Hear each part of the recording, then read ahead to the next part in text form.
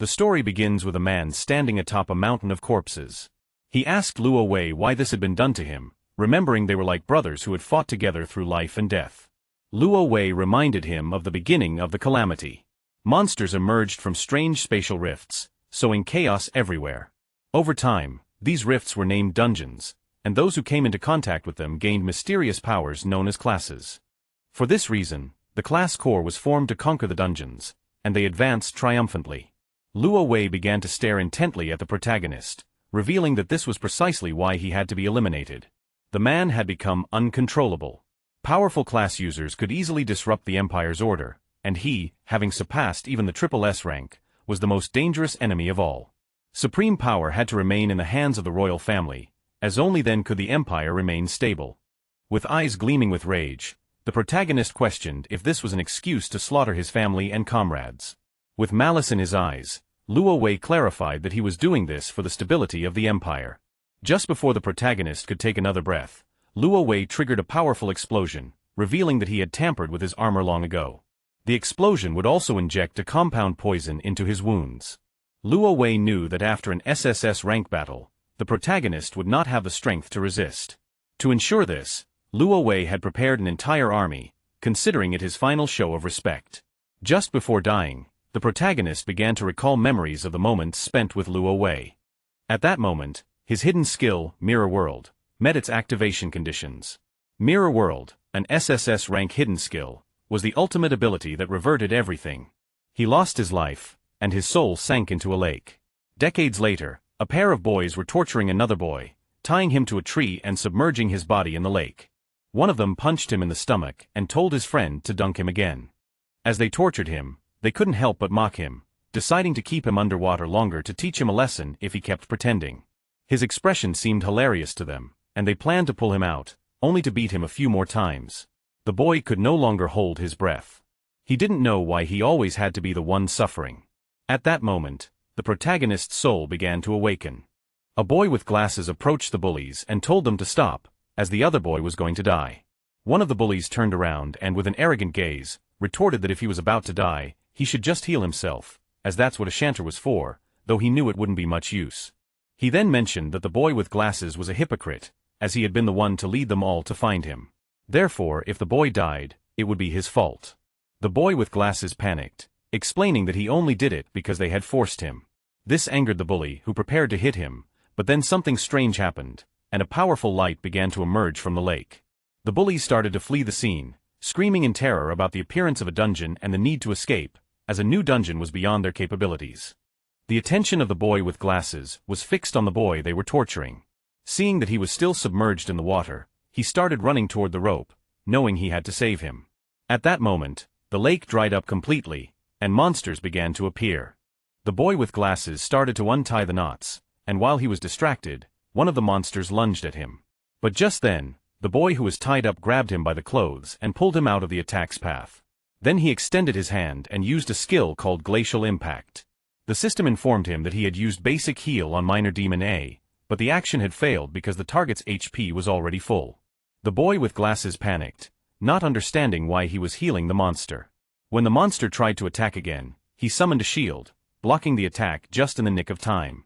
When the protagonist opened the information window, he saw that his name was Yun Che and he had the Chanter class. He realized he had used a healing spell and that this was not his original body. Normally, when someone touched a dungeon, they would bind to the system and obtain a random starting class, which should be unchangeable. After that, they would grow and become stronger through the dungeon, gaining skills tied to their class. However, he had been a warrior who had reached the pinnacle. Back then, he had used a skill called Mirror World. After that, he was trapped in the Mirror World until he heard the dying cry of that boy. He finally realized that he had been revived in that boy's body. This was not exactly a happy thought, but he still thanked the boy for giving him a chance at revenge. The boy with glasses informed Yunche that the monsters were surrounding them and asked for immediate help, as he could only handle 3 at most. The protagonist knew his body was too weak. Even these small enemies were beyond his capabilities. At their speed, he couldn't even run. Opening his skill window, he realized they were all useless. Basic heal restored 1 to 4 HP to a target, and entangling vines summoned vines to immobilize a single enemy with a low success rate. Chanter was too specialized. Its strengths were in support, but it was outclassed in every role. It was no wonder this class was always looked down upon. For now, with his old combat instincts, he could resist briefly. Yuncha dodged the monster's attack, knowing he needed a quick way out, as he would die if his stamina ran out.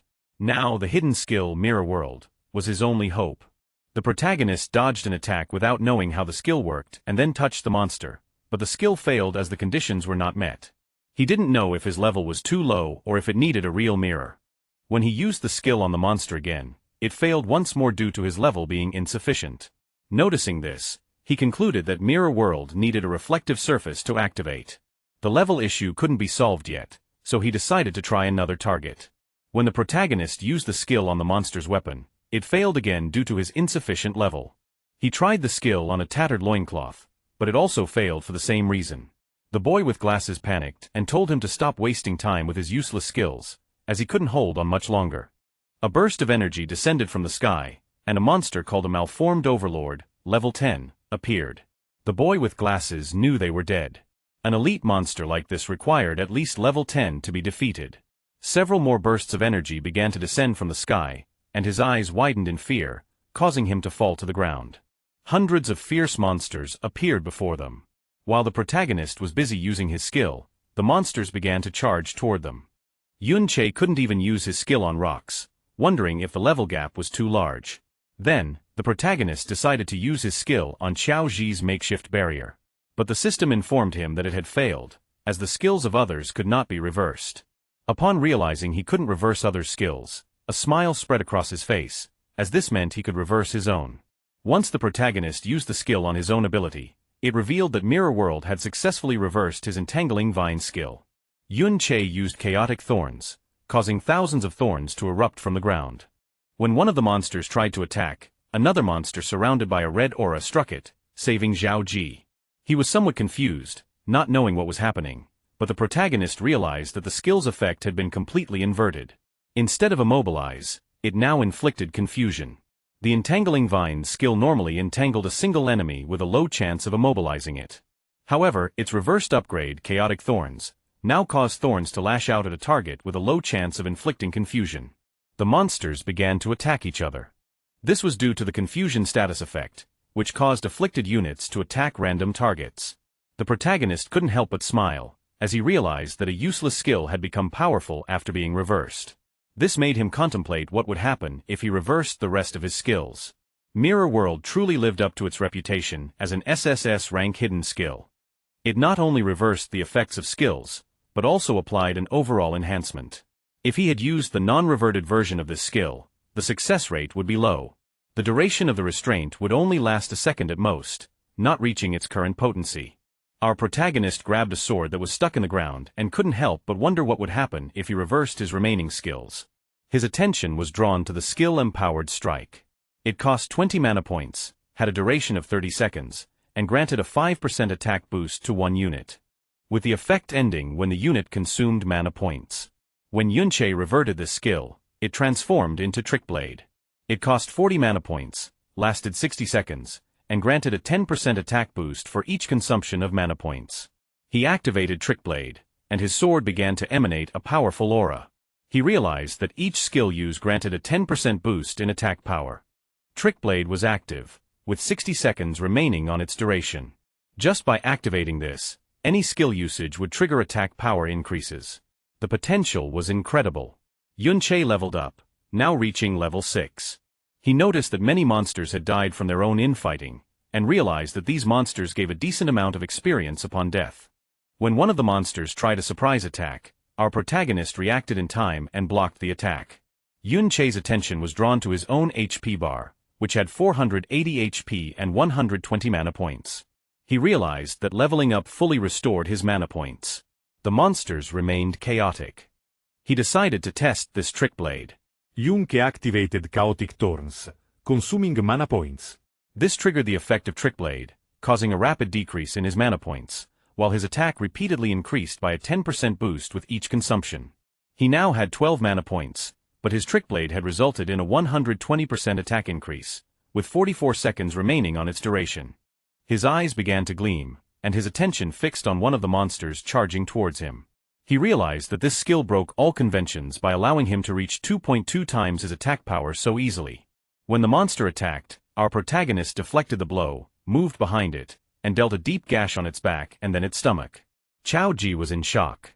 He couldn't believe this was Yun Che, observing his movements. He wondered how a level 5 Shanter could have such capability, and since when did Shanters possess such skills? Our protagonist continued to fight the monsters, killing them one by one. With his level 6 stats, 120 mana points, and 1 mana point regeneration per second, he realized he could theoretically reach 2.3 times his attack power. In an instant, he defeated a level 11 monster and couldn't help but smile. He realized his current strength could barely handle these level 11 elites. At that moment, a hand emerged from the ground. Yunch's attention was fixed on it as a level 21 monster called Battlefiend Chimera emerged from the ground and began to roar. It turned and massacred the smaller monsters in a single move.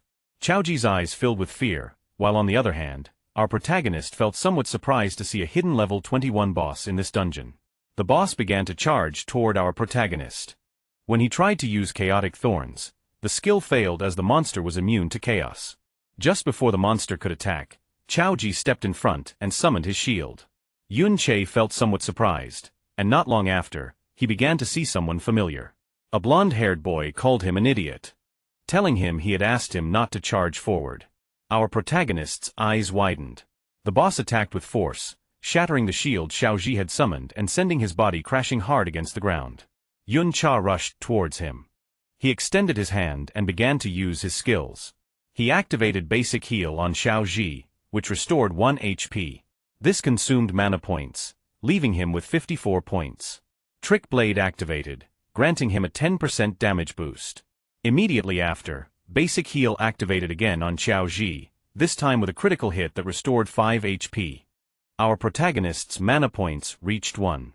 He considered that Channer's healing skills were truly pathetic and asked Xiaoji if he had any health potions. He said he had an emergency one, and our protagonist told him to drink it. His Trick Blade now had 85 seconds of duration left. The boss started killing the other monsters.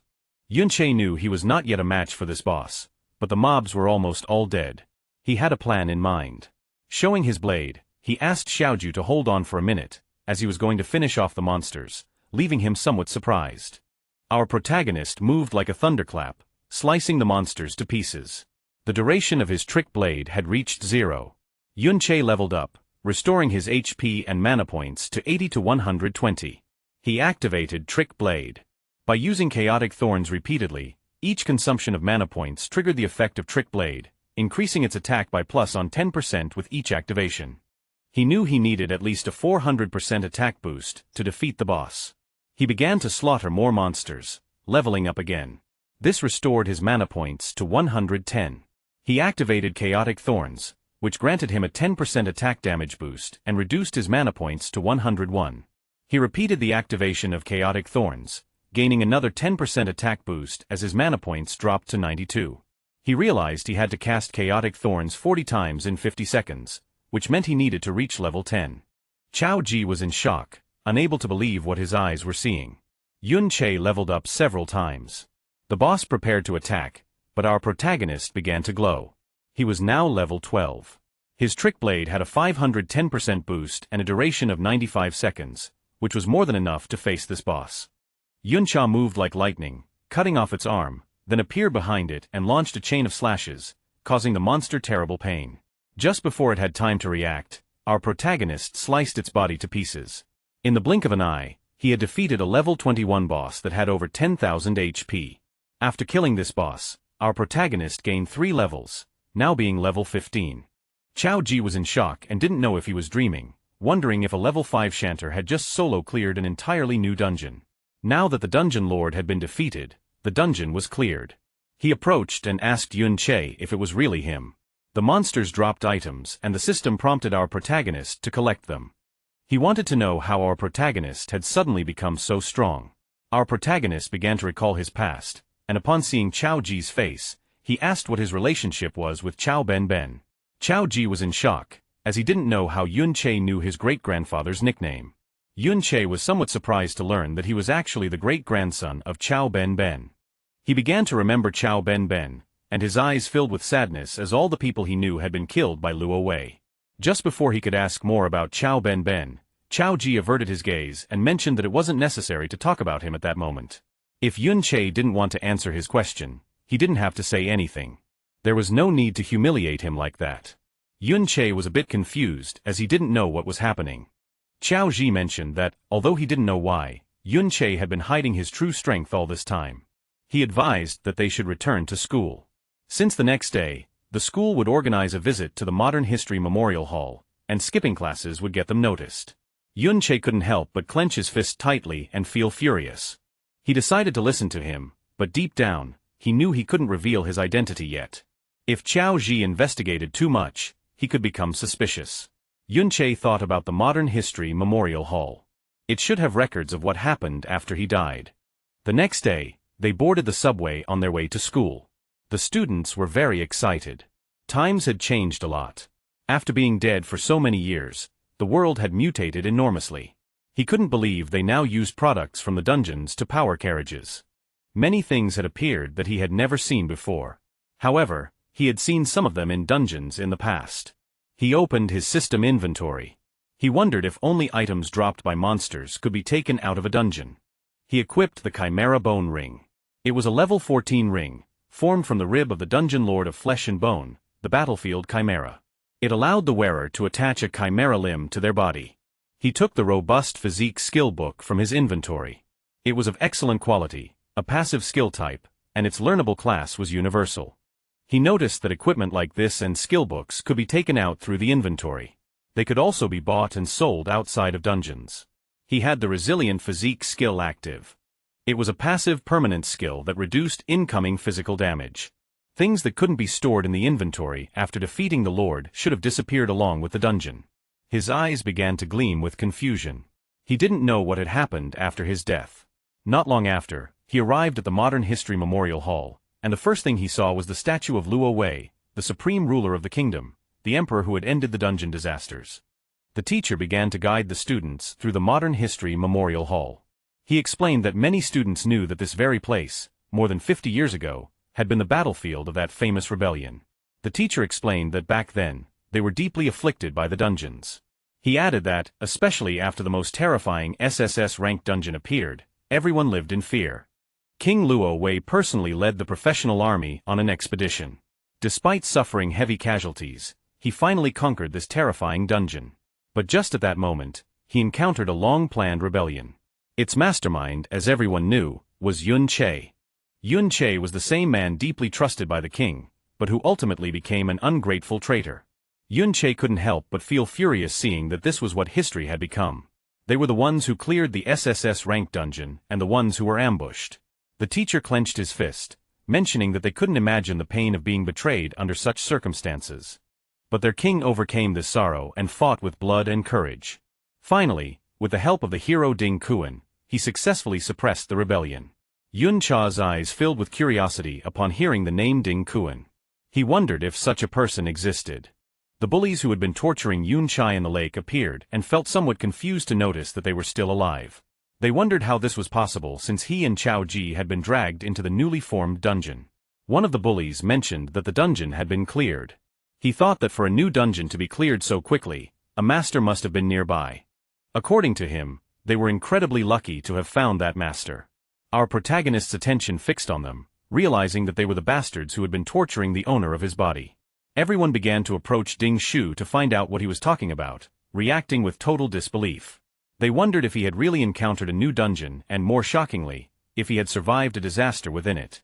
Ding Shu put his arm around Xiaoju's shoulder and mentioned that he was quite lucky to have made it out alive.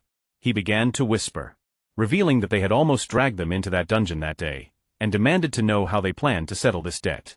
Xiaoju panicked, making it clear that it was Ding Shu's fault. He threatened to report him, accusing him of almost causing his and Yunqi's deaths.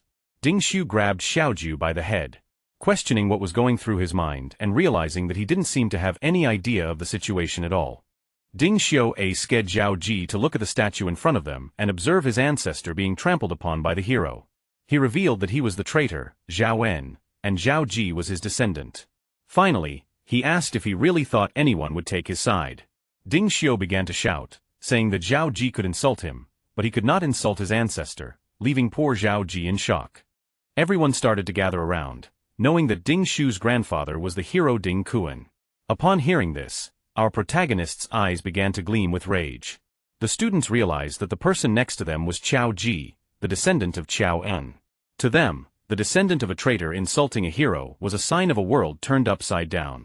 They recalled that his ancestor Qiao En had slaughtered many people. And if the hero hadn't intervened, who knows how many more would have died. Ding Shu began to feign, making it clear that he didn't care what he said about him behind his back, but he couldn't allow him to insult his ancestor to his face. The teacher approached Xiao Ji, placed a hand on his shoulder, and asked him to apologize. He told him that, as his teacher, he had always been fair, and reminded him that the hero had forgiven his family in the past. He concluded that, even if he didn't feel gratitude for this, he had no right to defame him. After saying this, the teacher left. Ding Shu placed a hand on his head and revealed that if he gave him a beating in public, people would only cheer him on.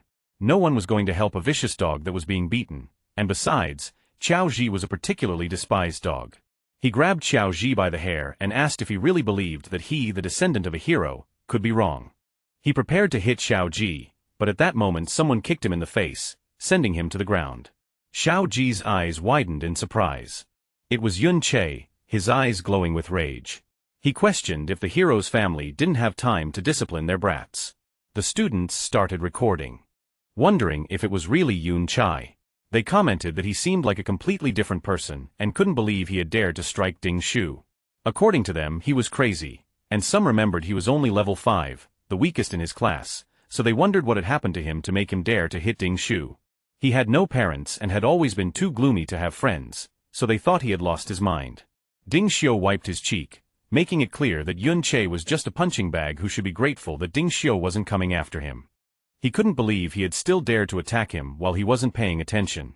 He and his friends started charging towards our protagonist. Yun Che moved like thunder, dodging their attacks and striking them before they could react. Ding Xiu fell to his knees on the ground and started spitting blood. The students began to murmur among themselves. Ding Xiu was in shock as he couldn't believe how fast Yun Che was.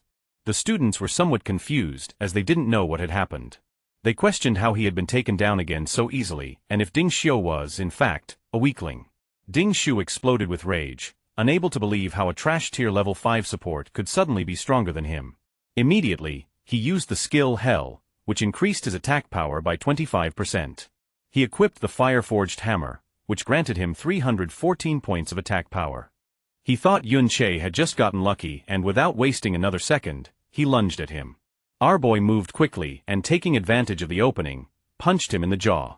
He was using the skill, Blade of Trickery, which increased his attack power by 80%. Ding Xiu was in shock. Our boy kicked him, sending him crashing hard to the ground. The guard arrived and seeing Yunchi stepping on Ding Xiu, asked if there was a healer. The students were in shock seeing how fast Yunchi was. They remembered he was only level 5. Even the blonde girl and her friend were in shock. The guard made it clear that fighting was forbidden inside the hall due to the risk of damaging something, and then asked the teacher why he couldn't control his students. The teacher started walking towards Yun Che. He had not only insulted a hero but had now also dared to assault his descendant.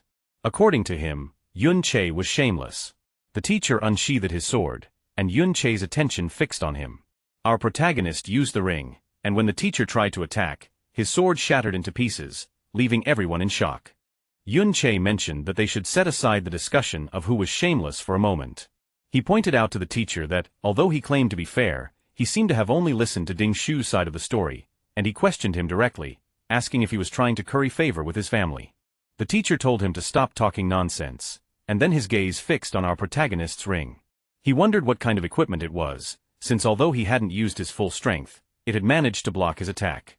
As a powerful aura emanated from his body, Yun Che clarified that it was just a casual comment and added that he didn't believe the teacher was that type of person. The students were in shock as they couldn't believe Yun Che had even been able to block the teacher's attack. The teacher promised that he would thoroughly investigate the cause of this conflict. Internally, he wondered where Yun Che had obtained that kind of equipment and if he too had some kind of backing. The ring Yun Che wore was the Chimera Bone Ring, whose durability was already damaged by 37%. Despite being of epic quality, it was still just equipment obtained from a level 21 lord, so using it against the level 35 teacher was pushing it too far. Yun Che asked to be expelled from the hall as punishment, along with Qiao Ji. Qiao Ji stood up and began to follow our protagonist with a confused gaze. The students couldn't believe that Yun Che had been able to block the teacher's attack, and wondered if this was something a student could do. The teacher asked his students to use a healing spell on Ding Shu, and in the meantime, our protagonist and Qiao Ji left the hall. He was sad, as he couldn't believe that in the end, no one had survived, and Benben had been killed long ago by that so-called hero. His gaze fixed on Qiao Ji, and he thought that if he asked him anything now, he would answer without thinking. He coughed and mentioned that his knowledge of history wasn't very good, so he asked him to recount the specific deeds of that hero, Ding Kuan. Qiao Ji became nervous, mentioning that, although he wasn't sure if he remembered correctly, it seemed the hero Ding Kuan had discovered the great villain Yun Che's conspiracy beforehand. He recounted that he had prepared an ambush near the SSS rank dungeon to provide support, and that was how the entire rebellion crisis was resolved. Yun Che felt somewhat surprised. He began to remember his past life and how they had been ambushed. Qiao Ju explained that the hero Ding Kuan aspired to solve the dungeon crisis since he was young and always trained hard for it. After being promoted by the king, he fought across the country for years, saving various places from crises, like the very famous Great Cataclysm of Winterfell City. Yun Che began to gaze at the ground and ponder. The image of his past self standing on a mountain of corpses came to his mind. With a sad expression, Yun Che asked about the sword held by the hero's statue. Qiao Ju explained that it was the Flowing Cloud sword and added that, as the story went, it was the sword the hero had used to execute the traitor Yun Che. It was a top-tier piece of equipment. Yun Che's eyes began to glow with rage, as they had not only stolen his glory and achievements, but had even taken his sword. Then he decided that he would kill Ding Kuan first. Outside the Ding family compound, several high-level warriors were patrolling. Suddenly, the eyes of one of them began to glow as his attention was drawn to something. Not far away, he saw Yun Che and Qiao Ji slip into an alley. He decided not to pay much attention, thinking they were just passing through the area. Noticing how alert the man was, Yun Che wondered if he was a wanderer with a scout skill. Qiao Ji suggested to Yun Che that they should just leave. He argued that there were too many guards and that even if they managed to sneak in, the moment Ding Shu returned, they would be done for. Although he wanted to go and directly kill that hero, Ding Kuan, he knew it wasn't possible. According to Xiao Ji, Ding Kuan spent all his time in a high-level dungeon. Unlike in his past life, one could not freely enter and exit dungeons now. The high-level ones were all guarded by the military, and a special pass was needed to enter. However, he was sure that Ding Kuan's family must have such a pass in their home.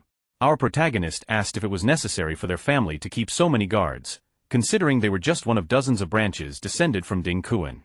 Qiao Ji revealed that, after all, they were descendants of a hero and that they also had a dungeon within their property. Our protagonist's eyes widened in surprise to learn that they had a dungeon at home.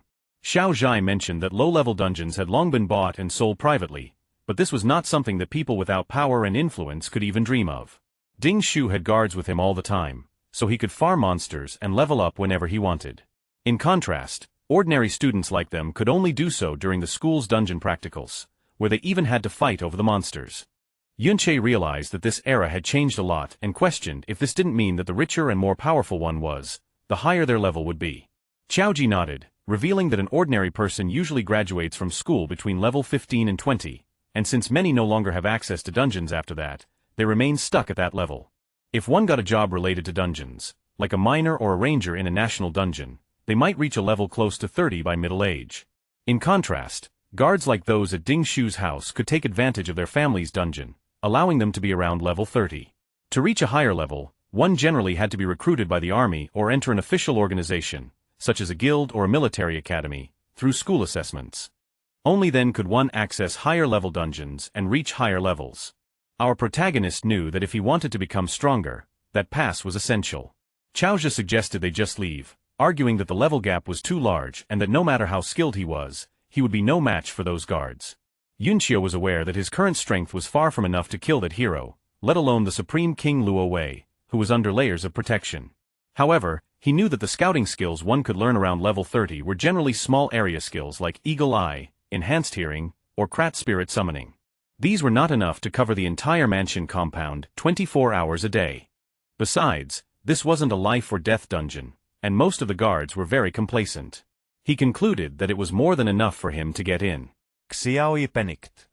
Yun Shi, however, took a leap and got onto the wall, thinking that compared to the almost flawless scouting in the high-level dungeons of his past life, this was much more relaxed. Xiao Ji made it clear that even if they managed to get inside a private dungeon like this, they could be killed without any consequences. Our protagonist grabbed Xiao Zhu by the shirt and asked if he didn't want to change his life.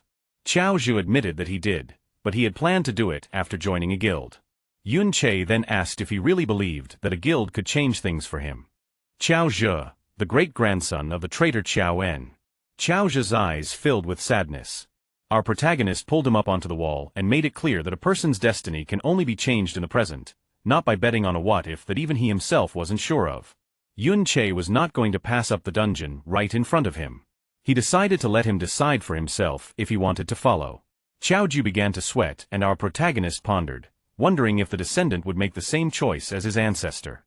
Xiao Ju stood up as he simply couldn't let him go to his death. Yun Che told him not to make a sound, explaining that there were no traces of a summoning-type scouting skill in this area. Therefore, as long as they kept their voices down, avoided their line of sight, and seized the right moment, they could easily get in. Yun Che grabbed Xiao Ji and following his plan, they managed to enter the Ding family compound. Xiao Ji's attention was fixed on a dungeon that unfolded underground. They entered the dungeon and saw two monsters, one level 6 and the other level 8. Our protagonist noted that the level was slightly higher than in the previous dungeon, but the number of monsters was not as high, probably because Ding Shu's family killed them regularly. Our protagonist mentioned that there were only 2 small mobs and asked him to go and give it a try. Xiao Ji couldn't help but feel scared and refused, stating that there was no way he could beat them. Our protagonist forced him to fight. The monsters attacked and he summoned his shield to defend himself, still unable to believe that Yun Che trusted him to win. Xiao Ji grew nervous and thought he shouldn't have come. Now he wanted to go home. Yun Che suggested he try fighting back, but Xiao Ji asked how he was supposed to find an opportunity to fight back. Yun Che assured him that he was watching and nothing bad would happen. Xiao Ji decided to trust him and using his shield, he attacked. But then the other monster tried to attack from behind, but he reacted in time and dodged the attack. It was just as Yun Che had thought. Xiao Ji's talent was actually quite good. The problem was that he was always timid and panicked easily, so he only dared to defend. However, his subconscious judgment of spatial positioning was extremely accurate. Because of this, it always seemed like he was in a dangerous situation, but he didn't lose much health. Xiaoji attacked the monster, but his shield shattered into pieces. Yunqi moved like thunder, killing the monsters. Xiaoji was somewhat surprised as he had leveled up. He was now level 7. Our boy explained that experience was distributed according to contribution, and that if he didn't unbalance the monsters, he wouldn't get much EXP, even if Yun Che was the one who killed them. Yun Che wielded the crescent full bone blade, a blade formed from the condensed resentment in a leg bone, which increased his attack power by 62 and his spiritual attack by 11.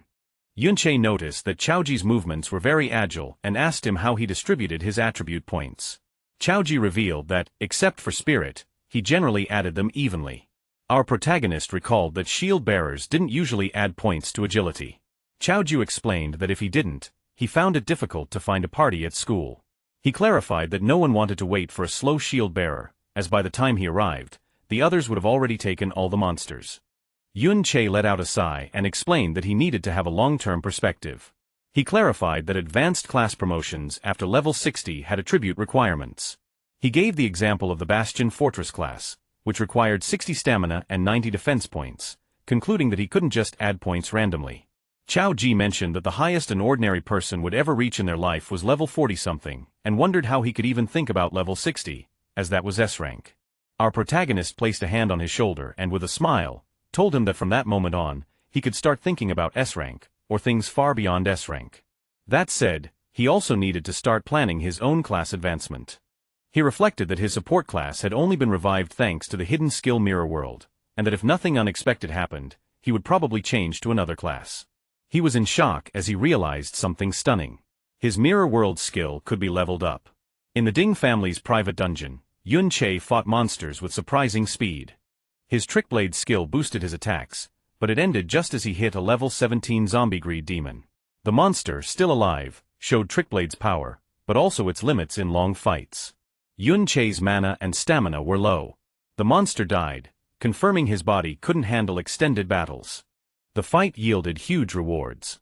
Yun Che gained 2 levels, reaching level 17, and his health, mana, and attribute points increased rapidly. He also got 2 shadow creature souls from elite zombies, which gave his SSS rank Mirror World skill 2,000 experience points, confirming he could level it up. After the battle, Yun Che collected items, pleased with the levels and Mirror World experience. Suddenly, sensing danger, he moved higher and saw Ding family guards patrolling more often. Below, Chao Ji, level 8 with new gear, nervously suggested they stop. He noted fewer monsters and high guard alert, making it too risky, wondering if they were found. Yun Che agreed. Fighting now would be too hard, requiring constant guard watching and careful trick blade use. With his current power and increased security, the risk was too high. Yun Che looked at a new skill book, Brick Spell, which created mana bricks. When reversed by Mirror World, it became Void Technique, making small objects intangible. He realized not all reversed skills were for combat. Some had subtle non-fighting uses. Yun Che checked his Mirror World skill. It needed 30% more experience to level up. Standing on the cliff, he thought about the amazing power its reversal gave him, even at its basic level. He felt more determined, imagining how much stronger he'd become when it leveled up. With glowing eyes, Yun Che made a new plan. This dungeon offered unique Mirror World experience from its monsters. He figured killing the boss could level up the skill to level 2, a reward too good to miss despite guard risk. They moved quietly through the cave, hiding behind rocks, as guards used detection skills more often, making their position risky.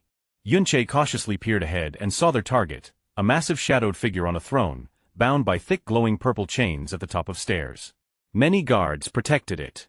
This was the dungeon boss. From their hiding spot, Chao Ji was shocked to see a dungeon boss controlled like this. Yun Che was less surprised, noting their school's boss was also guarded, suggesting it's common for strong groups. Yun Che scanned the scene, seeing relaxed guards on the stairs. He focused on the glowing purple chains binding the boss, realizing they were powerful restraints. He quietly analyzed the situation. With so many guards, a direct attack on the boss would be suicidal and unwinnable, drawing everyone's attention. Yun Che knew he couldn't kill the boss with all the guards, but he saw an opportunity. A guard wandered off alone. He decided to take them out one by one. Covering his face, he used Trick Blade 150% attack boost and ambushed the guard. The ambush worked perfectly. The guard was instantly crippled and fell as Chao Ji watched. Yun Che stood over him with a dark presence, telling him to talk to get information. Terrified, the guard begged for his life, offering any information, admitting the Ding family didn't pay him enough to die for them. Yun Che listened, seeing this as his chance to ask about his main goal, infiltrating the compound. When Yun Che asked about the Hero Dungeon Pass, the guard was shocked. He quickly said the old master had many in his study and they weren't rare. Misunderstanding, the guard thought Yun Che was a Hero Grandpa fanatic. Frightened by Yun Che's silence, the guard swore he was truthful, saying he'd seen the old master take passes often. He warned that the passes were temporary samples. Without an insider, they'd be caught. Yun Che wasn't bothered. He grabbed the guard's collar, telling him not to worry. With a cold look, he ordered the guard to empty his inventory, showing his plan to steal from him and likely take his identity. Back at the Ding family compound, Yun Che kept questioning the guard, holding him by his shirt. Yun Che was disappointed by a single mediocre skill book. The terrified guard swore it was all he had, explaining the Ding family kept all valuable dungeon drops in their inner residence, leaving outer guard scraps. Yun Che learned Sunlight Baptism, a passive skill giving temporary defense after healing. He used Mirror World to reverse it into Moonlight Blessing, a strong offensive skill granting temporary attack boosts after healing. He noted this skill, like the dungeon passes, was in the inner residence. The guard pointed to the lavish Ding inner residence, explaining outer guards like him couldn't enter without a direct summons.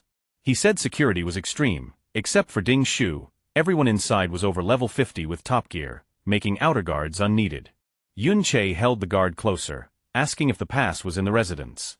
The terrified guard confirmed it, adding the powerful family head, level 42, was also there, a foe Yun Che couldn't beat. He detailed the family's strength. Current and second family heads. Level 42. Third family head. Level 52. An old master. Level 57. He warned that if the two strongest members returned, it would be impossible. After getting all the info, Yun Che knocked the guard out. He had Chao Zhu wear the guard's armor as a disguise and wait for his signal. Since the powerful family head was safe inside, Yun-Che planned to lure him out instead of confronting him directly. Back in the dungeon, Yun-Che observed the boss. He understood the Ding family used high-level chains to keep the boss alive, creating a permanent private farming spot. He realized this system's security, relying on easily guarded chains, could be exploited.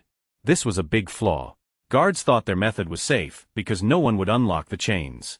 But they didn't know Yun-Che, who from his past life, knew how to unlock them. He quietly approached a guard and easily undid the lock. The chains fell, and the enraged boss broke free, going wild. Guards panicked as the huge monster rampaged. This chaos was exactly what Yun-Che needed to lure the family head out of the inner residence, using the perfect method to do so. The plan worked. Alarms blared as the level 42 family head rushed from the unguarded inner residence, ordering immediate dungeon reinforcement. As he and his guards charged to handle the crisis, Yun-Che used the distraction to grab the powerful level 60 combat chains that bound the boss. Holding the pulsing high-level gear, Yun-Che knew his plan succeeded. With the family head and elite guards busy, he and Chowdhury could easily enter the inner residence. Yun-Che's plan opened the way. New people arrived at the main entrance of the Ding family home. Servants greeted the returning second master, Ding Hao, level 42, and his son Ding Shu, who drove up in a fancy car. Ding Hao brushed off Ding Shu's recent loss to Yun-Che as a small mistake, but Ding Shu shot back that greeting his father wasn't why he was there. Ding Hao then opened the car door for a Miss Yun-Sha. Two young women stepped out, one with long blonde hair, and her dark-haired friend, likely Yun-Sha. The mustached family head, back from the dungeon mess, waited at the top of the stairs, smiling. Suddenly, his smile vanished, replaced by confusion, then anger. He roughly kicked a bowing servant out of his way, telling him not to block him. As the servant lay on the ground, the angry family head walked quickly towards Ding Hao, Ding Shu, and their two female guests, clearly upset. From the woods, Qiao Ji, dressed as a guard, watched the scene at the house. Yun-Che suddenly appeared behind him, surprising the boy. Qiao Ji said he was worried, noting that with the Ding family back, it wasn't a good time to sneak into the house. Yun-Che calmly asked why he looked worried, and a surprised Qiao Ji asked how he got there so fast. Yun-Che explained that the creature he let loose was a dungeon lord. Even a level 31 was hard to catch alive, meaning it would keep the Ding family's main fighters busy for a long time. He said they wouldn't defeat the boss anytime soon, making it the perfect chance for them. With that settled, he asked Qiao Ji what he had seen. Qiao Ji looked back at the house sadly. He said the servant the family head had kicked was his youngest uncle, Qiao Li, a level 17 man. Yun-Che listened as Qiao Ji told a dark part of their shared past. He said that when the old Yun-Che rebelled, his family had already been killed. Qiao Ji added that, in a way, this saved them from the years of shame and pain that followed for the children of traitors, like his own family. Hearing about the pain Yun-Che's old friend's family had suffered because of lies about their past, Yun-Che's face showed grim sadness and strong will. As they watched from the trees, Qiao Ji continued his family's sad story. He explained that after being called traitors, the Qiao family faced constant meanness from the empire. Their homes were destroyed and their lives were ruined. It got worse under secret orders from the so-called hero Ding Kuan, who made sure the surviving Qiao members were picked on and hurt constantly. Beaten and broken, with no other choice to survive, the remaining Qiao family members were forced to work for the very people who helped ruin them, the Ding family. Now they live a poor life, always watching their masters' faces, bowing and scraping for scraps. Qiao Ji admitted with shame that they are sometimes shown off as proof of the Ding family's power and kindness for forgiving the children of a traitor. He said his father's generation tried to fight back and change their fate, speaking out against the unfairness. But their effort ended badly. The stress broke his father, who went crazy, while his uncle, Qiao Li, became completely obedient, acting like nothing more than the Ding family's dog. Heavy with this hopeless history, Qiao Ji began to doubt his own actions, wondering if it was right to follow Yun-Che into such a dangerous place. His doubt was cut short when Yun-Che turned to him and said firmly that he needed to go to the inner residence. Panicked, Qiao Ji tried to stop him, quickly reminding him that Ding Shu's father, a fully equipped level 42 fighter, was inside. He warned Yun-Che that if he was found, he would surely die. Yun-Che wasn't scared by the danger. He explained his belief that in this time, where powerful people control who can use power in dungeons, one can't hope to change their life without taking chances. He looked at Qiao Ji, adding that some things will never get done if one worries and waits too much. Finally, Yun-Che gave him a clear choice. He told Qiao Ji he could help him change his fate, but Qiao Ji had to decide to act first. Yun Che made his own plans clear. He would fight back, but he wouldn't make Qiao Ji follow him. Even with Yun Che's strong will, Qiao Ji was still very scared and doubtful. He argued that the Ding family was a huge power that ruled the world, asking how the two of them could possibly fight such a big force. Yun Che turned away from him. Looking at the distant inner residence as he started walking forward, he told the stunned Zhao Ji that his goal was much bigger than just taking down one family. The real enemy he planned to fight, he said, was the entire empire itself. Meanwhile, inside the quiet inner residence, Ding Hao relaxed on a couch, served by a maid. He wondered how the dungeon lord had broken free from its strong chains. Seeing him, the blonde girl with Ding Shu politely asked her uncle if it was a bad time, offering to visit another day because of the emergency. Ding Hao quickly waved away her worries, saying his older brother, the family head, could handle it. He promised her that a simple dungeon problem was far less important than her visit. He continued smiling, explaining that when his powerful father, the old master, and his third brother heard she was coming, they had already started heading back to the house to meet her. Also, he said they had already contacted Hero Grandpa, who was very excited to meet her, making it clear that handling the situation would be very easy. From a hidden spot on a balcony, Yun Chai heard everything. His attention sharpened at Hero Grandpa. Knowing they meant the so-called hero, Ding Kuan. His mind raced, connecting this new info with what he'd learned from the captured guard. To enter the hero's dungeon, one needed both a pass and someone to go with them. He looked at the guests, seeing how respectfully Yun Sha was treated, and realized her status must be very high. Then an important detail hit him. Her name was Yun Shi, sharing the same last name as his current self. He wondered if this was just a coincidence. For now, he pushed the thought aside. He focused his gaze, deciding to concentrate on his immediate goal, getting the dungeon pass. As he watched, Yun Shi stood silently, her face unreadable, a figure of mystery and importance. With the Ding family's main fighters busy, Yun Shi used the chance to sneak into the inner residence. He moved silently through the rich hallways, slipping past two maids talking and using the shadows to hide. He went through the richly decorated halls, moving deeper into the mansion towards his goal. Meanwhile, outside the dungeon, the problem was solved. The family head, Ding Yi, level 42, and his forces stood before the now defeated dungeon lord. Ding Yi looked at the situation, deciding the creature had been let loose on purpose. He was bothered though, because they couldn't find who did it. He figured that taking such a big risk couldn't have been just for one piece of good equipment like the chains. Determined to protect his home, he ordered his guards to surround the inner residence first. His main concern was his important guest. He couldn't let anything scare the young lady. Inside the study, Yun Che started his search. He went to the desk the guard had told him about, but was at first annoyed to find the drawers empty. Remembering his new non-fighting skill, he used phasing, the reverse of brick spell. This let his hand go through the solid wood of the desk, showing a hidden spot inside. He found a drawer full of books and journals. He pulled out the items, his eyes first landing on what looked like a diary. Pushing it aside, he found the real prize, a collection of high-quality fancy skill books. One was for a strong support skill, slowing aura, which could slow all enemies in a wide area. He had found the family's secret stash. The entrance to the Ding family's inner residence was now full of guards. Hiding in the nearby woods, Qiao Ji watched in terror, wondering why all the guards had come and fearing they had been found. His panic grew as more guards arrived and he realized the situation was too risky. He worried that if Yun Che didn't get out right away, he would be caught. The fear of being caught brought back painful memories of his father going mad and his family's constant suffering. His first thought was to run, to sneak away and save himself. As another guard came near his hiding spot, he was frozen by not knowing what to do. But at that key moment, Yun Che's words came to his mind. He could be helped to change, but he had to make the choice himself first. Having made up his mind, Qiao Ji let out a loud shout, purposely getting the guards' attention. He then burst from his hiding spot and started running, leading them away from the mansion. He had made his choice. He would act as a distraction to make sure Yun Chai wasn't found. From inside the mansion, Yun Chai saw Qiao Ji's brave act. With the guards distracted, he broke a window and jumped out. He felt proud, realizing that his friend had finally overcome his fear and chosen to fight against his fate. To help Qiao Drai escape, Yun Che created an even bigger distraction. He landed among the guards, taunting them by saying he had stolen the chains and skill books, daring them to come and get them. Angry, the guards immediately left their positions and chased him. As he ran, Yuncho used the slowing aura skill he had just stolen. However, thanks to Mirror World, the skill was reversed, becoming accelerating aura, which sped up himself and any friends nearby. The family head, Ding Yi, saw them running, but noticed something strange. Instead of running away from the house, they were heading back towards the dungeon. Realizing the danger, he ordered 2 of his squads to stop chasing and go back to protect the dungeon lord.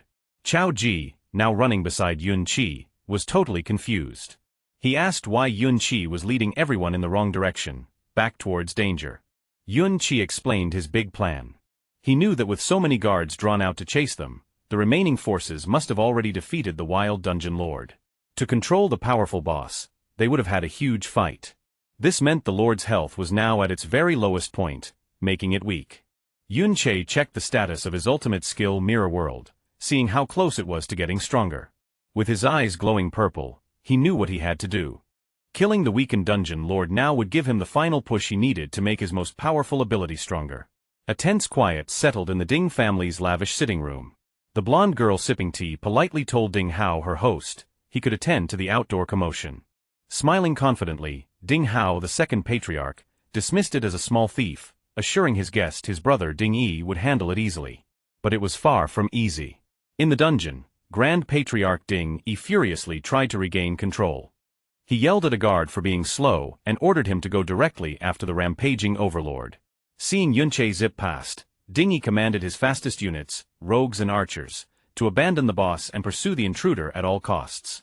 Their efforts failed. Yunche moved with incredible speed, leaving them behind. He knew his advantage. He'd put half his attribute points into agility. Combined with his reversed acceleration skills, he was so fast that only specialized level 30 rogues or archers stood any chance of keeping up. He easily reached the main chamber where the skeletal overlord was surrounded. The beast was heavily wounded and crippled, with guards struggling to cast a sealing spell. Yunche saw his plan worked perfectly. The boss was now at its weakest. With a surge of purple energy, he prepared to deliver one decisive blow to finish the weakened dungeon lord. As Yunche neared, guards around the overlord spotted him. They shouted in alarm, scrambling to block his path. Before they could defend properly, Yunche unleashed chaotic thorns. Purple, thorny vines erupted from the ground, lashing out at them. The guards were bewildered, having never seen this skill. The thorns tried to inflict a status ailment.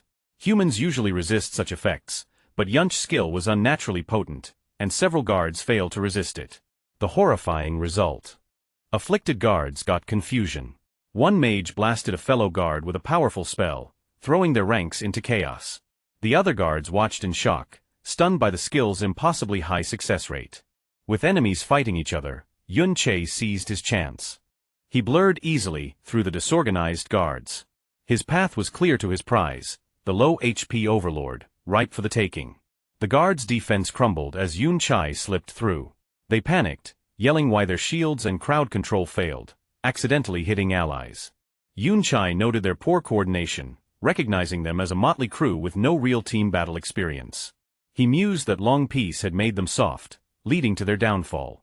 A guard captain tried to rally his men, insisting that if they could pin down the intruder, he'd be dead.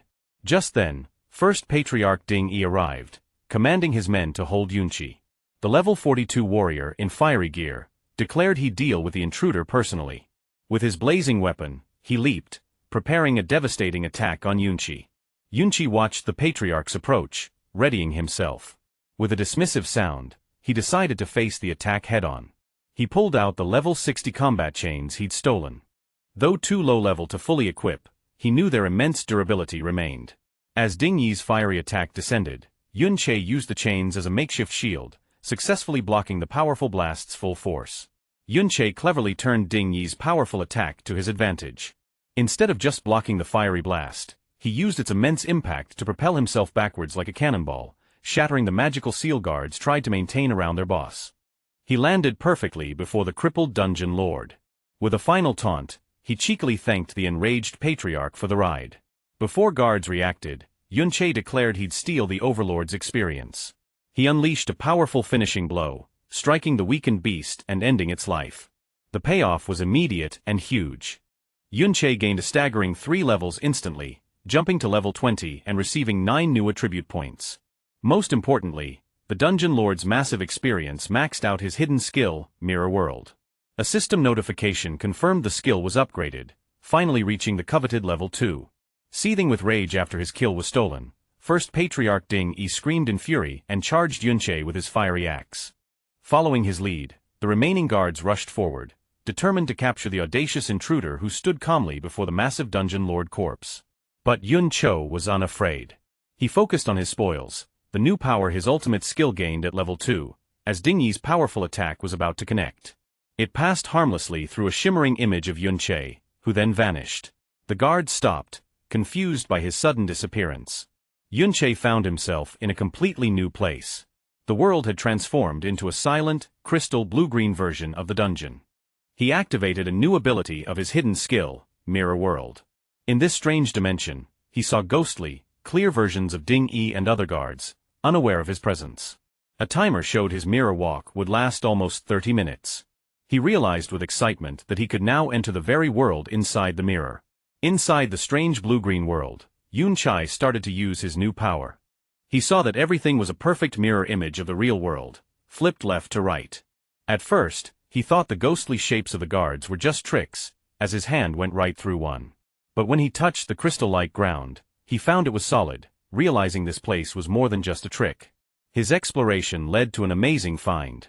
He picked up a solid crystal piece from the ground, and a message told him he had a mirror shard that, importantly, could be taken out of this world and into the real one. This was a big deal for Yun Che. He understood that with his Mirror World skill now at level 2, he could bring real objects from this other world into his own.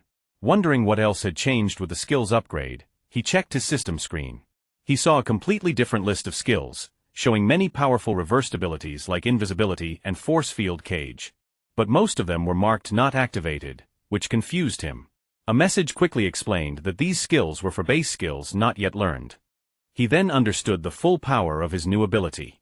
The list showed the reversed forms of all skills he could learn. He now knew that to use any of these strong abilities, he first needed to find and learn their normal versions in reality. The skill reversal he used at level 1 was just a simple, basic part of his ability's true power. As he looked through the exciting list of future powers, he realized this changed everything. He could now pick strong skill pairs and plan his whole class path ahead of time, knowing exactly what powerful reversed forms he would get. As Yun Che was thinking about his new skill's full potential, he suddenly felt something behind him. Turning, he saw a faint blue-green human shape floating aimlessly in the crystal air. He wondered if it was a soul, like how he was stuck before he came back to life. The idea interested him, and he asked if other souls were also in this strange world. Without warning, the calm soul flashed with green energy, turning into a screaming bone-like undead creature that lunged at him. Surprised, Yunche pulled out his glowing blade and got ready to fight. He met the creature's attack and with one swing, easily smashed the undead being, noting it didn't seem very strong. Just as he finished the creature, a new message popped up, getting his attention. The system offered him an undead contract. It explained he could make a deal with the soul he had just beaten, letting it leave the mirror world and fight for him in the real world. The contract also said the soul's highest level would always be the same as his, and he could have 20 such contracts. This unexpected event made Yun Che think about what this new power could do. Yun Che thought about what his new power meant. He now understood that after beating an undead creature in the mirror world, he could make a deal with its soul and bring it out into reality as a powerful fighter. Holding the mirror shard he had made real, he knew his ability wasn't just for things like stones. The level 2 upgrade to Mirror World was a real game changer, letting him bring not only items, but also an army of undead from the mirror world into the real one. Huge, crystal landscape full of possibilities, he found the idea interesting. Back in the real world, things were messy. With its lord defeated, the private dungeon had vanished, leaving a stunned and confused army of guards. They couldn't understand where the intruder had gone. One captain frantically asked how he just vanished, wondering if it was a high-level rogue stealth skill. A rogue expert quickly said no, explaining their stealth had clear limits and couldn't make someone disappear so perfectly. The lack of answers made another captain angry, and he grabbed the rogue, demanding to know how the intruder could have escaped with so many of them there. The first patriarch, Ding Yi, was even angrier. Having lost his valuable private dungeon, he took his anger out on one of his men, grabbing the man's face and yelling that if they couldn't find the person responsible, they would have to pay him back for the loss. Meanwhile, Yunche's time in the mirror world was ending. As his mirror walk timer counted down, He wondered where he would show up again. Would he go back to his first spot, or were there other rules for leaving the mirror world? He got his answer a moment later when he appeared back in the real world, in the exact same spot where he had vanished. The angry Ding-Yi spotted him right away, and without thinking, roared for his men to get him. Facing the new attack from the Ding family's fighters, Yun-Che stayed perfectly calm. He held up a hand, a swirling green light glowing in it, as he told them not to be so fast. He said that after being ganged up on for so long, it was time for him to do the same. With that, he used the power he had just gained from the mirror world. A flood of spooky skeletal warriors burst out, forming a scary undead army that rushed towards the shocked guards. The guards reacted with pure terror, their attacks slowing as they questioned what these ghost-like figures were, wondering if they were actual ghosts. The first patriarch, Ding-Yi, tried to calm the growing fear. He yelled at his men not to panic and said the creatures were just undead monsters he had seen many times before. One of the guards fought a skeletal warrior, getting ready for a tough fight. However, he was surprised to see a health bar appear above the creature. It was an undead skeleton warrior and it was only level 20, the same as Yun-Che. Despite this, the fear was strong. Ding-Yi's face twisted with rage at his men's continued hesitation. To get them to fight, he promised a bonus to everyone if they attacked and caught the intruder. The idea of a reward seemed to make them brave again. But as the guards turned their attention from the undead army back to Yun-Che, they found he was no longer there. Confused, they looked around, wondering where he could have possibly gone. Having used his newly summoned undead as a distraction, Yun-Che watched the fight from a safe distance.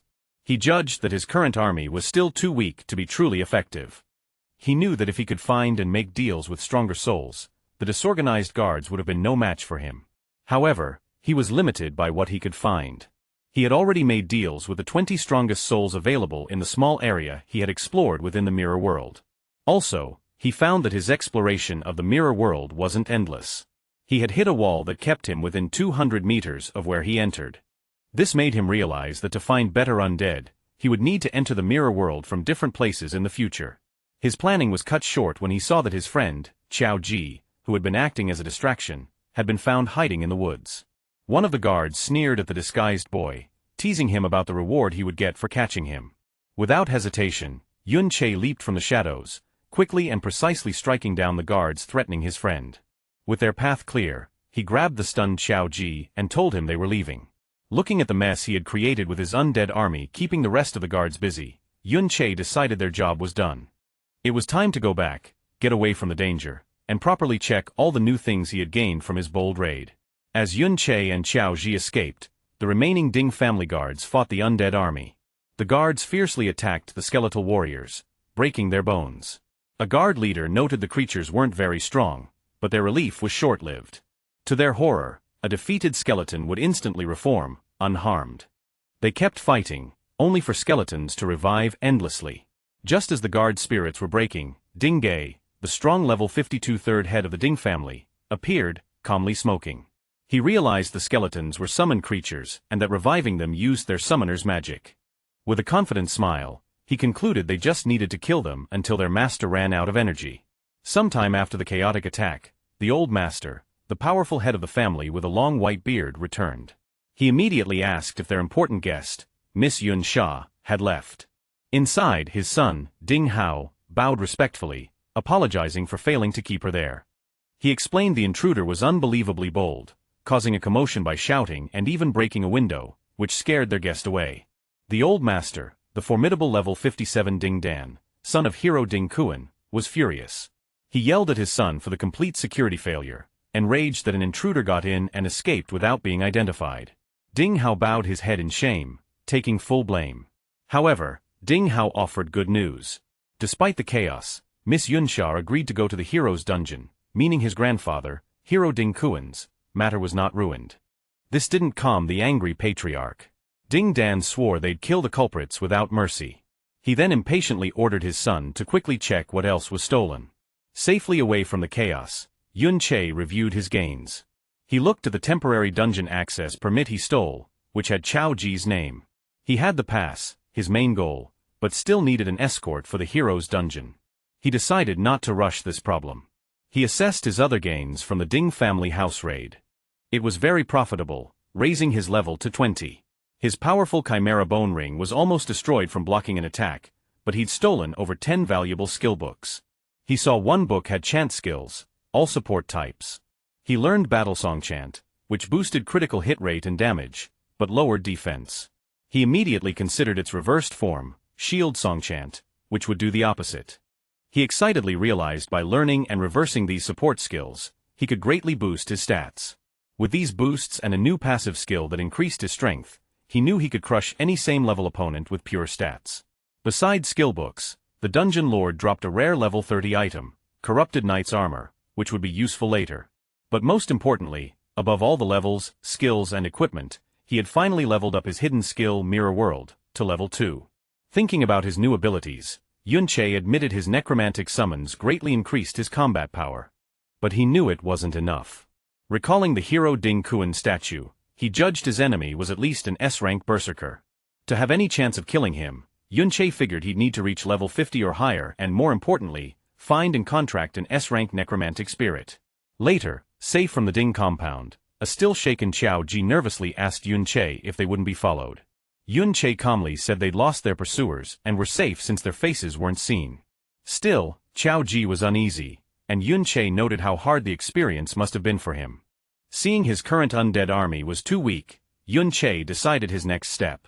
He asked Qiao Ji if there were any nearby dungeons where a powerful person had died. When Qiao Ji looked confused, Yun-Che explained he needed a higher-level dungeon to level up faster, adding the powerful person was for something he'd find out later. After a moment, Chowdhury confirmed there was such a place. However, he hesitated, worried. He revealed it was the school's private dungeon, and they couldn't sneak in. The information made Yun-Che pause, thinking about a controlled, heavily guarded dungeon. But he didn't waver. He simply decided if normal entry was impossible, he'd use special methods to get what he wanted. As part of his special methods to enter the school's private dungeon, Yun-Che met his class teacher. He gave the teacher a valuable rare purple-quality skill book for his Wanderer class, stolen from the Ding family. The bribe worked.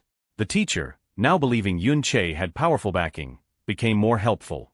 He admitted dungeon access was usually fixed and he couldn't easily change things.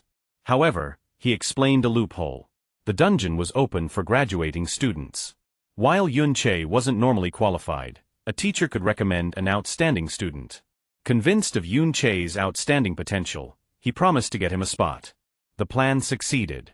Yun-Che joined students entering the school's valiant dungeon. Other students were determined or flattering. One grimly noted it might be his last chance to level up, while another thanked the hero. As Yun-Che walked past the glowing portal, he felt a strange unease, sensing something was wrong with this dungeon. The teacher enthusiastically explained, it was where the hero once fought, and traces of his power might remain inside. Nearby, Qiao Ji listened grimly. He horrifyingly realized the valiant dungeon was where, according to the Empire's fake history, hero Ding Kuan valiantly killed his great-grandfather, traitor Qiao En. Knowing the dark truth, Qiao Ji hesitated.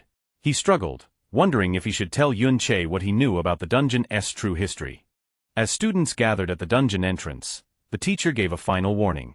It was a high-level dungeon, and they must be careful within their limits. He then singled out a red-haired student in armor, Little Z, telling him to look after Yun-Che and Qiao Ji. Little Z was clearly annoyed, complaining he couldn't focus on leveling up if he had to babysit. Another student pushed him forward, telling him to stop complaining as the dungeon was open. Grumbling about why younger students were allowed, Little Z entered the dungeon with the others. He condescendingly ordered Yun-Che and Qiao Ju to stay back and not cause trouble, threatening to abandon them if they were a burden. As the group went into the vast purple-lit interior, Yun-Che silently assessed his surroundings. He noted it was supposed to be a level 2040 dungeon. However, his instincts from his past life screamed something was wrong. A deep unease washed over him as he felt a profound danger that didn't fit a dungeon of this supposed difficulty. As students went deeper into the glowing purple valiant dungeon, Yun-Che saw Yun-In and her blonde friend, Yun-Sha, inside. He wondered how they, as younger students, were allowed. Little Z, assigned to watch Yun-Che, also saw the girls and pointed them out to another armored student. This student immediately dreamed of escorting the attractive girls. His fantasy was cut short by a taller, serious student in a helmet who smacked him, telling him to stop dreaming. This student revealed Yun-In and Yun-Sha were much stronger, both over level 30. He scoffed that they should be asking the girls for help, and the daydreaming student wasn't good enough for them. Embarrassed, the student muttered he was just talking. As the older students talked, the daydreaming boy watched Yun Sha and Yun In. To his and his friend's surprise, the two high-level younger students ignored them and walked directly towards Yun Che and Xiao Ji. Yun Che watched them approach, confused. He recognized Yun Sha as the high-status guest from the Ding family's house. Her direct approach made him suspicious. He wondered if she knew the original owner of his body or if she was confronting him for Ding Shu, whom he'd publicly embarrassed. Yun Sha's approach was direct and friendly. Smiling confidently, she told Yun Chai she saw him at the memorial hall and complimented his fighting skills, adding his voice was unique. Yun Chai wasn't sure what she wanted, thinking she was just making small talk. However, Yun Chai's eyes glowed gold as she leaned closer, revealing she recognized his voice from the shattering glass during his escape from the Ding family residence. This stand Yun Ke. He realized, alarmed, that this powerful girl had identified him as the intruder just from 2 sentences he shouted. Having made her point, Yun Sha's clothes changed to white, mage-like combat gear. Yun In did the same, putting on a dark green energy outfit. Yun Sha then told a still surprised Yun Chai they'd explore the dungeon first, then walked away with her friend. As they walked off, Yun Chai processed the encounter carefully. He understood she recognized him as the intruder but chose not to expose him publicly, subtly delivering the message. This made him wonder if it was a warning. He considered the dangerous possibility that Ding Shu also recognized his voice from their earlier fight. However, Yun Che decided not to worry for now. He was confident that as long as the Ding family didn't act immediately, his fast leveling speed would soon make him strong enough for any threat they posed. Seeing her act as friendly, he decided to offer a warning back. He called out, advising them to be careful, as his instincts told him the dungeon felt strangely dangerous. Yun Che stopped and seemed to agree, telling her friend the place felt odd. She reflected that given her high level, the dungeon shouldn't feel so unsettling. With a final knowing smile at Yun Che, she thanked him for the warning before she and Yunin continued. The brief friendly talk between Yun Che and the high-level girls didn't go unnoticed. The other older students watched in disbelief, gossiping about why the usually cold Yun Che was so familiar with him. Driven by jealousy, they surrounded Yun Che, asking about his relationship with her and demanding an introduction. Not interested, Yun Chai cut off their questions, announcing he and Chao Ji were leaving the group to explore alone. The older students were shocked by his overconfidence, warning him that as younger students, the level 20 monsters would surely kill them. To their surprise, their supervisor Little Z told them to let the two go. He reasoned that for Yun Chai to be friendly with someone as powerful as Yun In, his own level must be high. When others protested, reminding him of their teacher's orders, Little Z's true motive was revealed in his thoughts. He aggressively reminded his friends of their real reason, to find precious crystals. He didn't want to share the loot, so letting them wander off was perfect. He finalized his decision by callously telling the group to ignore them, reasoning they had distress signal guns if needed. As Yun Chai and Chao Ji walked away, he watched them with anger and jealousy. He couldn't understand why a plain kid got Yun Sha's attention. His envy grew into dark malice. He concluded if Yun Sha was so overconfident, he deserved to die. Sometime after Yun Sha and others entered the dungeon, an angry Ding Shu arrived at the entrance. A male staff member and a woman asked him what he was doing. Filled with rage, Ding Shu grabbed the man's shirt, asking if a team had just gone inside. The staff member demanded to know what he planned to do. This fight came after a frustrating meeting Ding Xiu had with his family elders. When he tried to tell them Yun Che and Xiao Zhu were the intruders who raided their home, his father, Ding Hao, dismissed him. He coldly told him not to blame them for his public humiliation, as he had no time for such small matters. Ding Shu strongly insisted he recognized their voices from the raid. However, Ding Gu was doubtful, pointing out the intruders were too skilled to be mere students, easily escaping many guards. Ding Gu said unless Ding Shu could prove their strength was greater than the guards, he couldn't support his claim. The family head, Ding Dan, coldly told him to leave them to their important matters. Dismissed by his family, Ding Shu had no choice but to act himself. Back at the dungeon entrance, he again confronted the staff member, declaring with crazy determination that since Yun Che and Zhao Ji were inside, he had to go after them. Inside the dungeon, Yun Che was fighting a tough level 20 greed demon crystal giant. The creature, made of sharp blue crystals, attacked fiercely. As Yun Che dodged its hits, an even stronger enemy appeared, a level 30 greed demon crystal eye. It shot a powerful beam of purple energy right at him. Seeing the new monster's immense power, Yun Che got ready for the hit. From far away, A terrified Chaoji shouted Yunch's name and used a support skill. A set of golden shields with angel wings appeared around Yunche, protecting him from the attack. The skill, called Surrounding Shield, gave Yunche a shield with 500 durability and 700 defense for 3 minutes. Chaoji didn't stop there. He used a motivational shout, which wrapped Yunche in an aura that boosted his power. This gave Yunche the inspired status, increasing his attack power and speed by 5%. It showed that Chaoji was quickly becoming a very good support player. Strengthened by Chaoji's help, Yunche used a series of powerful attacks on the huge crystal monster. With his Trick Blade skill active, which gave him a 70% attack boost, he shattered the strong level 30 Eye of the mountain with a final strong hit. The victory brought quick results. Yunche leveled up to level 21 and got 3 new attribute points. Chaoji was also happy, shouting in surprise as he leveled up to 11 and also got 3 attribute points. Yunche explained to his friend that the Surrounding Shield and motivational shout skills came from the books they had stolen from the Ding family. He said they were very useful skills that Chaoji was able to learn. As he looked at the defeated monsters' remains, Yunche thought about how much better their teamwork had gotten.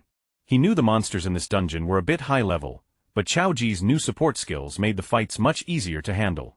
As they went deeper into the dungeon's crystal caves, Yunche remembered something his teacher had said. The teacher had mentioned a rare monster in this dungeon called the Obsidian Beast. He had said that killing it gave a chance to get a rare support skill book for gravitational pull. This was a big chance for Yunche because he had already seen the skill's reversed form, Force Field Zone, on his Mirror World skill list and knew it was a key skill for his future plans. But hunting the beast wasn't his only goal. He looked out at the huge, spooky landscape. Knowing that this dungeon was also said to be where many powerful adventurers had died, he believed their souls might still be where they fell, giving him a chance to find and contract powerful undead spirits for his army. He hoped he could find some of these souls in the area. Suddenly he felt danger and his eyes widened in alarm. In the canyon below, a huge creature made of dark glowing purple rock appeared. It was not alone. A whole group of these elite-level obsidian beasts was on the move, marching together through the Crystal Pillar Canyon. From a high cliff, Yunche and Chaoji watched the strange sight. Yunche saw that the elite beasts were moving in a large group and had also traveled at least a kilometer, much farther than they normally would. This very unusual organized behavior led him to a serious conclusion as he mumbled the words, "Wanderer type, huh?" He recognized the signs of a much bigger and smarter threat. The way the obsidian beasts were acting reminded Yunche of something, and he explained what a wanderer type monster is. These are rare creatures that don't have a fixed spawn location and wander freely all over a dungeon map. They are much stronger than normal monsters of the same level and can easily beat unprepared adventurers. Back in the early days, before people grew strong and learned to control dungeons, running into a wanderer type often meant a very hard fight to survive. These creatures were especially dangerous because they weren't stuck in the dungeon. They could wander outside and threaten human towns, causing a lot of disasters and death. However, Yunche also knew that this huge risk came with an equally huge reward. The experience and items dropped by wanderer-type monsters were much better than any ordinary creatures, making them a high-risk, high-reward target for any adventurer brave enough to face them. Knowing the huge threat from the group of obsidian beasts, Yunche knew he couldn't be careless.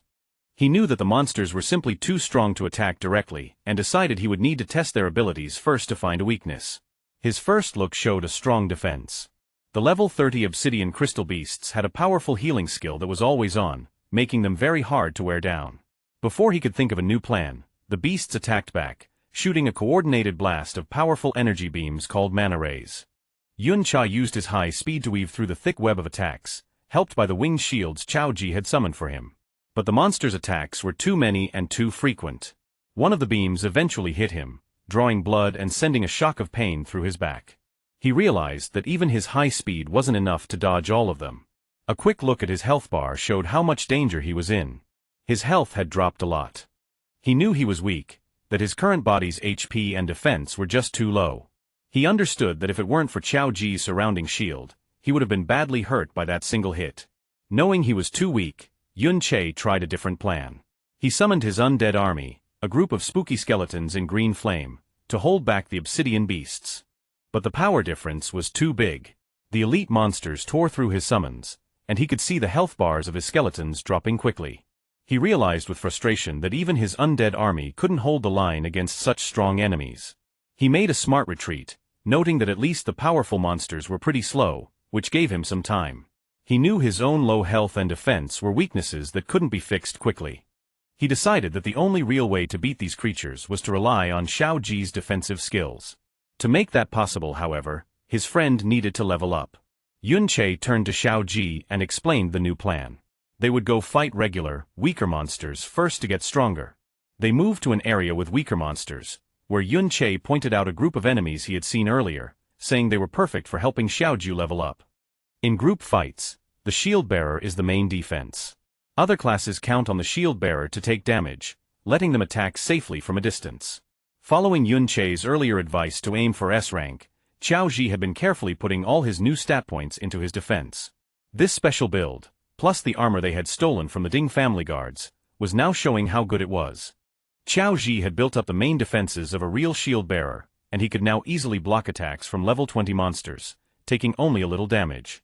Under Yun Che's experience teaching, Xiao Ji began to train hard to master his role as a shield bearer. From a distance, Yun Che shouted instructions, teaching his friend the basics of a good defensive stance. Telling him how to shift his weight, steady his body, and angle his shield to block a coming attack. Putting the lessons to work, Xiao Ji successfully blocked a powerful hit from a crystal monster.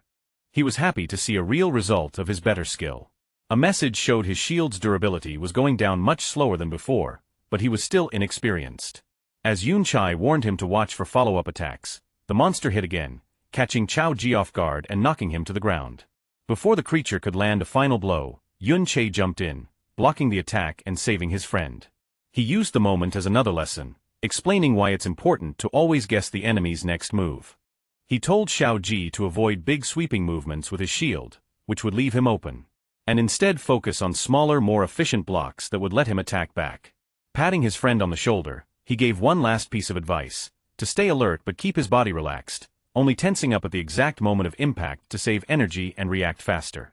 The training continued without stopping. With a final encouraging pat on Xiao Ji's armor, Yun Che told him to keep up the good work. He stood behind his friend, always giving support and teaching him another key lesson for a shield bearer, to always keep an eye on the teammates behind them. Hearing this, a look of quiet determination appeared on Xiao Ji's face. They put their training to use, fighting side by side against the dungeon's monsters. Yun Che reminded his friend of a main rule of fighting. When stats are close, it is better skill that decides who wins. Their teamwork paid off. After beating another monster, Yun Che leveled up once more, reaching level 22. He was happy with their progress. Now that Xiao Ji could face enemies with confidence, it meant they could fight more efficiently, letting Yun Che gain experience at a much faster rate too. The biggest growth, however, was for Xiao Ji, who excitedly announced that he had finally reached the important level of 15. Reaching this level was a key moment. Xiao Ji could now learn a new powerful skill from one of the books they had stolen. He held up the glowing rare skill book for shield armor, a skill that would add an outer layer of armor to his shield. This would give it huge amounts of durability and defense that grew with his own stats, making him an even stronger tank. With his level high enough, Xiao Ji learned the shield armor skill, which was the last skill book he could use from the Ding family's collection. The new ability appeared as a layer of glowing green armor over his summoned shield, greatly improving its defensive power. Yun Che also noted that the skill's defensive boost would be a huge help when they faced the obsidian beasts again. Meanwhile, in another part of the Crystal Pillar Canyon, a group of 3 men from the school's teaching team were watching the same group of elite obsidian beasts that Yun Che and Xiao Ji had seen earlier. The teachers were confused by the huge number of elite-level wanderer types gathered in one place. They decided that the monsters were far too dangerous for the students and that they needed to be killed. However, they knew how hard the job would be. While they were sure they could handle regular level 30 monsters, the elite-level wanderer types were a completely different story, much more powerful and unpredictable.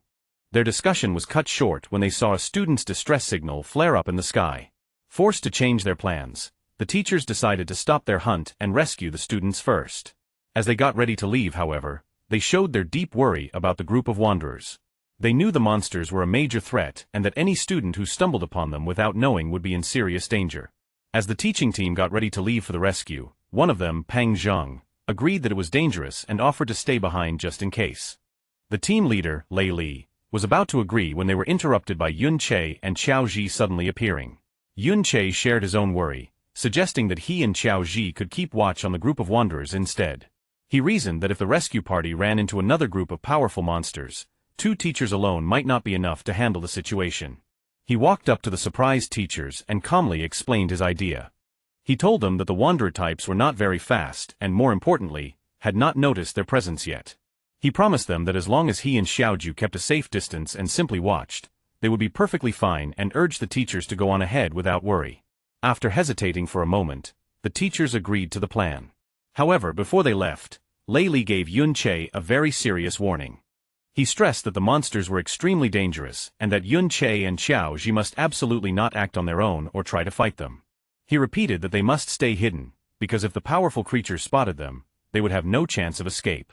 As the teachers hurried away, one of them yelled a final desperate warning for Yun Chi to hide well, telling him he would have no way to escape if the monsters found him. But Yun Chi had no plans to hide. As soon as the teachers were gone, he started his own attack on the group of obsidian beasts, confidently saying that it was the monsters who wouldn't be able to escape from him. He put their new plan into action. He summoned his undead army to act as a front line, taking the first wave of Monterey attacks from the powerful beasts. This time, however, the skeletons were not alone. Xiao Ji, who was now a very strong tank, used both his surround shield and his new shield armor skills. This created a super strong defensive wall to protect the skeletons.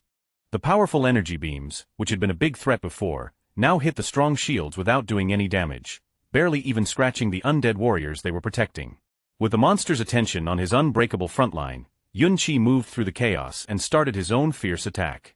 He landed a series of very strong hits, breaking the crystal bodies of the elite-level monsters with just his fists. He focused his attacks on one radiant crystal monster, watching its health bar get smaller with each hit. With a final sharp blow, he broke the creature's core, and the strong level 30 beast fell down, defeated. It dropped a beam of light, which meant there was valuable loot. After successfully beating one of the powerful wanderer-type monsters, Yun Che felt good. He noticed that he was getting more and more used to his new support class, skillfully using his own attacks with Xiao Ji's defenses and his undead army. However, he knew his current power level was still much weaker than what he had in his past life. While his reverse skills let him increase his attack power a lot, he was still held back by the naturally low base attack of a support class. He wished he had a way to increase his basic damage even more. He thought about his other gains from the battle, like the titles he had earned for beating powerful monsters. The victory had also given him another level up, and he was happy to see just how much experience the rare elite-level monsters gave. As he walked up to the monster's body to pick up the dropped items, a message confirmed he had successfully gotten the valuable rewards. As Yun Che looked at the loot from the defeated monster, his eyes widened in surprise. He had gotten a powerful weapon with high attack, a huge glowing pink crystal longsword that gave him a massive plus 552 bonus to his attack power. A slow smile appeared on his face as he realized this was the perfect answer to his problem. This one weapon would be more than enough to make up for his class's naturally low base attack power. He equipped the sword, and it changed in his hands, becoming a larger, more threatening blade that crackled with dark purple energy. With this new power, he was sure that future fights would be much easier. However, his luck wasn't perfect. He looked at the other item that dropped, a skill book, but was disappointed to see it wasn't the specific gravitational pull skill he had been hoping to find. He guessed that the chance of that particular skill dropping must not be very high. As he stood on the cliff edge, wishing for better luck and a chance to hunt more of the high-reward wanderer monsters, his thoughts were cut short.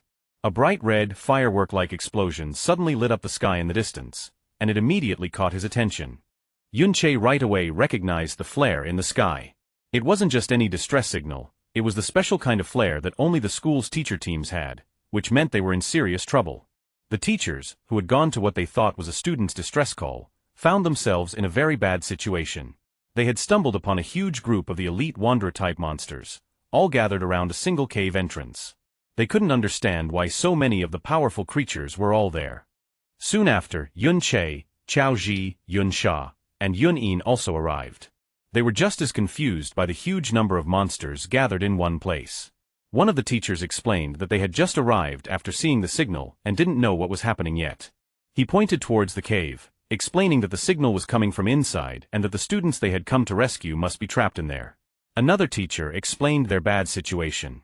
They were trying to organize a rescue, but the group of monsters was simply too big. Even with all the teachers together, they didn't have enough people to break through. Seeing the powerful Yun Sha and Yun Yin arrive, one of the teachers looked to them for help, saying it would be a great help if they could assist in the rescue. Without hesitating, Yunsha accepted the teacher's request, saying that saving fellow students was their duty. She immediately took control of the battle, summoning a glowing star-shaped magic object and using a powerful area-wide buffing spell called Starlight Mystic Art. The spell washed over the teachers and students, wrapping them in a golden light that greatly increased their spirit and attack power. The pure strength of the buff stunned everyone, who recognized it as an epic-level skill at the very least. With her allies now stronger, Yunsha turned her attention to the monster group using a powerful attack spell, Gravitational Pressure, that crushed a huge area of the Wanderer beasts. At the same time, Yunin joined the fight using her own devastating attack, Hidden Thorn, which instantly destroyed a level 30 radiant crystal spike, showing her own incredible power. The combined strength of their attacks was amazing. The other students and teachers could only watch in awe as the once unbeatable monster group was destroyed. One of the students said that with this level of power on their side, they should be able to rescue the trapped people now. And he praised the amazing strength of Yun-In and Yun-Sha. Watching the incredible display of power from Yun-Sha and Yun-In, Yun-Che was very impressed. He noted that not only was their equipment top level, but their skills were as well. He concluded that with their help, the rescue would succeed without any problems, even if he wasn't there. With the immediate problem handled, Yun-Che's attention turned to the bigger mystery. As the rescue team moved toward the cave, he wondered what could have possibly attracted so many powerful Wanderer-type monsters to gather in this specific spot. Deciding to investigate on his own, he told Xiao Ji to stay with the main group while he went ahead to scout. Yun-Che then used his newly upgraded ability, Mirror Walk, and phased out of reality and into the parallel mirror dimension. He looked at the strange purple-colored landscape, realizing that the dungeon's crystal structure gave him plenty of reflective surfaces, letting him enter the mirror world at any time. However, he also knew there were limits to this power. He hadn't yet figured out how to leave the dimension whenever he wanted, remembering how he was thrown out when the timer ran out during his raid on the Ding family's house and he couldn't get back in. As he moved through the mirror version of the cave, passing by the ghostly, untouchable phantoms of the other adventurers, he noticed something strange.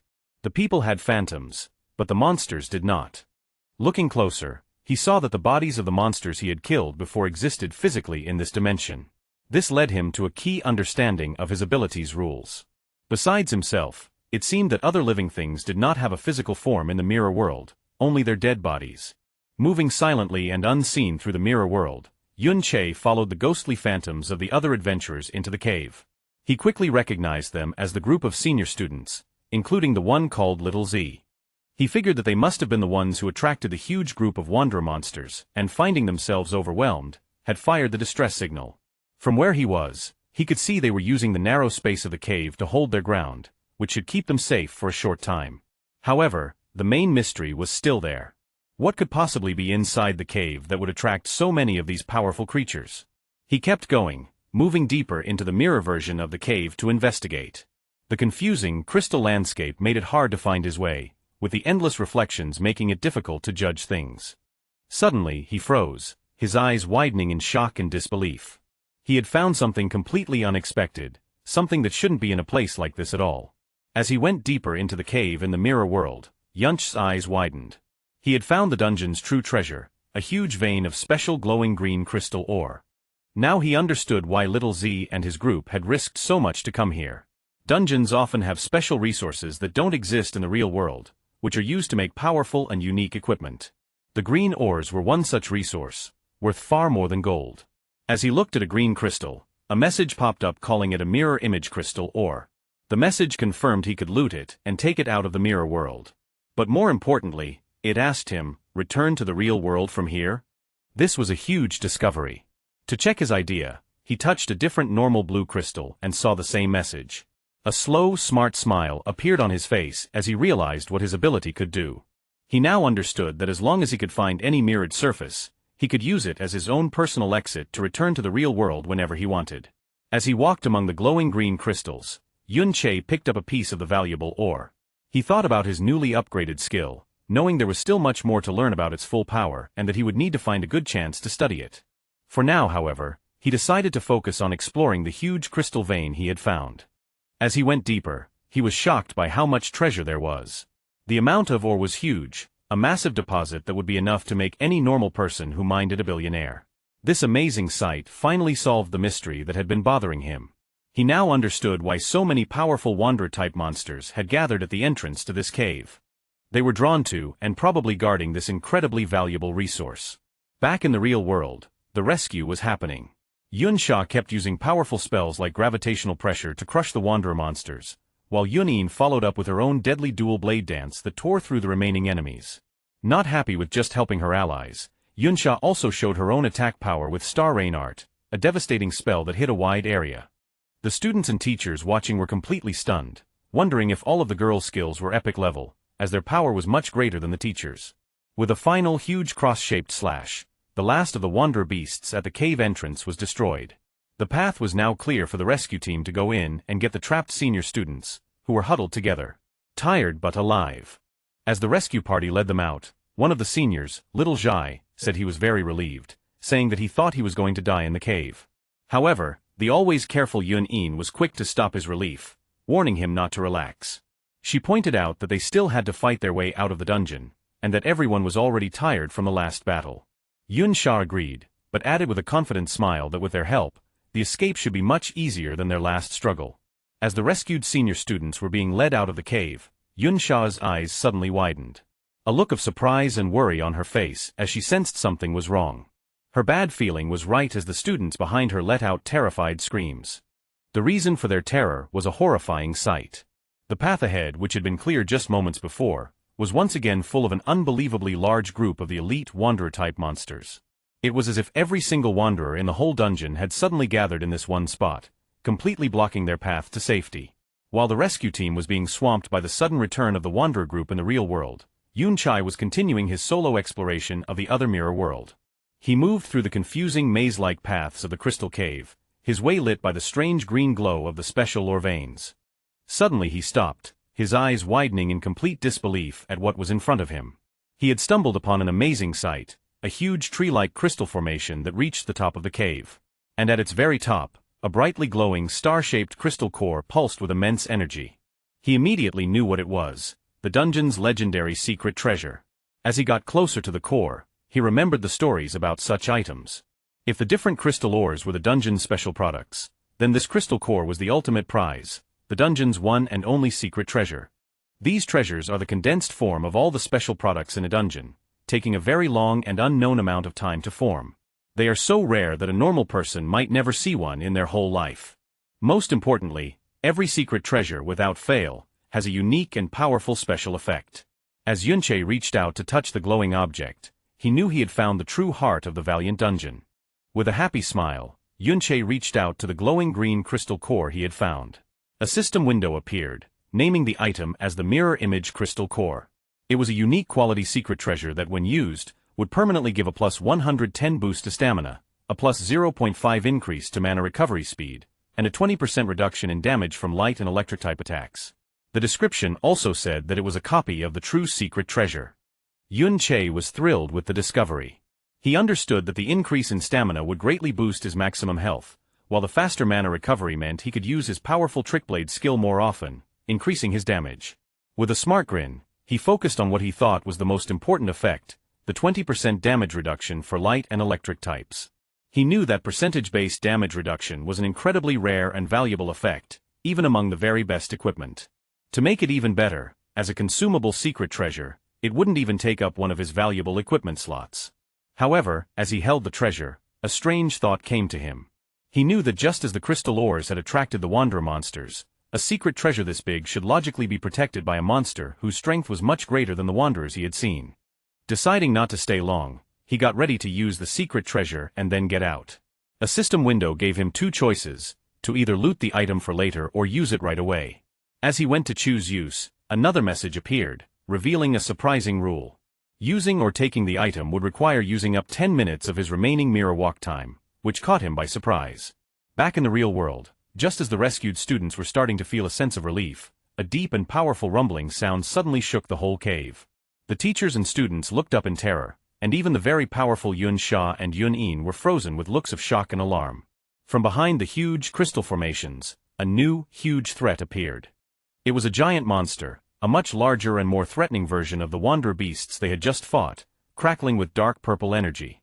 And making everything else in the cave look small, the group immediately understood the horrifying truth of their situation. They had stumbled upon the Lord of the Wanderer species, a powerful hidden boss of the dungeon. The teachers and students knew how bad their situation was. They were facing a wandering lord, a rare hidden boss that was separate from the dungeon's main boss. A creature like this is much stronger than a normal boss, and this one, with its huge army of elite followers, was a threat they couldn't hope to fight against. Panic started to spread. One of the students cried out in fear, saying he thought wandering lords only showed up in high-level dungeons. The fear was spreading, and the others began to lose hope, believing they were all going to die. Just as they were about to fall apart, Yunsha's calm, strong voice cut through the chaos. She told everyone to calm down, reminding them that the most important thing was to work together to escape. Taking control, she pointed to a narrow canyon, saying it was their only way out of the basin they were trapped in. She explained a clear plan. As long as they could break through the line of monsters and get out of the basin, their faster speed would let them get away easily. With a final encouraging shout, she used her powerful Starlight Mystic Art again, strengthening the whole group. She ordered everyone not to hold back and to push forward with all their power towards the canyon exit. Inspired by Yunsha's leadership, the teaching team leader, Lei Li, jumped into action. Saying they had to at least get the students out safely, he turned on his light refracting shield. He announced that the teachers would take turns leading the attack, with him going first, and he rushed into the group of monsters to make a path. The other teachers and students followed close behind, their combined attacks creating a powerful push forward. Support class members cast healing and defensive spells on the frontline fighters, making sure they could keep moving. Surrounded on all sides, the group formed a tight defensive circle, slowly but surely pushing their way towards the canyon exit as the teachers urged them to hold on. Just as it seemed they might break through, the huge wandering lord stepped in. It let out a mighty roar, a skill called Battle Cry Rally. In response, the regular crystal monsters from all over the dungeon, which had been inactive before, suddenly started moving and began marching towards the basin. They poured into the canyon, their huge numbers forming what seemed like an endless wave of new enemies that completely surrounded the trapped rescue party. The students and teachers could only watch in despair as their escape route was cut off by thousands of new monsters, wondering where they had all come from. The already bad situation for the students and teachers got even worse. The huge wandering lord used a new ability called Crystal Aura. A massive red aura surrounded all the nearby monsters, strengthening them with a huge 20% increase to their health, attack power, and defense. The students on the front line were immediately beaten, crying out in shock at how much the monster's attack power had suddenly increased. The stronger group quickly got its first victim. A teacher was pierced by several energy beams, screaming that the damage was too high to be healed before he was completely beaten by the attacks and killed. A nearby student shouted in horror, announcing that a teacher was dead, as panic threatened to break them apart. Yunsha took control once more. She ordered the shield guards to the front to form a defensive line and told the priests to focus their healing on the shield bearers to keep them standing. Even with her strong commands, Yunsha knew their situation was very bad. She thought that everyone was already tired and they were now just barely holding on. Most terrifying of all, she realized that the Wandering Lord itself had not yet really started to fight, and they were already being pushed to their limit by its strengthened followers alone. Even with their best efforts, the combined forces of the students and teachers were no match for the strengthened, endless group of monsters. One of the teachers, his face serious, said that their efforts were useless and that they couldn't possibly break through at this rate. Seeing that a group defense was pointless, one of the more cowardly teachers decided to leave the group. He turned on a stealth skill, saying that it was every man for himself now. He tried to run, attempting to sneak past the monsters and escape on his own. The teacher, Lei Li, shouted after him, warning him that his stealth skill wouldn't last long enough for him to get away. His warning turned out to be tragically true. The running teacher was immediately spotted by a smaller, turtle-like crystal monster that came out of the ground, blocking his path. As the teacher froze in terror, the huge wandering lord, which had been watching the battle until now, finally made its move. It shot a devastating beam of pure energy that hit the ground where the lone teacher stood. The teacher was instantly destroyed, blasted directly into ashes by the overwhelming power of the Lord's attack. The blast was so powerful that it not only killed the teacher, but also brought down the entire canyon, completely sealing the only escape route with a massive rock slide. The remaining students and teachers could only stare in horror at the unbelievable, terrifying display of power. One of them, his face a mask of despair, stuttered that they could no longer escape. Having sealed their only escape route, the huge wandering lord turned its attention to the trapped adventurers, its crystal eyes glowing as it charged another devastating energy beam. One of the students screamed in complete despair, believing it was over and that they were the next target. With no way to dodge the attack, the group prepared for the unavoidable, knowing they couldn't possibly block a blast that big. But at the last second, one of the students summoned a massive fancy giant shield that appeared in front of them. The shield, an epic quality level 70 piece of equipment called the Rock Mountain Shield, had a huge amount of defense and resistance. The Lord's energy beam slammed into the giant shield with incredible force, pushing it back and threatening to break it. The teachers and stronger students rushed forward to hold the shield, knowing that if it fell, they would all be finished. Yunsha, her face strained with effort, explained their desperate plan. The shield was a level 70 piece of equipment, so its durability was sure to be high. However, because its level requirement was so high, no one in the group was actually strong enough to properly equip it and get its stat bonuses. This meant they had to physically hold the massive hard-to-move object in place with their own strength. She knew this was only a temporary solution, a desperate move that could only buy them a little bit of time. As the students and teachers desperately held the line against the Wandering Lord's attack, their spirits began to break. One of the rescued seniors questioned why a monster of this power was even in the school's dungeon. Another student, his face a mask of terror and anger, turned on the teachers, blaming them for their situation and questioning why they had been brought there in the first place. One of the teachers, his face serious, wondered if their long struggle to save the trapped students had all been for nothing. The teacher, Lei Li, looked on with a pained expression, his only comfort being that at least the two younger students, Yun Che and Qiao Ji, were safe and wouldn't run into this danger. His thought was immediately proven wrong. To his complete shock, Qiao Ji suddenly appeared at his side, pushing him out of the way of an incoming attack. Lei Li couldn't understand how the boy, who was supposed to be waiting by the valley, had gotten there so quickly. As another monster attacked, Lei Li shouted a warning. Qiao Ji reacted instantly, shouting the name of his skill, Surround Shield, to protect the teacher. However, the monster's attack was too powerful, shattering Qiao Ji's defenses and breaking the group's perimeter. With their formation broken and their main tank hurt, the group was left completely open. There was no one left who could stop the advance of the Wanderer group. With their defensive line shattered, the group was left completely open, with no one left to stop the advance of the Wanderer monsters. In a desperate act of bravery, Qiao Ji single-handedly charged the monsters, successfully blocking several powerful attacks and protecting the injured teacher, Lei Li. The teacher could only stare in amazement, wondering how the younger student he had dismissed as useless had such incredible strength. But Qiao Ji's solo effort was not enough. The other shield guards' defenses were completely broken, and their entire defensive line was gone. Qiao Ji himself was finally beaten, his armor breaking as he was sent flying by a powerful blow.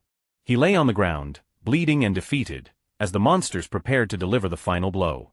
Seeing their last line of defense fall, one of the teachers, his face a mask of sweat and terror, said that their situation was now truly hopeless. Just as the monsters were about to overrun the defenseless group, a blur of motion cut through the chaos. To the amazement of the teacher, Yun Che appeared, standing on top of the body of a defeated monster. He held his massive glowing crystal longsword, his eyes showing a cold, deadly calm. He looked down at his beaten and bleeding friend, Qiao Ji, and praised him for his bravery. He then turned his attention to the monster group. His voice filled with strong confidence, and said, "Leave the rest to me." A short time ago, back in the mirror world, Yun Chai stood before the crystal core. He realized that since he had found the replica, the original real-world version must still exist. This meant that with his mirror world ability, he could effectively double his harvest of any valuable resource. However, he knew there were limits. He had gathered 75 pieces of the valuable crystal ore, but bringing them all out would require 750 minutes of mirror walk time, far more than he had. He understood that like the crystal core, each piece of ore cost 10 minutes of his time to bring out. Faced with this limit, he made a choice. He would loot the real-world crystal core, but for now, he would use the replica he found in the mirror world to get its powerful buffs right away. A system notification confirmed that he had used both the real and mirrored versions of the core, which doubled the stat increases and gave him a powerful 40% immunity to light and electric-type damage. After using the core, as he stood on top of the massive crystal formation in the real world, he suddenly felt a powerful vibration shake the whole cave. His eyes widened in alarm as he sensed the new disturbance. Wondering what had happened, he jumped into action, diving off the crystal formation to find the source of the noise. As he leaped from the crystal formation, Yun Che decided to test his new ability to exit the mirror world whenever he wanted. He phased through the crystal walls, entering the parallel dimension once more, and noted that he still had almost 13 minutes of his mirror walk time left. With a confident smirk, he confirmed another key part of his power. As long as he had time left on his mirror walk, he could enter and exit the dimension at any time. The ability would only go on cooldown once the entire time was used up. He immediately tested this, phasing back through the crystal walls and successfully returning to reality. When he returned, however, he saw a shocking sight. The number of monsters had grown hugely, far more than the crystal lore alone could explain. Towering over them all was the giant Wandering Lord, and Yun-Chi finally understood that this creature was the true source of the dangerous feeling he had felt from the very beginning. Realizing the huge danger, his first thought was for his friend. He knew that Xiao Ji and the others were in great danger, but with his new control over the mirror world, a new plan began to form in his mind. Knowing he could now enter and exit the dimension at any time, he saw a chance to turn the tables on the seemingly unbeatable boss. With his new control over his ultimate skill, Yun-Che came up with a new strategy. He began to phase in and out of the mirror world, using the other dimension to instantly move around, easily dodging the monster's attacks before reappearing in the real world to strike. This hit-and-run tactic was very effective. After taking down several more of the elite monsters, he reached level 24. He took a moment to check his new power, calculating that with his increased mana and the doubled mana recovery from the crystal cores, he could now stack his Blade of Trickery skill to get a huge 330% increase in his attack power. However, Yun-Cha stayed realistic. He knew that while his current power was crazy, it was still not enough to face the giant Wandering Lord, a creature even stronger than a normal dungeon boss. He decided that he would need to reach at least level 30 to have a real chance of winning, and he knew he was still a long way from his goal. The story then returns to the desperate moment in the real world, with the students and teachers about to be killed. Just as all hope seems lost, Yun-Chai exits the mirror world for the final time and appears in the middle of the battlefield. Standing on the body of a defeated monster, he looks at his beaten but brave friend, Xiao Ji, and praises him for his courage. With strong will, he tells his friend to leave the rest to him, ready to face the huge group of monsters alone. Exiting the mirror world for the last time, Yun-Che landed firmly on the ground, ready to fight. He immediately took charge, telling those with support skills to buff him while he took on the Wanderer Horde. Yun-Sha and Xiao-Ji reacted right away. The powerful high-level student used her Starlight Mystic Art while Xiao-Ji cast his defensive Surround Shield and Shield Armor, both skills buffing Yun-Chi with a big boost to his spirit and attack power. Now stronger, Yun-Chi became a storm of destruction, his massive crystal longsword cutting through the groups of elite monsters with ease. He knew that while the number of enemies was ridiculous, he was no longer in any real danger. After using the 2 crystal core secret treasures, his health was several times higher than before, and his 40% damage reduction against the monster's light and electric attacks made him very tough. His only frustration was that the monsters were immune to the confusion effect from his chaotic thorn skill, which would have made killing them much faster. The other students and teachers could only watch in shocked silence. The teacher, Lei Li, and the other seniors who had previously looked down on him were in complete disbelief.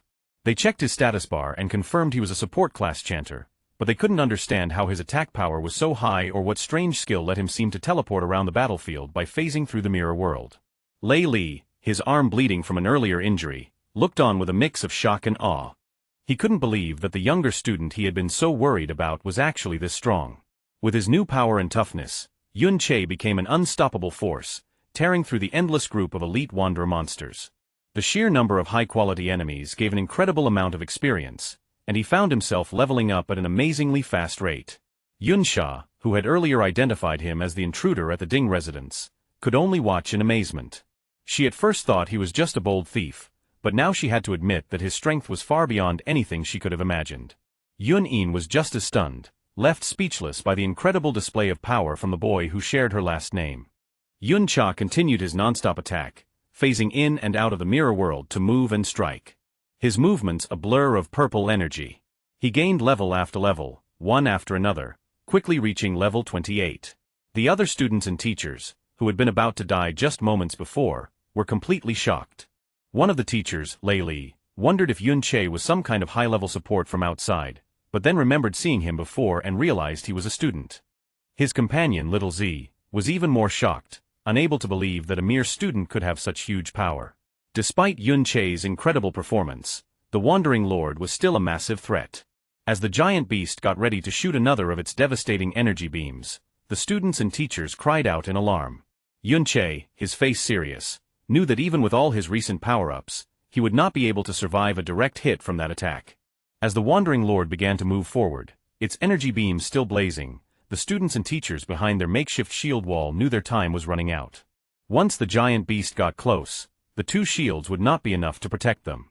The teacher, Lei Li, seeing that Yun Che had greatly reduced the number of smaller monsters, shouted for everyone to break out and head for the other exit. He knew that no matter how strong the mysterious student was, there was no way he could fight the Wandering Lord alone. However, his plan was immediately met with pushback. One of the other students pointed out the problem. The two massive shields were too hard to move. If they left them to make a run for it, they would be completely open to the Lord's devastating attacks. Another student added that the shields were too heavy to be carried and could only be moved by storing them in an inventory, which none of them could do. Just as their argument got heated, a calm voice cut through the chaos, telling them to leave it to him. It was Yun Che. He laid out a new, selfless plan. He would attack the Wandering Lord to get its attention, giving the rest of them a chance to retreat. The teacher, Lei Li, was stunned by his sacrifice, asking what would happen to him if they all ran.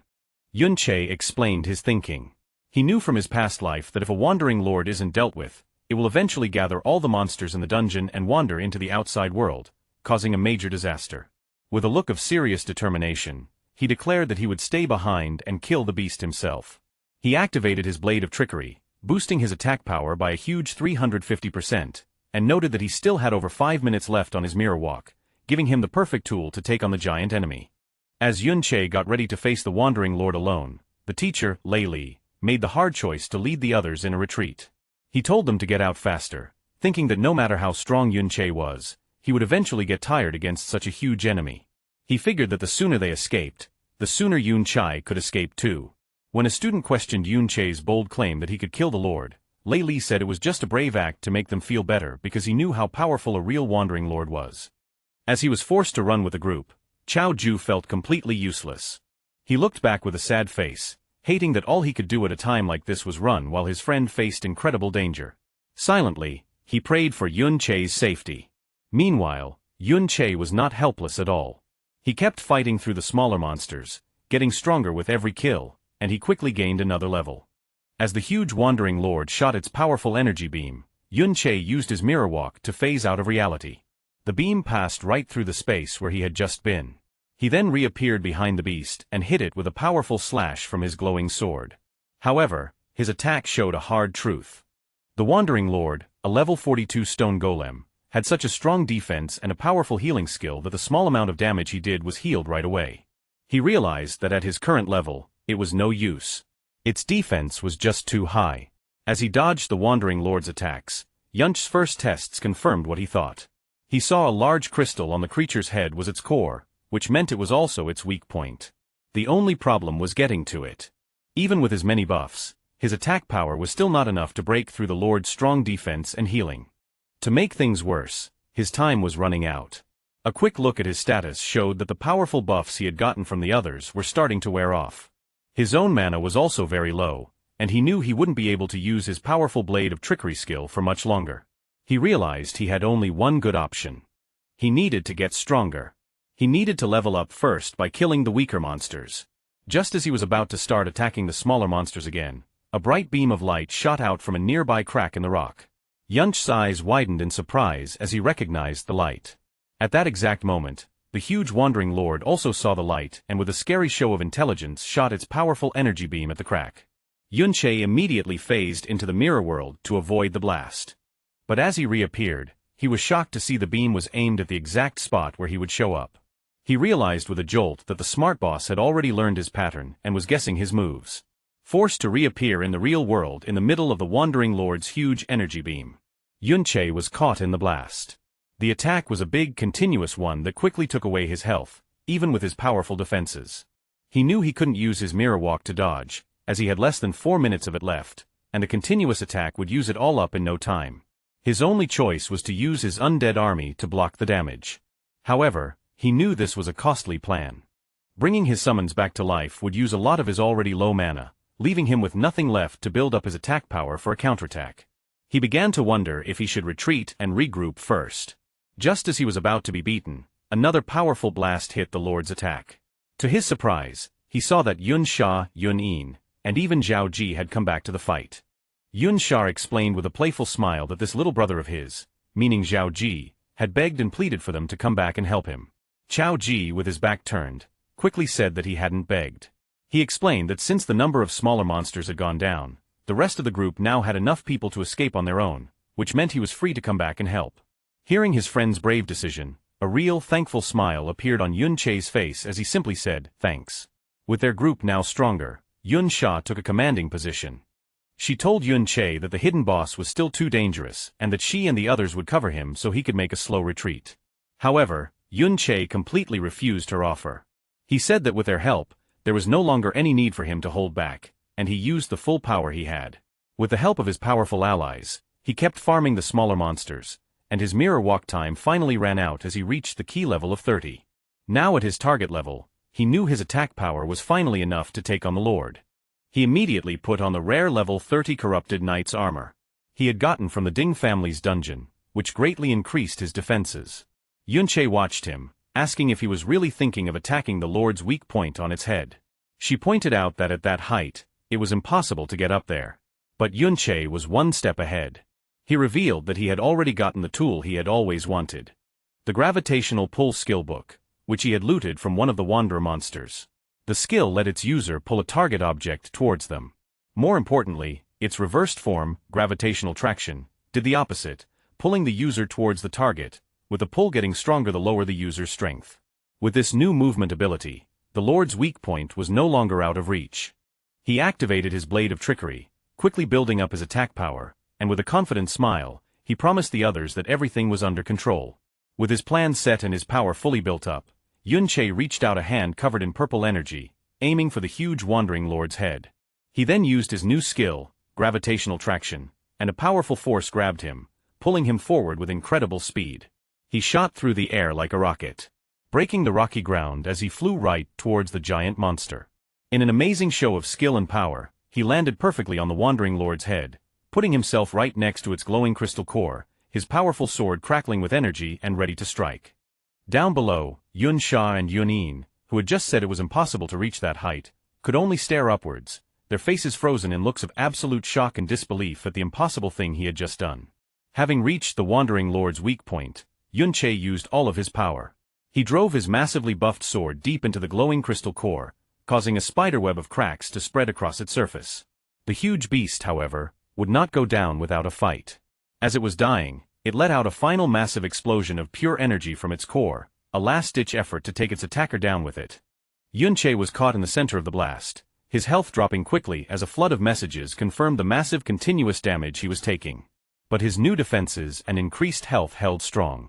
He gritted his teeth and survived the attack, and when the light finally faded, he was left standing, beaten but alive, while the wandering lord's massive crystal body broke into a million pieces. A series of messages confirmed his incredible victory. He had defeated the wandering lord, earning a massive bonus of 5,000 experience points and the respected title of Wanderer Killer. More importantly, the hidden boss had dropped 2 legendary quality skill books, Golden Light Shield and Angel's Protection, rewards of immense power and value. With a final powerful strike to the wandering lord's core, Yun Che used all of his built-up power. The giant beast broke into a million pieces, and the explosion of energy and experience instantly gave him 3 more levels, bringing him to level 33. The students and teachers watching were left in stunned silence. Xiao Zhu could only say how incredibly strong his friend had become, while Yun Yin and Yun Sha couldn't believe he had actually managed to kill such a scary monster all by himself. As he stood among the falling pieces, Yun Che saw 2 beams of golden light come from the monster's remains. He had gotten 2 legendary quality items, but before he could look at his new loot, he had to jump to safety as the huge headless body of the wandering lord began to fall over. Yun Sha shouted a warning, realizing that Yun Che was still on top of the falling giant. With skilled agility, he expertly moved through the crumbling remains of the monster, jumping from one piece to the next until he landed safely on the ground. As the dust settled, a new huge opening was revealed in the side of the mountain where the lord had fallen. The inside of the mountain was empty, showing a vast, dark cave filled with the skeletal remains of both wanderer monsters and humans. Looking at the old battlefield, Yun Che came to a serious realization. An even stronger, more ancient wandering lord must have been born here long ago. He now understood why there were so many intense battle scars all over the dungeon.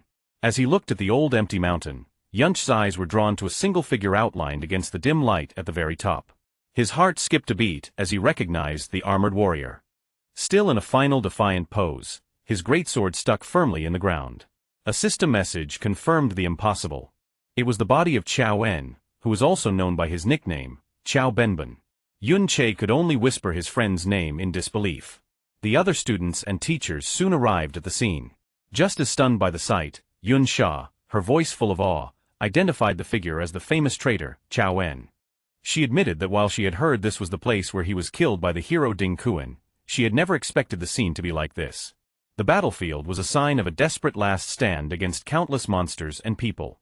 She noted that the heroic defiant figure before them was completely different from the statue in the Modern History Memorial Hall, which showed him being stepped on. This, she declared, did not look like someone who would be so easily beaten. Yun Che stayed silent, his face a mask of grief and sadness as he looked at the remains of his fallen friend.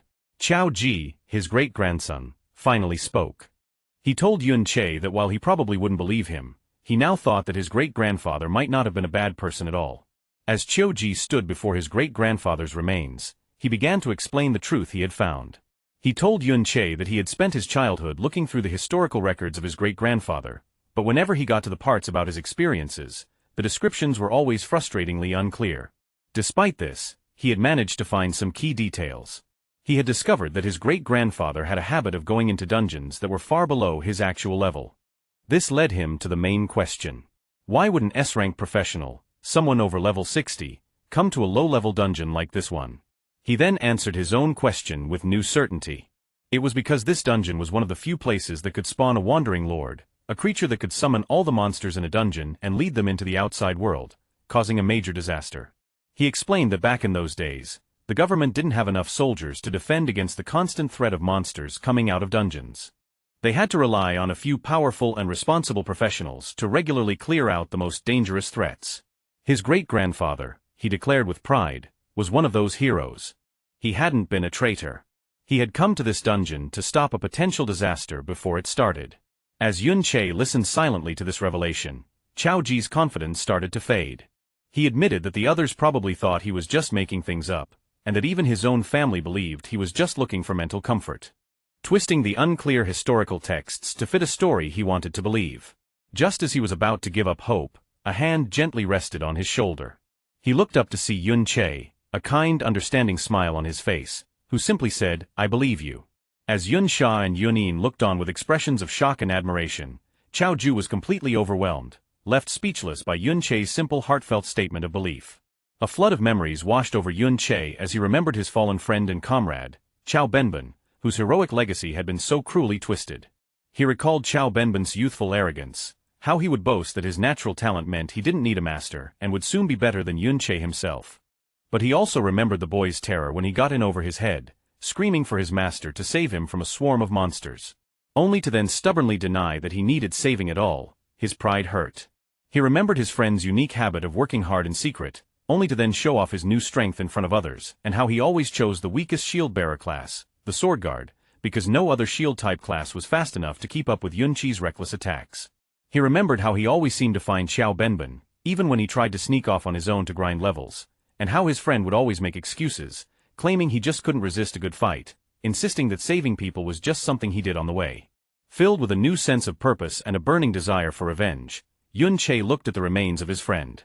He declared that, for Chao Benben's sake, he would settle the score with the Ding family, the ones who caused his friend's suffering after his death. Back at the Ding family residence, Ding Shu is telling the story of the dungeon expedition to his unbelieving father and uncle. He insists that what he is saying is true, that Yun Che is just that amazing, and that they can ask the teacher in charge if they don't believe him. He explains that he was initially blocked from entering the dungeon because of his low level, but he waited outside until the survivors came out. The scene flashes back to the students leaving the dungeon, buzzing with excitement. They had all witnessed the fall of the giant wandering lord from a distance, and were in awe of the person who had managed to kill a rare hidden boss that was over level 40, a feat that was beyond their imagination. Ding Su, listening in, confirmed that the hero's name was Yun Che. He couldn't believe that someone even more powerful than the high-level Yun Yin had been among the students, and he wondered about Yun Che's true identity. Back in the present, after hearing his son's report, the third head, Ding Ge, is silent for a moment. He then gets up from his seat and gives a chilling command to gather the Ding family guards and follow him to the traitor's dungeon, the very place where Chaoan had died. His brother Ding Yi stops him, remembering a detail from Ding Su's earlier report about the intruders at their home. With a sinister look in his eyes, he tells his brother to bring the members of the Chow family along with them as well. Meanwhile, back in the dungeon, Yun Che looked at one of the legendary skill books he had gotten from the Wandering Lord, the Golden Light Shield. Without hesitating, he offered the powerful book to Qiao Ji, telling him he should learn it since it didn't have a level requirement. Yun Shi, who was watching them, was shocked. She asked why he would so easily give away a legendary skill. Yun Shi calmly explained that the skill was only for shield bearers, so it was useless for him. He then added an important detail, suggesting that Zhao Ji's great-grandfather, Zhao En, probably used this very skill in his time. Moved by this, Zhao Ji accepted the book. Yun Shi looked on thoughtfully. She commented that while Zhao Ji might not have many powerful skills, Yun Shi certainly had plenty of them. She admitted that even though her own skills were considered high-level, she felt she was far behind him, mentioning his ability to seemingly teleport and his power to summon a large number of undead creatures. Her mention of the undead made Yun Che's expression turn serious as his eyes glowed. He suddenly remembered a key detail about his power. His undead summons were created from souls he found in the mirror world. This led him to a deep realization. If other souls also went to the mirror world after they died, then it was possible that his old friend Qiao Wen's soul was waiting there as well. After his sudden realization, a look of nervous excitement crossed Yun Che's face. A system message confirmed that his mirror walk ability was ready again, giving him a full 30 minutes to explore the mirror world. He immediately wondered if he could use this chance to find his old friend's soul. With a determined look, he activated the skill. His body covered in a familiar purple light as he stepped into the other dimension. Inside the strange blue-green landscape of the mirror world, he found what he was looking for. A powerful, ghostly figure in full armor, with a calm but strong presence. Yun Chai was filled with emotion, whispering the nickname of his fallen friend, Chao Benbenin, confirming that his friend's soul had indeed been waiting here all along. Back in the real world, time had passed, and Yun Yin went up to Yun Sha, reminding her that they should be leaving soon as she had an important audience ceremony to go to. Yun Sha seemed unwilling to go, admitting they had been there for a while, but that the events happening were much more interesting. Her eyes drifted to where Yun Che had been, and she wondered out loud to the others what he could possibly be doing and why he had been gone for so long, not knowing about the reunion he was having in another dimension. Inside the mirror world, Yun Che stood with a serious expression. He spoke to the armored soul of his old friend, Chao Benben, saying he couldn't believe they could meet again.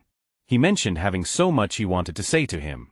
However, his reunion was cut short. He noted with sadness that it was a shame his friend wouldn't be able to answer, as the calm spirit was suddenly taken over by a dark, evil energy, twisting its form into a monstrous, roaring, undead creature. Yun Cho realized with a heavy heart that his friend had truly become an undead spirit, a being driven by instinct instead of memory. He admitted that he really didn't want to fight him, but he had no other choice. He launched himself into the air, dodging an attack and getting ready for a difficult battle. As their battle began, Yun Che's eyes glowed with purple energy as he focused on his opponent. As they fought, something strange happened. Yun Chai found himself surrounded by floating crystal pieces, each one showing a different scene. He recognized them as moments from Ben's life and experiences. One piece in particular caught his attention, showing a clear memory of Ben's final battle against the man known as the hero Ding Kuan. As he watched the memory of the fight, Yun Chai noticed something odd about Ding Kuan's posture and fighting style, finding it strangely familiar. Suddenly, the entire mirrored landscape around them shattered like glass. When the pieces settled, Yun Chai saw that the monstrous undead form had vanished, leaving only the calm armored soul of Chao En standing before him once more. He was left completely confused, wondering what had just happened. Still trapped in the mirror world, Yun Che hesitantly called out his friend's name again, only for the calm soul of Chao En to once more burst into a monstrous, roaring undead creature, swinging a shadowy purple energy blade. Yun Che blocked the fierce attack, his expression serious as he realized the truth. The two then started a frantic battle, their purple energy-filled strikes clashing with immense force. Yun Che understood that his friend was truly gone, with only his raw fighting instincts left in this evil form. Seeing no point in fighting the shell of his friend, he decided to retreat first. However, when he tried to leave, a system message appeared, telling him that he could not exit the mirror world from his current location. A wave of frustration washed over him. With no other choice, he accepted that he would have to fight. Meanwhile, back in the real world, Chaoji stood alone, a look of shocked determination on his face as he clenched his fist. His solitude was broken by the arrival of a large group led by Ding Gu and Ding Yi. One of them asked why Chao Ji was all alone and wondered out loud if Yun Che had sensed their approach and run away in fear. Ding Gu looked down on the boy with a smug grin, saying that this was only half the fun. Chao Ji, trying to act like he didn't know what was going on, asked Ding Shu why he had come and if he was also there to level up. Ding Gu scoffed at the act, telling the little brat from the Chao family to stop pretending. He directly accused Zhao Ji of being the one who helped Yun Che sneak into his house and steal their property. When Zhao Ji tried to deny it, Ding Shu leaned in threateningly, asking if he thought he wouldn't recognize the sound of his screams. The threat sent a chill down Zhao Ji's spine, his face turning pale with fear. Brushing the matter aside with a cruel wave of his hand, Ding Gu announced with a sinister smile that none of that was important now, as he had brought Zhao Ji a little gift. Chao Ji's face showed pure terror as Ding Gu repeated his sinister offer, revealing his little gift. As Chao Ji's eyes widened in horror, a group of tired-looking people were brought forward by the Ding family guards. It was his own family. He recognized them in disbelief. Whispering the names of his granduncles, grandaunts, and finally his own mother, who looked back at him with a tired, defeated expression. Before he could understand the situation, one of his elderly relatives, his second granduncle, exploded with rage. He screamed at Xiao Ji, telling him to kneel and apologize to the hero's family and to Ding Su. Xiao Ju, looking down, started to say that he didn't want to live like this anymore, but his granduncle cut him off, angrily asking what he had taught him about how to act in front of the Ding family, screaming at him to kneel once more. This was the last straw for Xiao Ju. He snapped, his voice filled with years of held-back anger and shame as he shouted back, asking if the Chao family was meant to be the Ding family's dogs for generations. His defiance shocked his family members, who looked on in horror. However, another one of his relatives, Chao Li, stepped forward and strongly agreed with the old man, shouting that for the descendants of a terrible traitor, being dogs was more than good enough.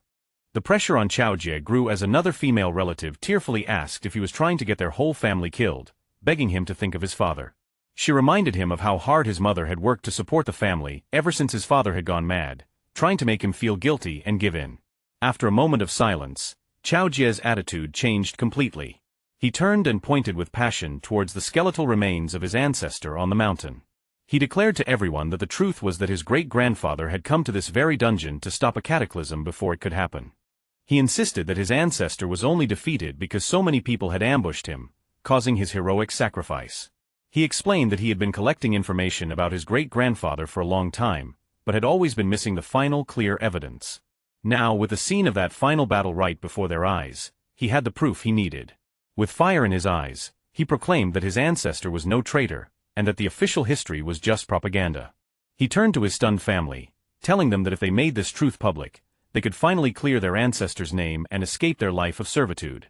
His voice rose with righteous anger as he declared that the Ding family had no right to treat them this way, and that their other relatives should never have died for such a lie.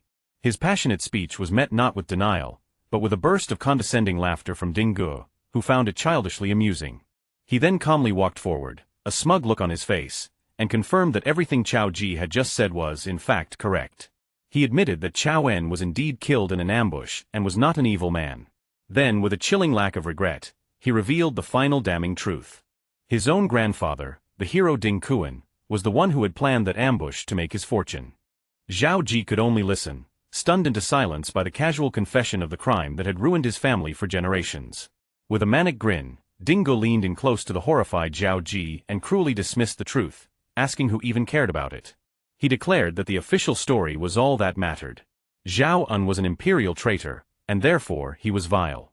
Spreading his arms wide before his armored guards, he mocked Zhao Zhu further, asking what it mattered if he drove his father mad or killed his relatives, proclaiming that as descendants of traitors, they deserved their lowly fate. He then delivered the most devastating blow. Pointing a finger at the terrified Xiao family, he revealed that they had known the truth all along.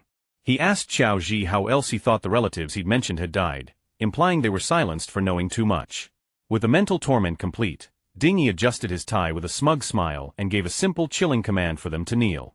Immediately, and without a word of protest, the entire Qiao family, including the elderly, fell to their knees in submission. Zhao Ji's mother, now kneeling on the cold ground, pleaded with her son, whom she called Ji. She begged him to admit he was wrong and stop resisting, telling him it was useless. With tears streaming down her face, she confessed her deepest fear. After his father went mad, she couldn't bear to lose her son as well. Hearing his mother's heartbreaking plea, Zhao Ji stood frozen, his body filled with despair and conflict. Just as his spirit was about to break, a new gentle voice cut through the tension. A woman with long brown hair reached out a hand towards him, telling him not to listen to them. She looked at him with a kind smile and told him that he was the best. The woman's words of encouragement seemed to vanish as Ding Shu, his face covered in bandages from his last encounter with Yun Che, stepped forward with a sneer. Annoyed by Chao Ji's hesitation, he called him clueless and launched a vicious kick, shouting that he would force him to kneel one way or another. But this time was different. To Ding Shu's shock, Chao Ji's eyes glowed with power as he effortlessly blocked the kick with his forearm. Before Ding Shu could react, Chao Ji grabbed his leg and with a powerful roar, slammed him into the rocky ground, shattering it on impact. Standing tall amidst the broken pieces, Zhao Ji looked at his fallen tormentor with a new resolve and declared firmly that he would never kneel again. Breathing heavily with rage and humiliation, Ding Shu scrambled to his feet. He couldn't believe this was happening. He furiously summoned a massive glowing crystal hammer, screaming that Zhao Ji had grown a backbone and dared to fight back. He charged forward, vowing to remind him of his place as a punching bag. As the powerful hammer was about to crash down, Chao Ji went through a stunning transformation. In a flash of light, he was suddenly dressed in full plate armor, holding a massive shield that appeared just in time to block Ding Shu's furious blow with a deafening clang. The attack was completely stopped, leaving Ding Shu gritting his teeth in disbelief. Now a formidable protector, Zhao Ji stood firmly between Ding Shu and his kneeling family, shielding them from harm. He glanced back at his mother, then turned his gaze back to his attacker, his voice ringing with conviction. With a powerful punch, he sent Ding Shu staggering back, shouting that they were not the descendants of a traitor, but the descendants of a true hero. Xiao Ju's sudden show of strength left Ding Ge speechless, while Ding Shu stumbled back in complete disbelief. His mind was spinning, and he clutched his head, unable to understand how the boy he had always bullied could suddenly become so much stronger. Blinded by anger, he charged again, screaming that Xiao Ju was just a punching bag he had been beating up since they were children. He swung his weapon in a wide, powerful circle, furious that his old victim would dare to fight back. However, Chao Ji met the hit head-on, his armored body easily taking the impact and sending Ding Shu crashing to the ground once more. As his family watched in stunned silence, Chao Ji looked down at his defeated tormentor and declared with strong confidence that he was no longer the person he used to be. At the same time, in the mirror world, a much more desperate battle was happening. Yun Chai was locked in a fierce fight with the evil soul of Chao Benbenen. He knew that he was facing his friend in his prime, a warrior of incredible power. The difference between their current strengths was huge. Yun Chai knew that if it weren't for the fact that Benben was a defensive class and was currently mindless, he would have been beaten in an instant. However, Yun Che had one very important advantage. He was the one who had taught Benben all of his fighting moves. He knew his friend's weaknesses like the back of his hand, which allowed him to guess and counter his moves. But even with this knowledge, the fight was incredibly difficult. The spirit's defense was that of a level 60+ warrior, and even with his blade of trickery fully powered up, Yun Chi's attacks barely did any damage. Suddenly, the undead spirit let out a huge explosive wave of golden energy. Yun Chi instantly recognized the move. It was the legendary skill, Golden Light Shield, the very one he had given to Xiaoju just moments before. He got ready, blocking the powerful attack. A look of grim determination on his face as he realized how much of a pain this fight was going to be. Back in the real world, a humiliated Ding Xiu screamed in fury and attacked Zhao Ji with a powerful skill called Mountain Shaking Wild Hammer. However, Zhao Ji, now a strong tank, not only blocked the hit but sent Ding Xiu flying with a powerful punch of his own. He then followed up with a sweeping shield bash that sent Ding Xiu crashing to the ground. Watching this pathetic display, Ding Ge sneered at his nephew, asking how he could now be losing to the little brat from the Chao family. Deciding to take matters into his own hands, he announced that he would take out Ding Xiu's anger for him, and lunged at Zhao Ju with a powerful energy-filled strike. As his fist was about to hit, he was met with a blinding flash of golden light. He looked on in disbelief as he realized Zhao Ji had summoned a huge crackling energy barrier, the legendary Golden Light Shield. With his new power, Chao Ji taunted his attackers, calling the so-called hero family nothing but cowards who didn't even dare to fight one-on-one. At the same time, in the mirror world, Yun Che was facing the very same legendary skill.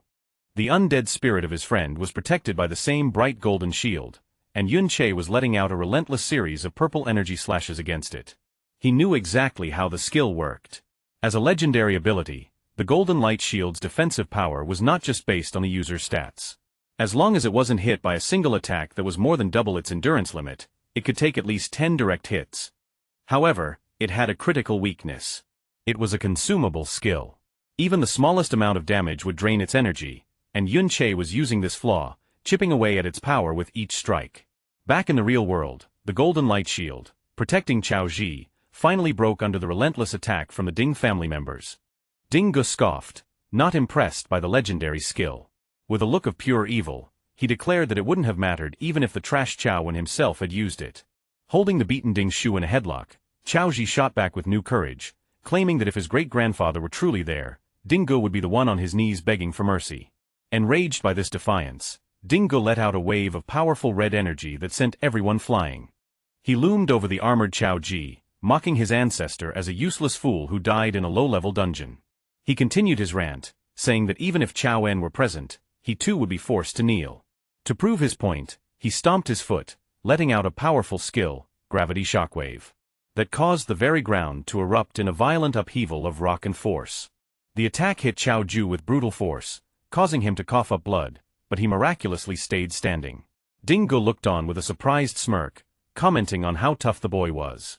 He then summoned a huge glowing crystal axe, his expression turning sadistic as he wondered out loud how Qiao Ji would stand after he chopped off his legs. As he raised the axe to strike, Qiao Ji's mother threw herself in front of her son, desperately pleading with the third master to spare him, claiming he was just young and foolish. She fell to her knees, offering herself in his place, begging Ding Ge to do whatever he wanted to her instead. Her desperate plea gave Ding Ge a new cruel idea. A wicked smile spread across his face as he looked from the mother to her son. He then gave a horrific ultimatum to the bloodied and cornered Qiao Ji. If he refused to kneel, he would kill his mother right in front of him. Losing his patience with the standoff, Ding Ge casually dismissed his threat, claiming there were plenty of other people to kill as he swung his axe towards Qiao Ji's mother. Panicked, Qiao Ji screamed for him to wait, his resolve finally breaking as he prepared to give up. But before he could say another word, the entire area was rocked by a massive explosion of dust and debris that erupted from the ground, blocking everyone's vision. When the dust finally began to settle, the Ding family guards and the Qiao family were left staring in stunned silence at what had appeared. Before them stood a towering ghostly figure in full dark armor, radiating an intimidating blue aura. Ding Ge, his axe still raised, could only stare in utter disbelief, recognizing the impossible figure before him. He stammered out the name, Qiao En. The revelation sent shockwaves through the crowd. Qiao's mother looked on, whispering, "Grandfather?" in a mix of awe and terror, while the Ding family guards erupted in panicked confusion, questioning how a dead person could possibly be resurrected. One of the Qiao family elders, however, recognized the ghostly form for what it was, identifying it as an undead.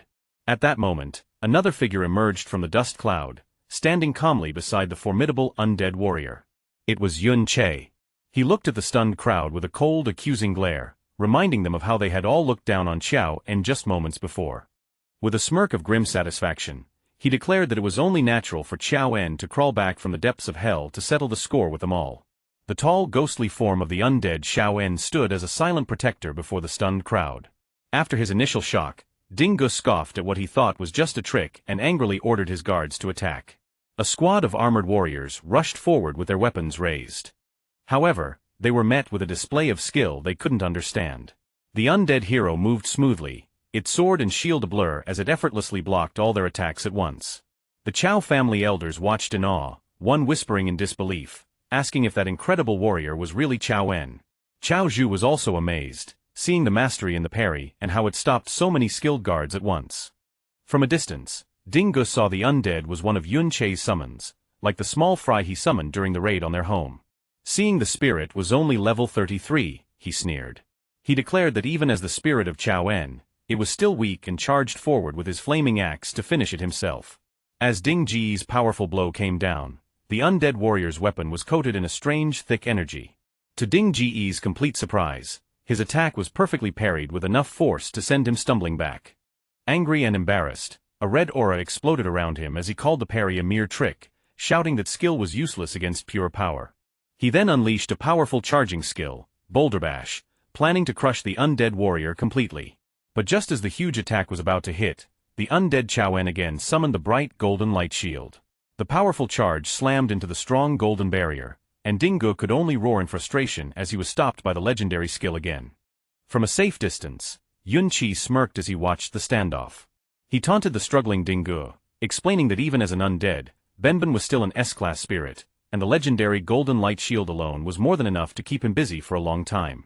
Pushed back by the shield's great power, a furious Dinge realized its weakness. He ordered all his men to attack at once, hoping to overwhelm the shield and drain its energy with numbers. However, their attack was stopped by a new wave of summons. A group of skeletal warriors glowing with a scary green aura erupted from the ground, fighting the rest of the Ding family guards and stopping them from helping their master. Annoyed by this new delay, Dinge changed his plan.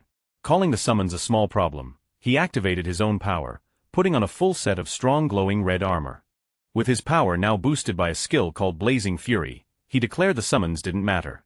He realized the real target was the summoner himself. With a roar, he unleashed a powerful skill, Accumulated Pressure Punch, directly at Yunche, knowing that if he could kill him, all the summoned creatures would disappear. With his eyes glowing with evil intent, Dinge charged forward, bragging about the high-level gear his grandfather gave him. He was sure Yunche had no chance, but just as his attack was about to land, it was met with a flash of purple light. A single, clean slice cut right through his attack. Dinge was shocked, unable to understand how Yunche was unharmed. Before he could figure out what happened, Yunche unleashed a rush of red energy slashes, a skill called Tearing Claw, that completely erased Dingo's attack.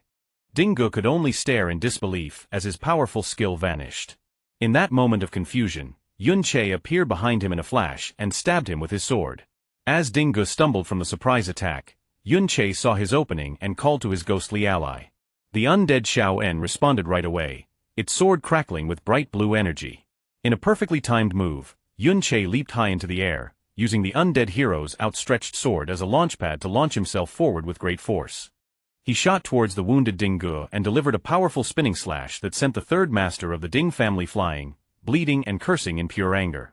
With his eyes glowing with cold focus, Yunche continued his non-stop attack. He unleashed a powerful rush of purple energy slashes that completely overpowered Dinge. Yunche moved in with lightning speed, his blade cleanly cutting off Dinge's arm. Dinge screamed in pain, holding the bleeding stump and desperately calling for a priest to heal him. In his panic, Yunche appeared right behind him. Dinge reacted by instinct, slamming his fist into the ground to unleash a powerful gravity impact shockwave, trying to push his attacker away. However, Yunche just vanished and reappeared a short distance away, unharmed. With a superior smirk, he asked the terrified third master what was wrong, taunting him by asking if he was scared. Sweat appeared on Dinge's forehead as he frantically looked around, screaming again for a priest who wasn't there. He then saw why they were gone. His elite guards were being killed one by Yunche's army of ghostly skeletons, which now glowed with a scary green aura of new power. Yunche stood calmly among his ghostly army, a coldly confident look on his face. He mocked Dinge, asking if he really believed his undead were still as weak as they were during the raid on his home. A system window showed the source of their new strength. A reversed skill that gave all his summons a huge 30% boost to both attack and defense, and a damaging aura that always harmed nearby enemies. Yunche explained that with the power of this legendary level skill, his army was now too strong for the Ding family guards to handle. His face a look of pure terror. Dinge finally realized how hopeless his situation was. With his guards beaten and his own power useless, he made a desperate choice. Cursing quietly, he turned and ran. However, his escape was immediately cut short. The ground behind him burst open as the undead Xiaoan stuck its huge sword into the ground, making the ground shake hard. From the broken ground, a prison of huge ghostly swords rose up, completely surrounding the terrified Dinge and trapping him in a cage of blue energy he couldn't escape. Standing outside the barrier was Yunche, his hair now a bright white and his aura glowing with a huge calm power. He named the technique for the trapped man. It was the Sword Shield Absolute Array, a special skill of the Sword Guard class. He then added a chilling final word, explaining that no one below S-class had ever escaped it, before taunting the trapped man to try his luck. In a final desperate act, Dinge raised his remaining gauntlet, which began to glow with a wild red energy. He screamed for Yunche to stay back, showing that he held a void bomb, a powerful S-class item from his grandfather. He threatened to set it off, bragging that the explosion would be more than enough to kill everyone there, given their current levels and health. Yunche, however, remained completely unmoved. His expression was calm, almost bored, as he looked at the desperate man. With a single chilling word, he called Dinky's bluff, telling him to go ahead and set it off. The command caught Dinge completely by surprise. He hesitated, screaming that Yun Che must want to die. He then tried to get his confidence back, claiming that with his own high health, he would survive the blast even if everyone else died. But Yun Che had one final powerful counterbluff. He calmly stated that it didn't matter because even if the bomb managed to kill the undead Xiao En, he could simply bring him back to life again. As Ding Ge sweated in the trap he was in, Yun Che appeared behind him like a ghost, his voice cutting through the quiet. He continued what he was saying, telling the trapped man that while he might survive the bomb, Yun Che himself would be completely unharmed by the blast. Before Ding Ge could even react to the unbelievable claim, Yun Che moved with amazing speed, his glowing blade flashing as it cleanly cut off the man's remaining arm, the one holding the powerful void bomb. The severed arm and its dangerous weapon fell uselessly to the ground with a heavy thud. With his enemy now completely unarmed and helpless, Yun Che, still glowing with a huge calm power, gave a single cold command for him to kneel. As if forced by an unseen power, the ground around Ding Ge's legs shattered and reformed, pinning him down and forcing his broken body to kneel. Watching this show of complete power, Chao Ji, despite the blood on his face, couldn't help but smile with pride and relief. Nearby, the sad form of Ding Xiu was seen trapped in the ghostly sword cage, crying without stopping. Yun Che then walked up to the defeated third master, placing his foot firmly on his back. He looked down at the man who had caused so much pain, his glowing sword held ready. With a coldly calm look, he asked the broken man to tell him what worth he thought he had left. After the hard battle, Yun Che looked at the items he got from Ding Ge. He saw he had a lot of different things, including hundreds of life potions. Looking at one of the potions, he noticed it gave 100 health points over 10 seconds. But he knew that even if Ding Ge had used these potions, the healing would have been too slow to save him from the damage. He was meant to die no matter what. His thought was proven right as he saw the new figure by his side. The undead spirit of Ding Ge, covered in a dark blue aura. Yun Che remembered that after killing him, Ding Ge's soul had appeared in the mirror world. He took the chance and successfully made him one of his undead. A serious thought came to Yun Che's mind. He could grow his army of high-level undead by killing strong human enemies. Nearby, Ding Xiu's unconscious body lay on the ground, a quiet reminder of how brutal the fight was. Meanwhile, the members of the Chao family watched Yun Che in amazement. The second grand uncle couldn't believe that someone so young could be so powerful. He looked at Chao Ji, who was comforting his mother, and realized that it was Yun Che who had helped Ji, helping him to become stronger in his heart and mind. But fear soon took over. Chao Li, with panic in his eyes, asked what they were going to do now. He was scared, sure that the Ding family would get terrible revenge for the third master's death. Another family member agreed, saying that no matter how strong the young man was, he would have no chance if the hero, Ding Kuan, got involved. He thought that if the hero was able to kill their powerful ancestor decades ago, he would only be stronger now. Yun Che heard their worries, and in his mind, he agreed with them. He knew that once the news of what happened got out, the time he had left to get stronger would be very short. With the powerful image of the hero in his mind, he knew he needed to level up quickly to have any chance of fighting an opponent like Ding Kuan. Just then, a system message appeared before him, surprising him as he wondered if something had leveled up. The system message that surprised Yun Che was a warning that his undead army had leveled up. He thought that sending his scattered undead minions to fight monsters all over the dungeon had worked well. With their current level and equipment, his undead army could now completely control this dungeon. However, he knew that this dungeon was not enough for him to level up quickly anymore. This was why he had sent his undead out with a more important goal in mind. His main goal was for them to find the dungeon's real final boss, the Dungeon Lord. He knew that this creature, a level 41 monster named the Giant Eye Demon, was different from a hidden boss, like the Wandering Lord he had fought earlier. The Dungeon Lord was the heart of the whole dungeon. By killing it, the dungeon would be finished and the whole area would fall apart and disappear. This was all part of a bigger, more urgent plan. From a distance, Yun Che watched the dungeon's entrance, which was still being guarded by the teacher and the other students. He knew that they must have seen Ding Ge bring the Chao family into the dungeon. If the Chao family were to leave on their own now, it would make people suspicious right away. So, his only real choice was to create a big distraction. By beating the Dungeon Lord and making the dungeon fall apart, the chaos that followed would be the perfect cover for the Chao family to escape without being questioned. This plan also had another benefit. Destroying the dungeon would stop the Ding family from being able to find out how Ding Ge died, buying Yun Che a lot of valuable time. With his plan working, his powerful undead servant, Xiao En, fought and successfully beat the Dungeon Lord. The system confirmed his plan worked with two messages. Yun Che gained another level, and a message said that the dungeon lord had been beaten and the dungeon was now finished. As the dungeon began to pixelate and break apart, the members of the Chow family looked around in shock. Zhao Li realized with alarm that the whole world was falling apart around them. Yunqi appeared before them, calmly explaining that he had killed the dungeon lord. He explained the rest of his plan, telling them that the dungeon's destruction would cause chaos. This, plus Ding Ge's sudden disappearance, would slow down the Ding family's reaction time. He told them to use the confusion to escape, promising them that they would be safe for a little while.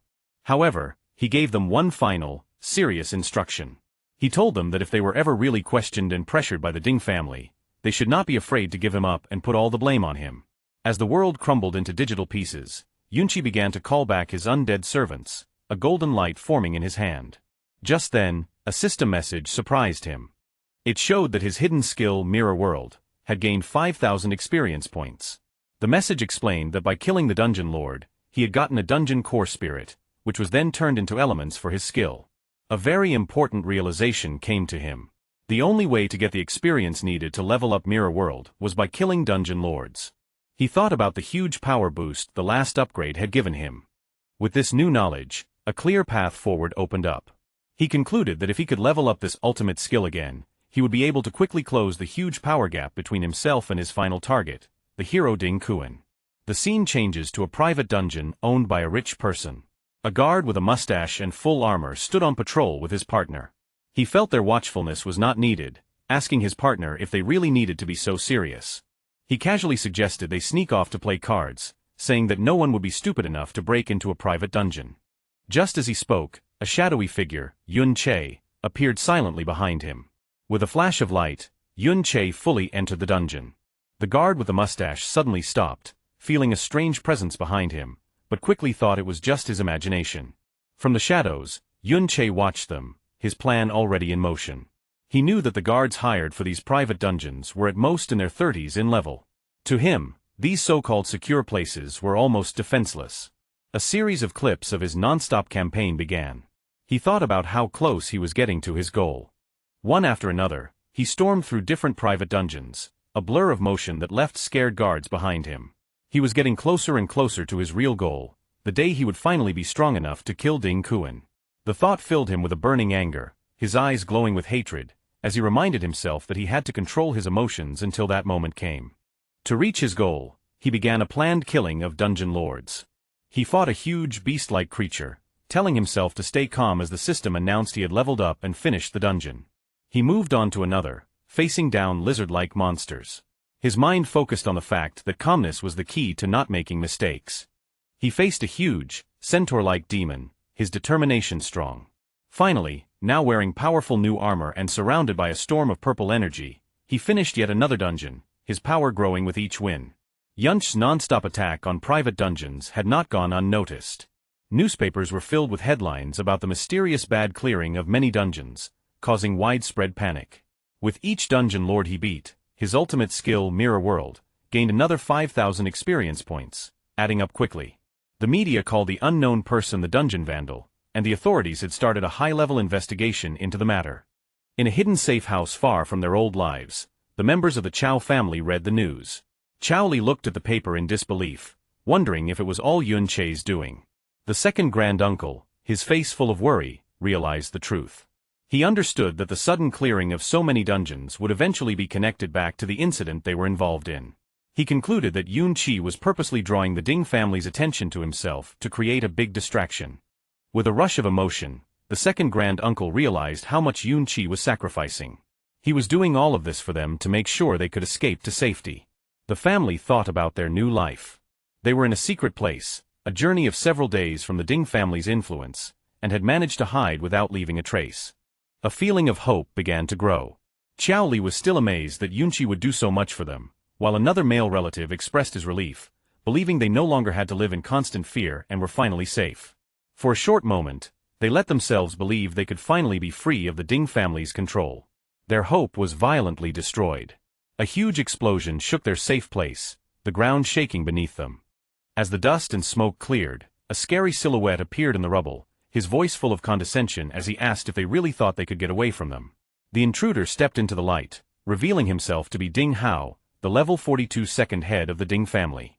He sneered at the terrified family, questioning if they believed the Ding family would be stupid enough to chase after the criminal. He declared that even if they weren't directly connected to the vandal, the simple act of daring to escape the Ding family was a crime in itself, and he had come to deliver a greeting. His face twisted with anger, his eyes glowing red with evil intent. He mocked them, asking if they had really underestimated the power and reach of the hero's family. A huge armored boot slammed down near the scared family members. Ding Hao called them delusional traitors. He then gave his final, devastating news. They had already tracked down the so-called criminal. The scene cut to a huge, heavily guarded complex. The hero's dungeon, where Yun Sha and Yun Yin were seen watching from a distance. At that very moment, Yun Che, now level 42, stood at the entrance to that same dungeon. His journey had led him here, and with a voice full of cold determination, he announced that he had come for Ding Kuan. As he prepared to enter, a final message appeared. His non-stop efforts had paid off. His hidden skill, Mirror World, had finally reached level 3.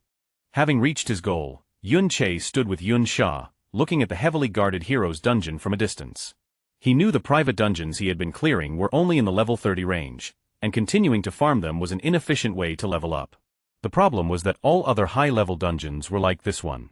State-controlled and heavily guarded by the military, with a 2-kilometer perimeter that no one could get near. This was a major obstacle, as his Mirror World skill was limited. He knew that when he entered the parallel world, he could only explore within a 200-meter radius of where he entered, making it impossible to sneak past the wide security area without being seen.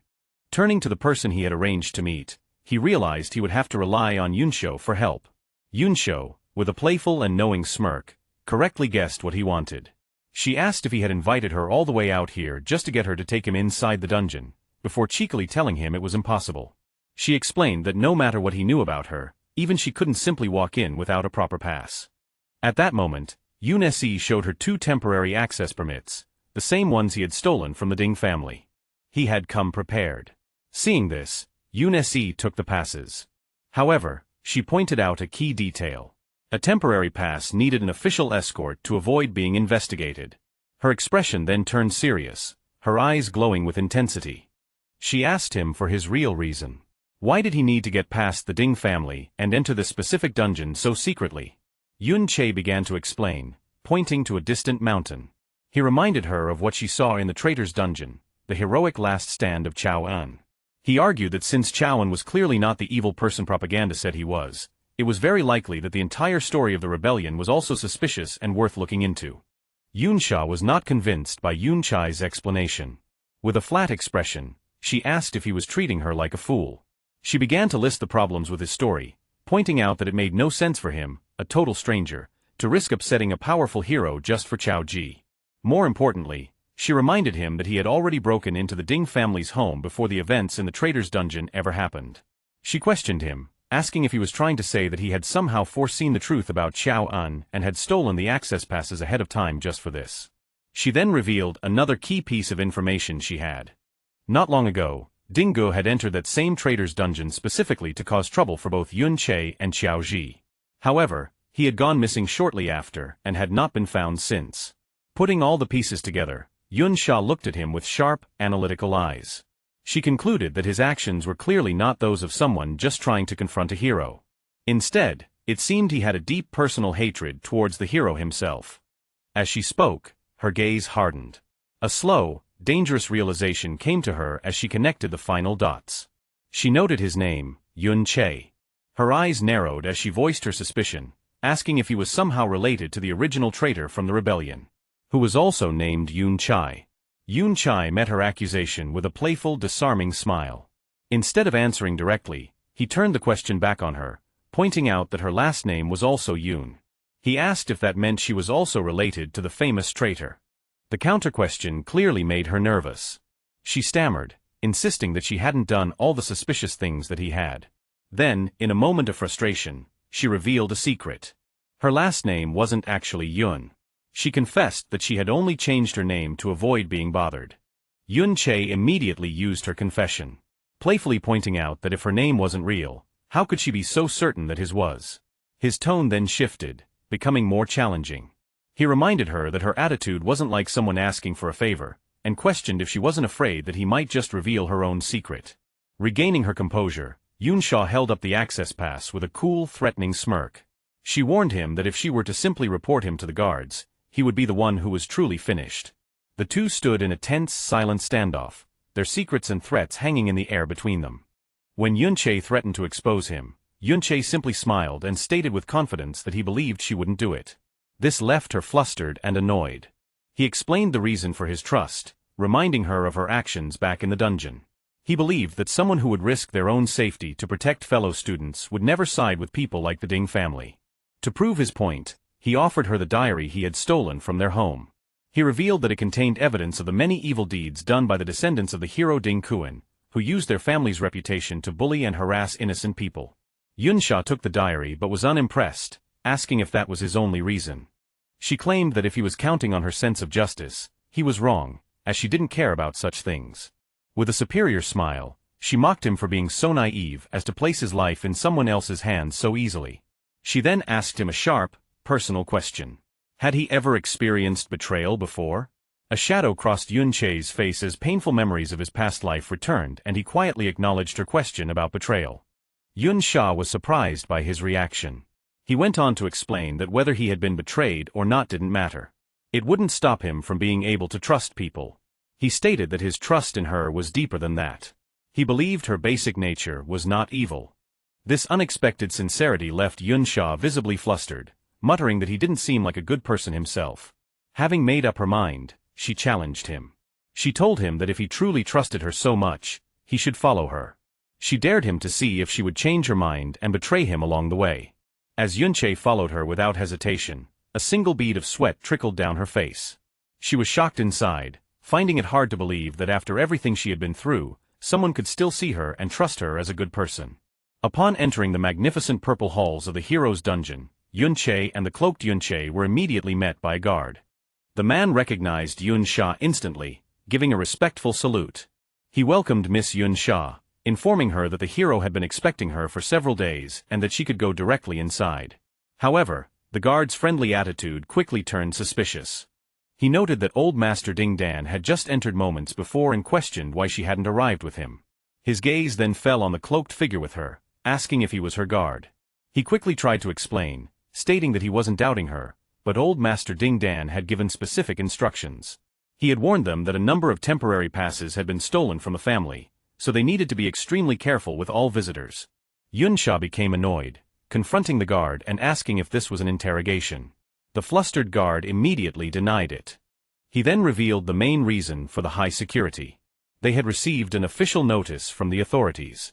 The malicious criminal, who had been rampaging through private dungeons, was reportedly heading towards the hero's dungeon. Hearing this, Yunsha shot a knowing, amused smirk in Yunche's direction. Fully aware of the irony of the situation, the guard continued his frantic explanation, insisting it was all a routine procedure for her own safety. Yunche let out a quiet sigh and turned to Yunche, whispering to him that the guard seemed very determined to investigate him now. Faced with the guard's insistence, Yunche laughed and playfully put her arm over the cloaked Yunche, telling him to go ahead and let them check. She then leaned in towards the guard, her eyes glowing with authority, and condescendingly asked if he truly believed she wouldn't be able to recognize her own guard. She continued to mock him, suggesting that perhaps she was a fake and inviting them to check her as well. Completely intimidated by her display of status, the guard stammered that he wouldn't dare. He quickly agreed that if Miss Yunsha was so certain, then there could be no mistake, and he waved them through. As they walked past the guards, Yunsha let out a quiet, satisfied sigh. While passing through the dungeon's portal, she thought to herself that Yunche's true identity must be even more important than she had first imagined. Once they were safely inside, she turned to him and stated that based on the trust he had placed in her, she had fulfilled her promise and brought him in. She added that she would not interfere with whatever he planned to do next. However, she made it clear that her help ended there. Yunche simply thanked her. He then summoned a cloaked, skeletal, undead minion and told her to take it and leave. He explained that by doing this, anything he did from that point on would not be connected to her, protecting her cover. Yunche then vanished. Yunche seemed slightly impressed by his thinking, remarking that he had some conscience after all. After she left, Yunche immediately entered the mirror world, the familiar blue-tinted landscape appearing around him. Now uncloaked, he looked at his system, a new reversed skill displayed before him. With a look of grim satisfaction, he stated that he could finally put his new power to use, the power from his newly upgraded level 3 Mirror World skill. Yunche looked at the system window showing his hidden skills. His ultimate skill, Mirror World, had reached level 3. He decided to test his new power, activating the level 3 Mirror World. The system announced it was setting up a secret area.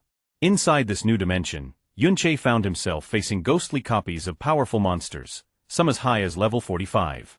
He realized the new function of his skill, the level 3 Mirror World, could copy the monsters found in the real world's dungeon. This meant he could now fight and train against these powerful copies. Yunche summoned his own undead minions to fight with him. He realized that with this new ability, he could freely farm experience inside the mirror world without any risk of being found in reality. After some training, he left the parallel dimension and returned to the real world. A lot of notifications appeared, showing that he was still gaining experience. He understood another key benefit of the upgrade. His undead army could stay inside the mirror world to continuously kill monsters and gain experience for him, even while he was back in the real world. With his undead army now leveling up for him automatically, Yunche turned his attention to his surroundings. Alongside the spirit of Chao En, he stood on a cliff, looking over a vast grand castle city built within the dungeon itself. He was surprised to find such a city in a secret area and decided it was the perfect time to investigate. As they walked through the woods, Yunche remembered the information he got from the Ding family's diary. He figured this city must be where his target, Ding Kuan, lived. He thought about how little he really knew about the so-called hero. He thought that all he knew was that Ding Kuan reached S-class many decades ago and hadn't shown his true strength in public since. Even a high-ranking family member like Ding Gu did not know the hero's full power. Yunche knew that having more detailed information would give him a much greater chance of success in his quest for revenge. He found it strange, remembering that in his past life he knew of every person who had reached S-class rank. Yet Ding Kuan seemed to have appeared out of nowhere. Hoping for a clue, he turned to the undead spirit of his old friend. He called him by his nickname, Benben, and asked if he knew who Ding Kuan was. However, the spirit of Chao En could only tilt its head in confusion, unable to answer. Yunche expressed his disappointment, wondering if his attempt to talk with his undead friend was still useless. He thought that when his SSS rank skill Mirror World reached level 3, the intelligence of all his undead minions was greatly improved. The improvement was most obvious in the spirit of Chao Benbenen. However, he concluded with frustration that his friend's soul had still not recovered enough to be able to talk properly. Looking out over the huge castle city within the dungeon, Yunche held onto a small piece of hope. He thought that perhaps if he continued to level up Mirror World, Ben might eventually get more of his consciousness back. Meanwhile, inside a grand hall in the castle, Ding Dan walked down a large staircase reporting to his father. He was worried about his favorite Ding Gu, whom he called third brother, saying that he was still missing and they didn't know where he was. He was speaking to a powerful figure sitting on a throne, a man in intimidating full-plate armor who was Ding Kuan, the famous hero of the empire. Ding Dan continued his report, expressing his anger that the criminal they were hunting had dared to come so close to their stronghold, the hero's dungeon. Ding Kuan rose from his throne as Ding Dan continued his plea. He reasoned that for someone to have quietly captured the powerful Ding Gu, that person must have also reached the S-class level. For security reasons, he begged his father, Ding Kuan, to personally step in and handle the threat. Instead of agreeing, Ding Kuan's response was quick and horribly violent. In a blur his hand, now a shadowy claw with a glowing red eye, pierced straight through his own son's chest. As the life faded from Ding Dan, the menacing shadowy form of Ding Kuan held his son's body. He scoffed at him, condescendingly asking how a man so incompetent he couldn't even keep track of his own child could dare to try and tell him what to do.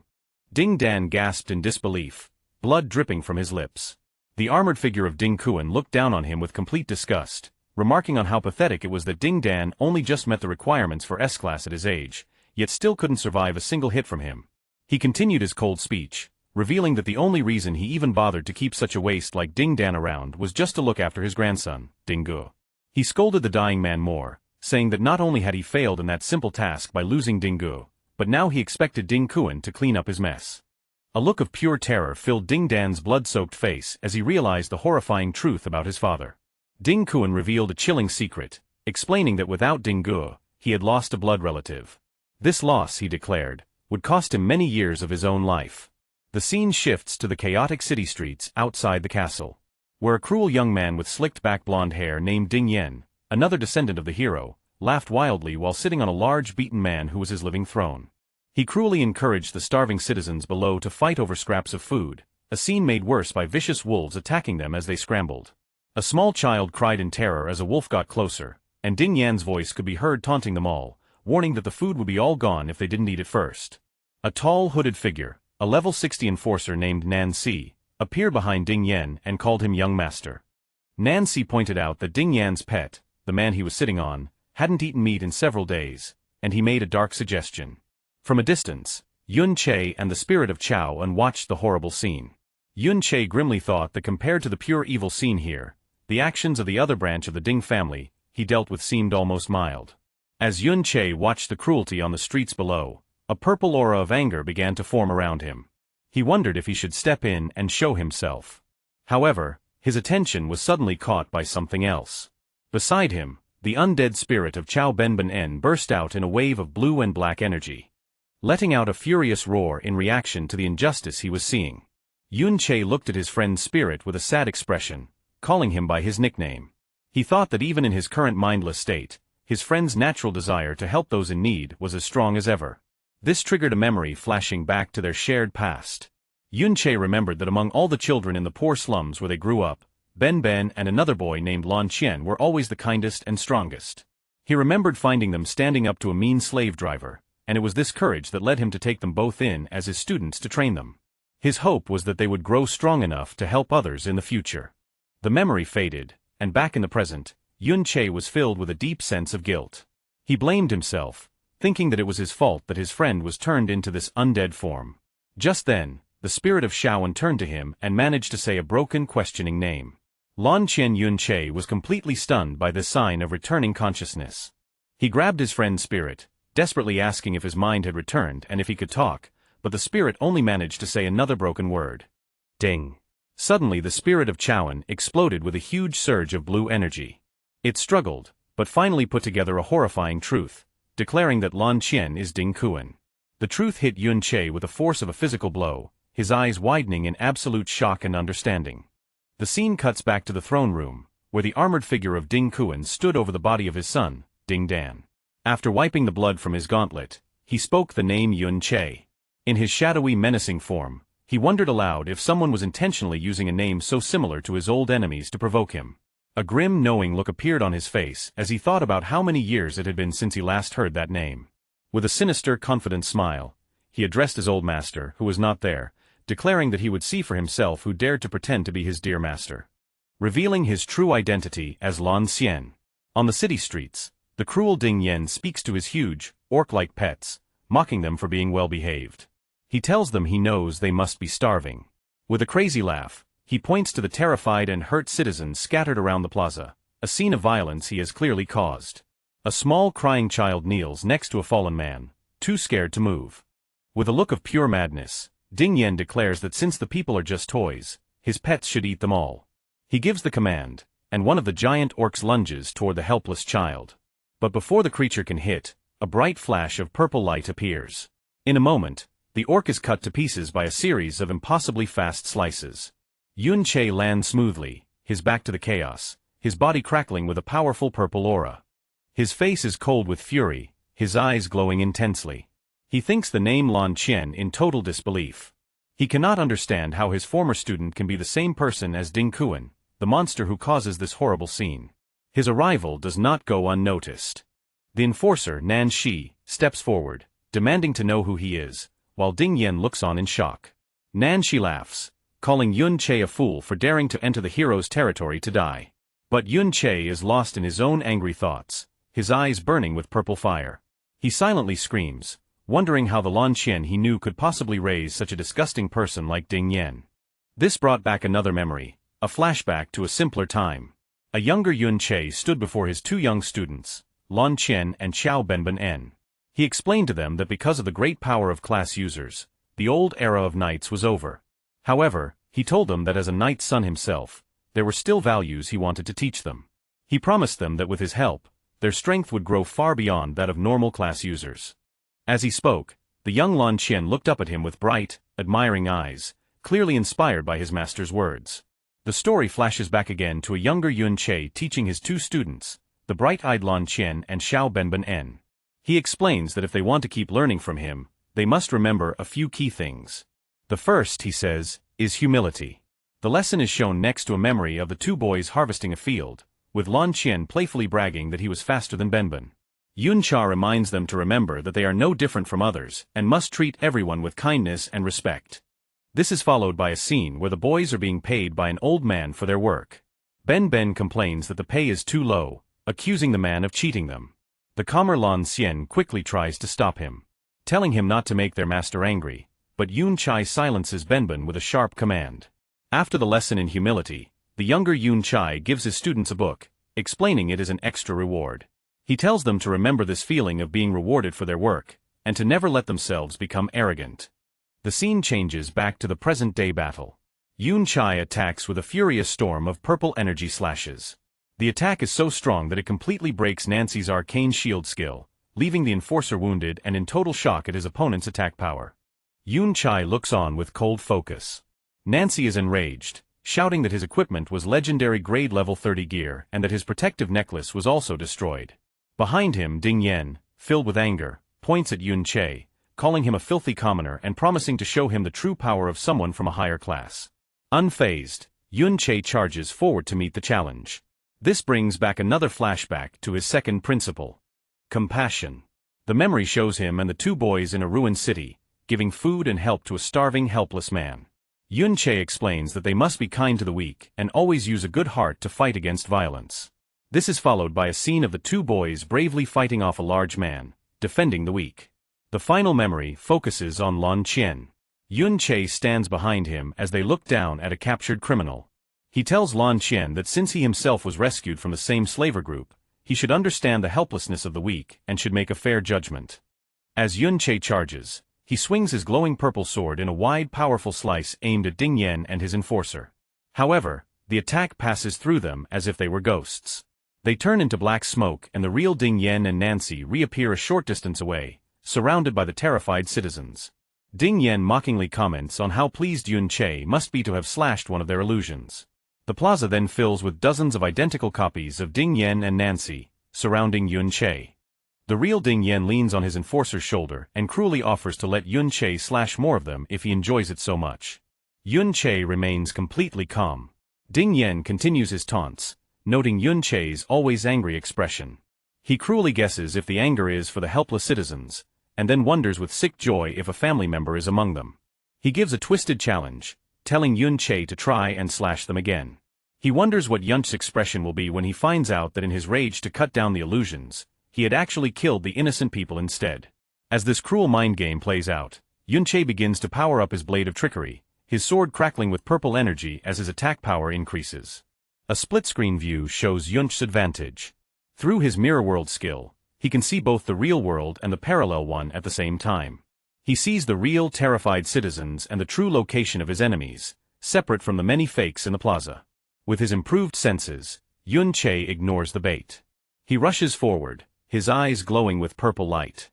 His glowing sword swings in a wide, powerful arc that goes past the fakes and hits the real Ding Yen and Nancy. They are left completely stunned, unable to understand how he saw through their illusion. The story flashes back to Yun Chai's third and final principle for his students: courage. The memory shows a young Lan Qian and a young Chao Benben En standing bravely against a large group of monsters. Yun Chai explains that one must be fearless. He taught them that in the battle against the dangers of dungeons, there is no room for fear. One must fight for what is right. The memory shows the two boys fighting hard, wounded, but refusing to give up. After the battle, the younger Yun Chai finally appears. An angry Ben confronts him, shouting that they were almost killed, while Lan Xian expresses his relief that it's over. The younger Yun Chai smiles, telling his students not to worry, as he was always nearby watching over them. Faced with Yun's amazing power, Ding Yen immediately panics. He admits that his opponent is strong and in a show of pure cowardice, orders his enforcer, Nancy, to stop using illusions and act as a human shield to buy him time to escape. As he runs, he screams a threat over his shoulder, warning Nancy that if anything happens to him, his grandfather will surely kill him. Left to face Yun Chai alone, a terrified Nancy desperately tries to cast a powerful spell, summoning a human delusion swamp. He complains that as a caster, he is at a big disadvantage without his illusion magic. Just as he is about to cast, Yun Chai vanishes from sight. Nancy looks around in a panic, wondering where he went, but it's too late. Yun Che instantly reappears directly behind him and with a single clean swing of his sword, cuts him down. The defeated enforcer desperately begs for his life, claiming he isn't a member of the Ding family and is just a hired mercenary. He pleads with Yun Che to go after the escaping Ding Yen instead.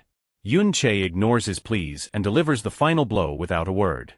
Meanwhile, Ding Yan's escape is stopped by the ghostly large figure of the undead Chao En who blocks his path.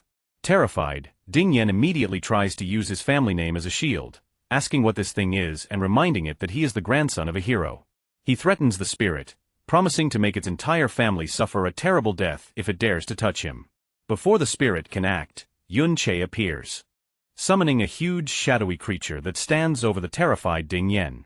As Ding Yan screams in terror, a system window appears before him, showing a list of all his equipped items, his robe, skill books, potions and belt, being forcefully taken from his inventory.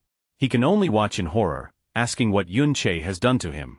The scene is shown next to the final principles Yun Che taught his students, a strong contrast to the evil he now faces. The fifth principle was honesty. The sixth was justice. The seventh was honor, and the eighth and final principle was soul.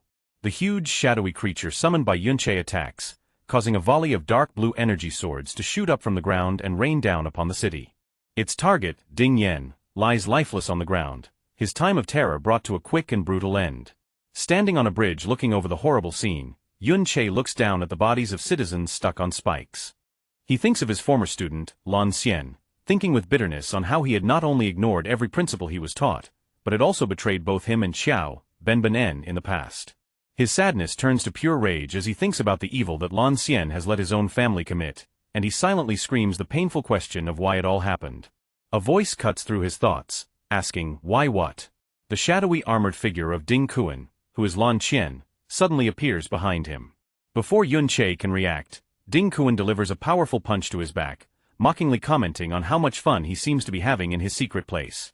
The force of the punch sends Yun Che crashing into the castle walls, causing a huge explosion of rock and dust.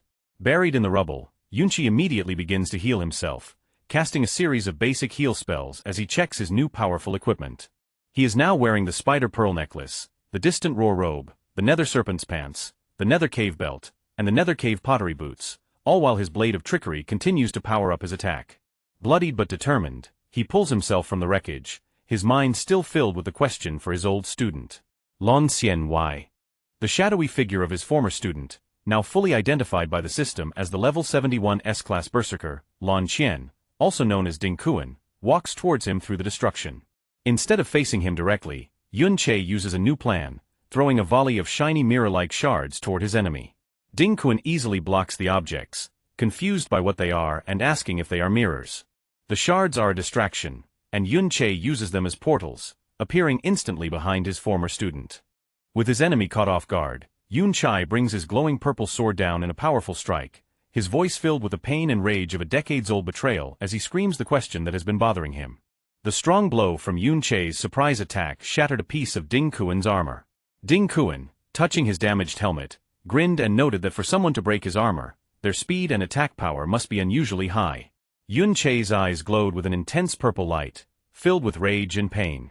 Clenching his fist, he screamed Lan Qian's name, confirming it was his former student. He desperately asked why he chose to betray them years ago. Unimpressed, Lan Qian questioned the word betrayal as he summoned a huge, pixelated greatsword. He thought to himself that this intruder knew his old name and was also using the name Yun Che. He wrongly assumed Yun Che was an assassin sent by an old enemy. With a wild grin, Lan Qian charged forward, unleashing a powerful swing with his sword that sent a wave of red energy across the area. After Yun Che dodged the attack, Lan Qian appeared behind him, mockingly asking if he was trying to impersonate his old master, calling it a bad joke. Ignoring the taunt, Yun Che struck again, screaming his question about the betrayal once more, but Lan Qian easily blocked the attack. With a look of pure disgust, Lan Qian dismissed him, saying he was just a tool and that talking was useless. He immediately countered with a powerful swing of his own. The force of their weapons clashing shattered the ground, creating a large crater and forcing both fighters to jump back. As the dust settled, the undead spirit of Chaoan appeared at Yun Che's side. With a grim look, Yun Che challenged his old student, asking what he planned to do about their other friend. Filled with rage, the ghost of Chao En charged forward, roaring Lan Qian's name. Lan Qian looked on in shock at the ghostly form of his old friend. In a flash, he appeared before Chaowen's spirit, grabbing him by the neck. With a furious roar, he smashed the spirit's head into the ground, demanding to know how he was still alive. As Lan Qian raised his fist to strike again, Chaowen's spirit summoned a golden barrier to protect itself, but Lan Qian shattered it with a single powerful punch. As the barrier broke, Lan Qian realized the truth. He understood his former friend was now an undead spirit. He noted that while Chaowen was revived, he didn't seem to have much intelligence. As he was distracted, Yun Che swung his sword at him from behind. But Lan Qian managed to block the attack. Suddenly, 3 new figures appeared on the castle walls above. A man called out to Lan Qian, calling him father and asking why he had come out. The 3 men, all level 60, said they could have easily handled the intruder themselves. Annoyed, Lan Qian told them to get lost.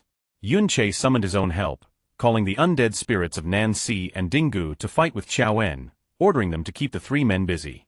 Lan Qian's eyes widened in shock as he recognized one of the new spirits, asking if it was his 3rd nephew. He looked closely at the undead Dingu and confirmed that his nephew was indeed dead. He muttered, "My blood relative," a moment of sadness on his face. However, his sadness quickly turned into a sinister, evil grin. Looking at Yun Che with new interest, he said that he was starting to find him interesting. He charged forward again, noting Yun Che's ability to revive another person as an undead. As Yun Che barely dodged a swipe from his former student's claws, Lan Qian stood over him, his form growing more monstrous and his eyes glowing with a mad light. He called Yun Che master, desperately pleading with him to prove that he was who he said he was. With a look of pure insanity, he screamed that Yun Che must be his beloved master. Bloodied but determined, Yun Che looked at him with cold fury. He thought back to the person Lan Qian used to be, someone who would help others even when he was a suffering prisoner. As his blade of trickery continued to drain his magic to increase its power, Yun Che swung his glowing purple sword, screaming in frustration, wondering how his student could have become so crazy and twisted. Lan Qian managed to block the powerful blow. Lan Qian responded with a crazed shout, blaming everything on his dear master. Angered by this, Yun Che grabbed him, firing back with furious questions. He demanded to know what nonsense he was talking, reminding him that Yun Chi had saved him from slavery and gave him power. He asked if Lan Xian had forgotten everything he was taught but was met with only hysterical laughter. Suddenly, Lan Xian's laughter turned to pure rage as he screamed the real reason for his anger, questioning why Yun Chi took so long to rescue him in the first place as they clashed again. His twisted thinking was revealed in a painful flashback to his past, where he lay beaten by a slaver. He questioned why he had to suffer so much before being rescued.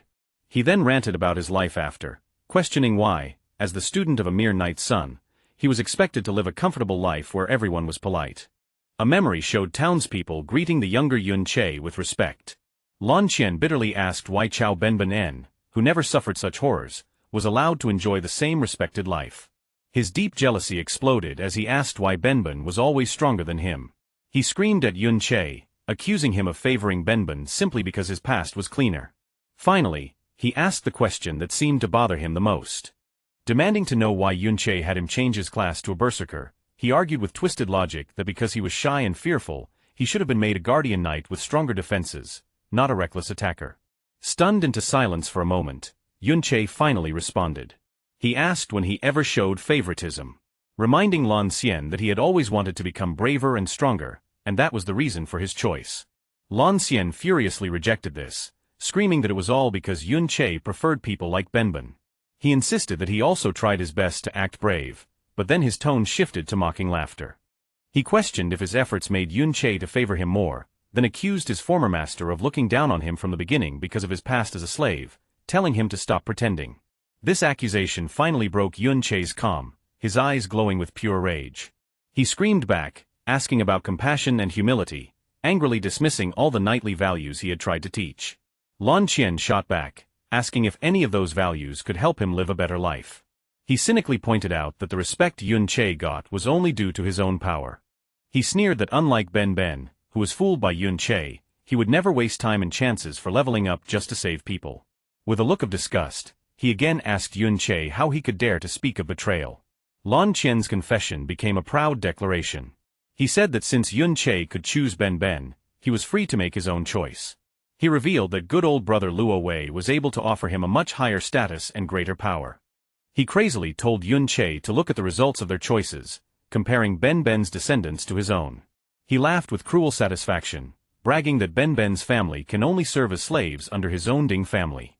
He mocked Yun Che's current state and then pointed to a golden statue of a powerful figure, telling him to look at the high status Luo Wei now holds. As Yun Che stood silently, his body crackling with a huge purple aura, Lan Xian delivered his final taunting question, asking him who he thinks made the right choice in the end. The immense purple energy around Yun Che surged violently. His blood-streaked face twisted into a mask of pure fury as he finally snapped, screaming at Lan Xian and calling him a heartless, ungrateful bastard. Fueled by his rage, Yun Che leaped into the air and threw a volley of glowing mirror shards at his former student. He then unleashed a blindingly fast and complex attack, teleporting between the shards to strike from multiple angles at once. A storm of purple energy slashes overwhelmed Lan Xian, who desperately tried to fight off the attack. The force was too much, and Lan Qian's strong armor began to crack and shatter under the continuous blows, breaking apart completely. After the devastating attack, Yun Che landed, looking down at his hand. He spoke with cold final judgment, agreeing with his former student on one thing. He truly cannot compare to Chao Ben Ben En. With a look of complete disgust, he delivered his final crushing insult, declaring that Lan Xian isn't even worthy of being compared to one of Ben Ben's toes. Lying defeated on the ground in his shattered armor, Lan Xian started to laugh wildly. A system window appeared, announcing that the conditions for his skill, Berserker's Brand, had been met. Surrounded by a furious red aura, his scarred body now bare, he rose to his feet, laughing like a madman as he screamed that Yun Che had finally admitted he had a favorite. Another system notification showed his incredible power boost. His attack power had increased by 300% and his speed by 200%. The skill explained that the lower his health, the more his power and speed would grow. Now in a full rampage state, he screamed that Yun Che had confirmed his bias towards Ben Ben, calling him a hypocrite as he dashed forward with blinding speed. The system added that the Berserker exclusive, Rampage skill greatly increased strength and speed, but lowered intelligence and defense. Yun Che was completely shocked by his former student's new speed. Lan Qian moved so fast that Yun Che had to retreat into the mirror world just to survive. Lan Qian's powerful strike sliced through a mirror shard instead of him. The force of the missed attack was so great that it cut a massive trench through the battlefield, slicing the castle itself in half. As Yun Che reappeared from another shard in the rubble, Lan Qian correctly figured out that he was using the mirrors to teleport and dodge his attacks. To counter this, he activated another Berserker skill, Furious Blood Rain, mocking Yun Che for being helpless without his tricks. A storm of sharp, blood-red projectiles rained down from the sky, shattering the ground. Lan Qian challenged him to a direct fight, sarcastically reminding him that knights were supposed to be brave. Caught in the downpour, Yun Che began to take constant damage. Meanwhile, Lan Qian walked through his own damaging aura. While he also took small amounts of damage, each hit activated his Berserker's Brand, continuously increasing his attack power and speed even more. Convinced he was right, he sneered that Yun Che only preached about virtue when he was safe, calling him a spoiled noble who had never truly suffered and therefore understood nothing. He charged forward once more, screaming that someone who had never felt his pain had no right to talk about compassion. As Lan Qian swung with incredible force, Yun Che barely managed to dodge the powerful attack. Lan Qian suddenly appeared right in front of a shocked Yun Che, mocking his former master's ideals as nothing more than a childish game. With a powerful swing, he unleashed a huge wave of red energy, laughing at the naive idea that friends and students would stay loyal forever. The brutal attack hit, and the force of the blow shattered the ground beneath them. Forced to his knees and trapped in the damaging aura of the furious blood rain, Yun Che could only take the continuous hits as his health dropped. Lan Qian laughed at his pathetic state, taunting him about how weak he was without his mirrors. With his magic almost gone, Yun Che had to drink a healing potion, barely managing to counter the constant damage he was taking. Lan Qian slowly moved closer, gloating that even if he did not attack, Yun Che could only struggle to survive the damage from the blood rain. Seizing a moment, Yun Che lunged forward in a desperate counterattack, but Lan Qian easily blocked it, saying that his master had not been so fragile in the past. With a cruel sneer, he declared that this was the price of being naive, and that Yun Che should thank him for the lesson. In a swift move, Yun Che summoned a small ghostly dagger and tried to stab him up close.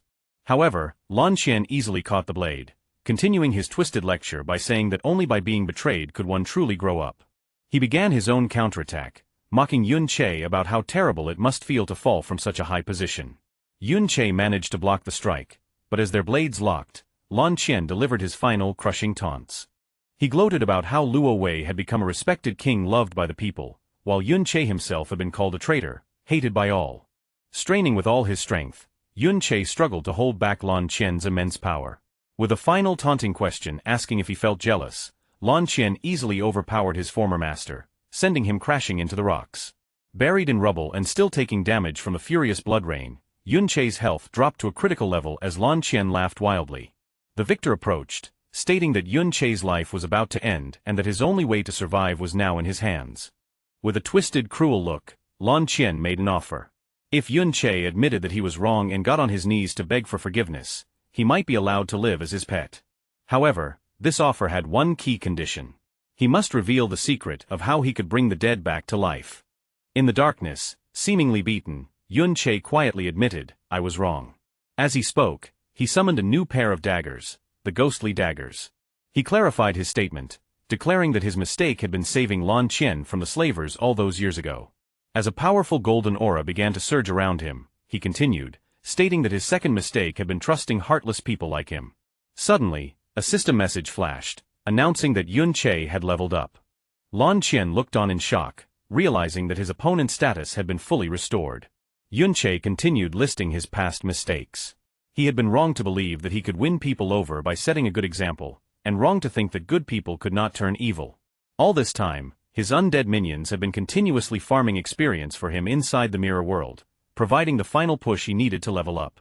With his health and mana now full at level 46, he stated his next mistake had been strictly following the Knight's Code. He activated a series of powerful buffing skills from the new daggers, including Aura of Swiftness and Evil Possession. His appearance changed dramatically, his hair turned a ghostly white, and he was covered in a powerful ghostly blue aura as his attack power soared.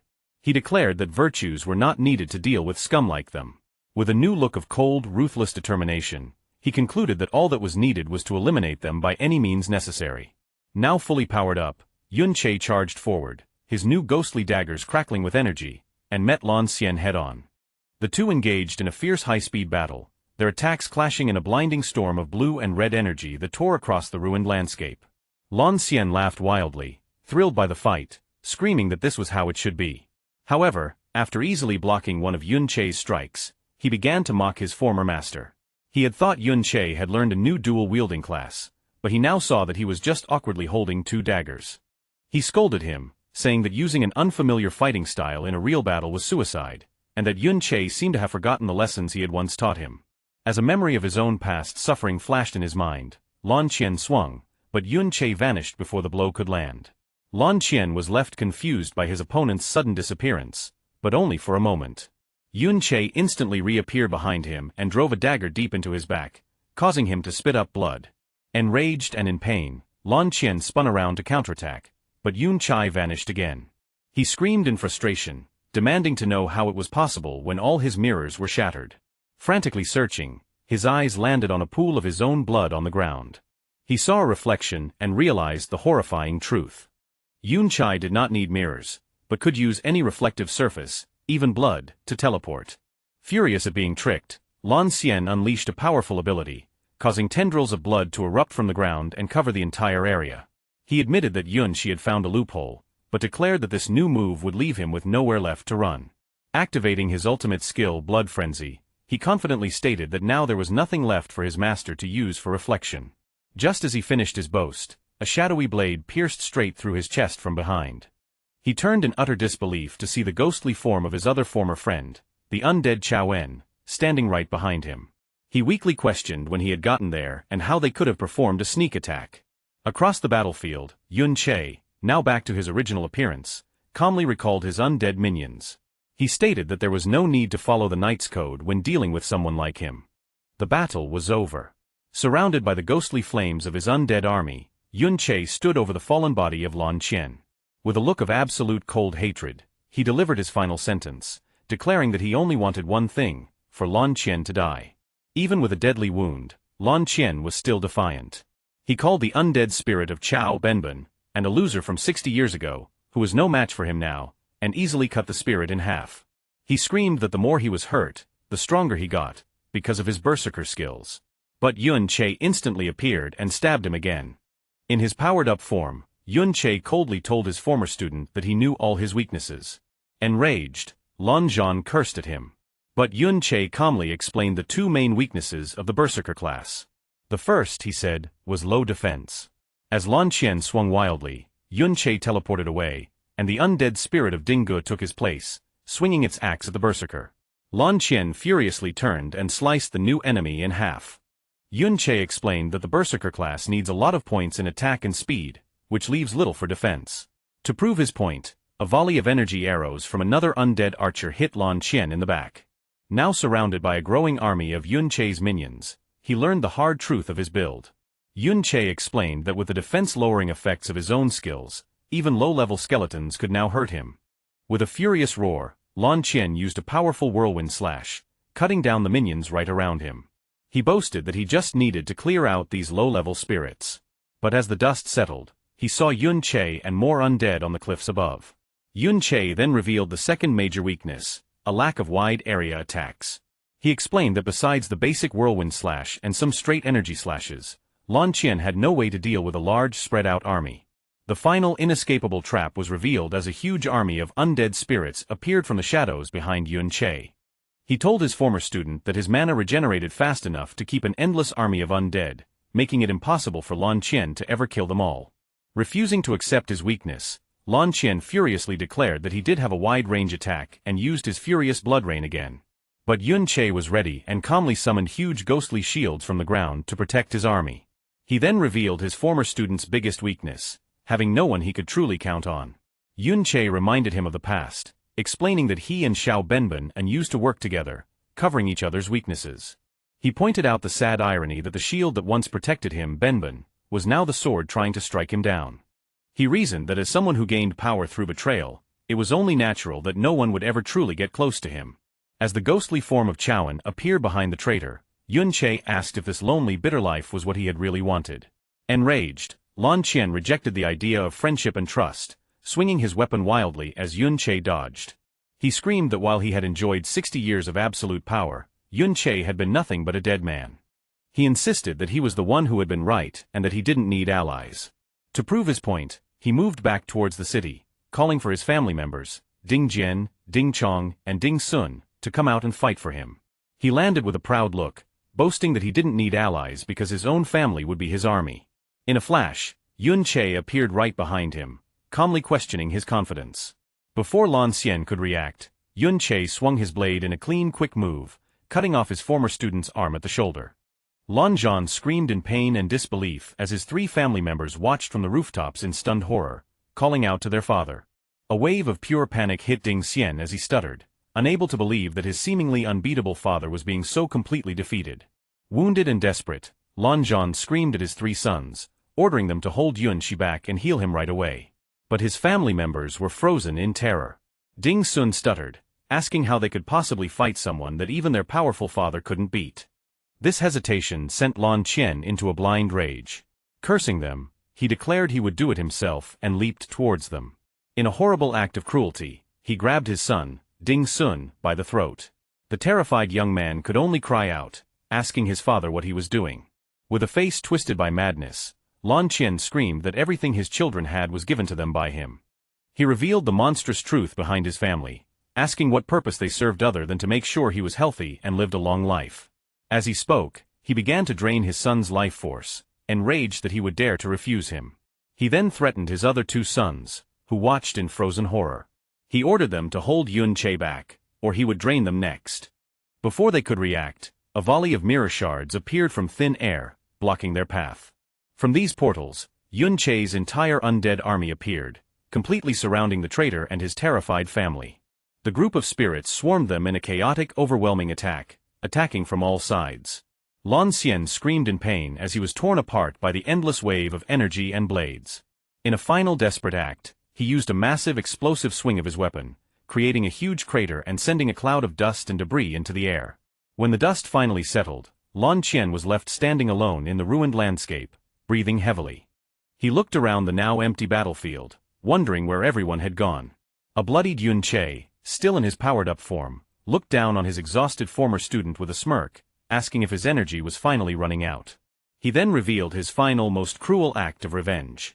Behind him, the newly resurrected undead spirits of Lan Qian's own sons Ding Jian, Ding Sun, and Ding Chong rose from the shadows. Yunqi coldly remarked that despite his youthful look, Lan Qian was still just an old man on the inside and mockingly told him to enjoy his family happiness. A wave of absolute terror and despair washed over Lan Qian as he realized that his own children had been turned into undead puppets. Utterly broken, he let out a choked sound and made a desperate attempt to run away. Yun Che chased after him, calmly asking if he truly believed he could escape now. Lan Qian's desperate escape was immediately cut short. He was surrounded and relentlessly attacked by the ghostly blue slashes of his own undead sons. As he was torn apart by the ones he once called family, his mind completely broke. He muttered the word, comrades, then master, and finally, with blood pouring from his lips, children. Yun Che appeared before him one last time. As Lan Qian's fingers were cut off in the brutal attack, his former master told him with cold finality that he could have had it all: loyalty, family, and honor. With that, Lan Qian finally collapsed, his body and spirit completely shattered. Yun Che looked down, his face a cold, emotionless mask. Surrounded by his entire undead army, he stood over the fallen body of the man who had betrayed him. He told him that where he could have had love and loyalty, he now only had the hatred of those he sacrificed. With his final words, Yun Che told him to face the dead end that he himself had chosen. The story goes back more than 60 years to a time when Yun Che was in a workshop with his two young students. He spoke to both Qiao Benben and Lan Qian, congratulating them on successfully changing their class and reaching the S rank. He told them that as their master, he had gifts for them. Yun Su explained that he had sent all the best materials he had saved over the years to a master craftsman. With great luck, he was able to have 2 weapons of mythic quality made. He gave a huge greatsword to an impressed Lan Qian, telling him it was the best weapon he could use at his level and that its style was similar to what he already used, so he should be able to handle it easily. Lan Qian excitedly swung the new sword and sincerely thanked his master. Yun Shi then turned to Qiao Benben, giving him a large fancy shield. He explained that the shield was a perfect fit for his new class, and that with his fighting talent, he would surely master it quickly. Qiao Benben hugged the shield, seeming to mumble that it was a waste of money, but clearly loved the gift. After a moment, a confused Qiao Benben asked Lan Qian what he was staring at. Lan Qian pointed at Yun Shi's own sword, asking why his master had never changed his weapon and wondering if it was old. Yun Shi held his sword and declared that it was one he would never need to replace, revealing it was the flowing cloud sword. He went on to explain that he had once risked everything, spending many years collecting the best secret treasures, and finally snuck into an SSS rank secret realm to make this ultimate weapon in an ancient furnace. Even then, he noted, it was only a first version. The sword was of unique quality, a level above even mythic, and was one of a kind. He explained that it had a special way of being awakened. It could change like a flowing cloud into any weapon form its user wanted. The real condition for it to take its final form was for the user to form a bond with it through experience. After fighting with it for many years, it had learned to change according to his will and match his strength. Lan Xian was completely amazed by this. Yun Che then offered the incredible sword to him, asking if he would like to try it. Overjoyed, Lan Xian excitedly asked if he really could. As Lan Qian grabbed the handle of the flowing cloud sword, the scene flashes back to the past. After a great battle, a man in full plate armor, Lan Qian, stood over the dying body of Yun Che, whom he had just stabbed with the same sword. Lan Qian thought that the scene had to be cleaned up to look like a fierce rebellion for the king. With a crazy laugh, Lan Qian celebrated that he had finally gotten the one-of-a-kind, unique quality weapon. As he claimed it, the holy sword began to change shape, becoming twisted by a dark power. The scene shifts back to the present. A powered-up Yun Che, his hair glowing with a white energy, stared forward with serious determination. He began to walk forward, thinking about his past life. He remembered that when he faced dangers on the front lines, he never hesitated, even when the path was hard. He believed he could overcome any problem. He grabbed the twisted flowing cloud sword from the ground, its blade now burning with a fiery aura. As the sword began to change shape in his hand, he thought that all his struggles had been for one simple goal, to live a peaceful life with his friends. But now, holding the weapon, he saw that their greed had badly damaged his beloved flowing cloud sword. Yun Che then pointed the broken blade at the defeated and bleeding Lan Qian, who finally admitted that he was wrong. Yun Che told him that he never cared for the fake title of hero. Terrified, Lan Qian begged for his life. In response, Yun Che transformed the sword into a huge, heavy scythe. He looked down at his former student and asked if it was for this power that he betrayed him. And most importantly, betrayed Xiao Benben. Desperate, Lan Qian reached out, asking if his former master did not want to know the truth of what happened. Yun Che ignored his plea, telling him only to face the dead end that he himself had chosen. With a final quick move, he swung the great scythe and cut off Lan Qian's head, whose last words about the truth were cut short. Standing as a dark silhouette, Yun Che made a final chilling statement, saying that everything Lan Qian knew, he would come to know as well. After the battle, Yun Che sat on a throne, looking down at the newly formed undead spirit of Ding Kuan, who was once Lan Qian. The spirit, now tied to him, spoke in broken sentences, revealing a shocking truth. He was just bait, used by Luo Wei. Hearing this, a look of cold determination crossed Yun Che's face. He realized his path of revenge had only just started. The undead spirit of Lan Qian held up a proof of advancement, a rare item, and seemed to promise that for this revenge, it would become stronger. The story then explains the power system of the world. Because of the strict control over dungeons, ordinary people like miners might only reach level 30 in their whole lives. Even talented people who join official groups and get promoted can, at best, reach level 60. This is because level 60 is a huge barrier, class advancement. Only by meeting certain conditions can a person's class evolve, which unlocks better equipment, stats, and special skills. Only those who complete this advancement can break the level 60 barrier. As Yun Che looked at the proof of advancement he had taken from Lan Qian, he remembered how important this item was for the process. These proofs are incredibly rare. Even in his past life when dungeons were open to everyone, only 1 in 10,000 people managed to advance. In the current time, the government controls them completely, making them even harder for ordinary people to get. Yun Che thought about the fact that within the entire hero family, only Lan Qian himself had a proof of advancement, meaning none of his family were able to advance their class. The power difference between someone before and after advancement is huge. Lan Qian, for example, advanced from a simple warrior to a berserker, learning powerful special skills like Berserker's Brand and increasing his strength several times. Looking at the kneeling spirit of his once very powerful enemy, Yun Che knew that if it weren't for his unique SSS rank skill Mirror World, he would have had no chance of beating Lan Qian. Yun Che considered his next move. Having seen the huge power boost that class advancement gave to Lan Qian, he thought about what would happen if he, with the powerful base of his SSS rank skill, Mirror World, also went through the process. He activated the proof of advancement he had gotten. His mind racing with the possibilities as he wondered just how strong he could become. The system began the advancement process, scanning his stats and confirming that he met the requirements to advance. It then showed him 3 possible advanced classes for Chanter, War Dancer, Bard, and Forest Musician, asking him to pick one to begin the advancement quest. Yun Che reached out. His decision already made. He had long ago decided on his path. He would choose the War Dancer, a very rare advancement that only a few chanters could get, and the only one that had powerful attack skills. With strong determination, he made his choice. However, just as he selected his new class, an unexpected message from his own unique skill appeared. The Mirror World system asked him a shocking question. Did he want to reverse the War Dancer class? Yun Che was left completely stunned, realizing with disbelief that his ability could even reverse the nature of an entire class. Yun Che explains the class system. The 8 basic classes branch out into many advanced options. While most focus on certain strengths, there are exceptions called hidden classes. These hidden classes are much stronger, but their quests are incredibly hard to finish. Yun Che focused on a hidden advancement for the Chanter class, the War Dancer. This class is very difficult because it needs high speed and spirit, stats most chanters ignore. The quest also requires a very rare item called a Slaughterblood Core. This crystal is formed from the energy of mass slaughter, making it almost impossible for a support class with no attack skills to get. Because of this, few ever succeed, even though it's the only chanter path with attack skills. Yun Che decided to choose this path, but his Mirror World skill stepped in. Just as it reversed his skills, it reversed the class itself. The War Dancer was changed into a new unknown class, the Peace Dancer. The system said, true peace requires absolute martial protection, making these dancers able to use both healing songs and destructive ones. But the requirements were also reversed and increased. Instead of the Slaughterblood Core, the quest now needed 5 life saplings.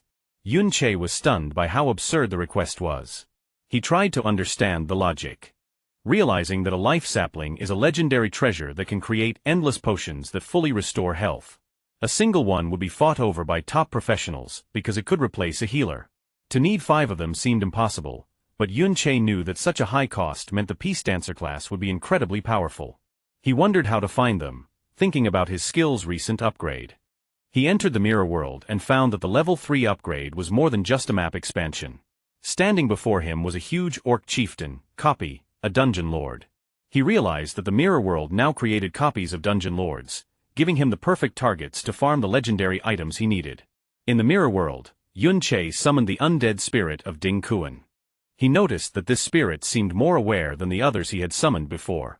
Having leveled up twice, Yun Che thought about his abilities, realizing that since he could even reverse class advancements, his skills still had a lot of potential.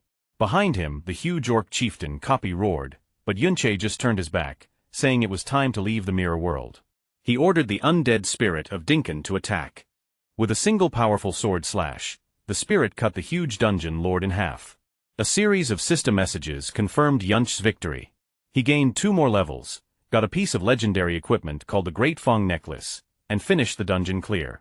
Opening his status window, he saw that he had reached level 50 and his stats were now high enough to meet the hard requirements for his planned class advancement.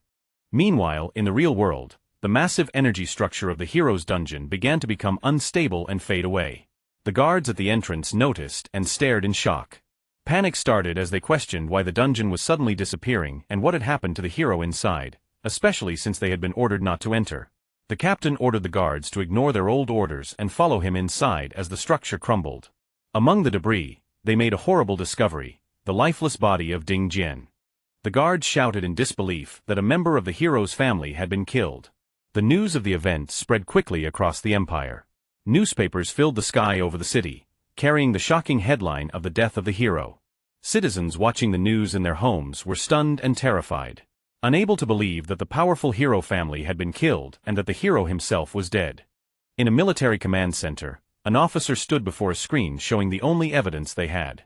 A blurry image of Yun Che's back with his white hair and cape. He announced that a wanted order had been issued, and ordered his troops to use all their power to hunt down the criminal. High on his dark throne, the Supreme King Luo Wei sat in the shadows. He said casually that little Lan Qian had died. He looked at a holographic screen showing an image of Yun Che sitting in the ruins of the dungeon. Luo Wei asked his subordinate what had been found, noting that even though the army was stationed outside, they only found out about the event after it was over. In a wasteland filled with corpses, a hooded subordinate sat on a pile of defeated S-class fighters. He reported to the king that none of the officers guarding Dingkuan knew what had happened. He handed a book of records to someone, explaining that he had his men check the entry and exit logs and the security bureau's information. The subordinate revealed that the current suspects were Yun Sha and Yun Che. Hearing the name, the king smirked. He remarked that Yun Che was a name that brought back old memories. The subordinate declared that he would handle the matter. The scene moved to the academy, where the campus was filled with rumors.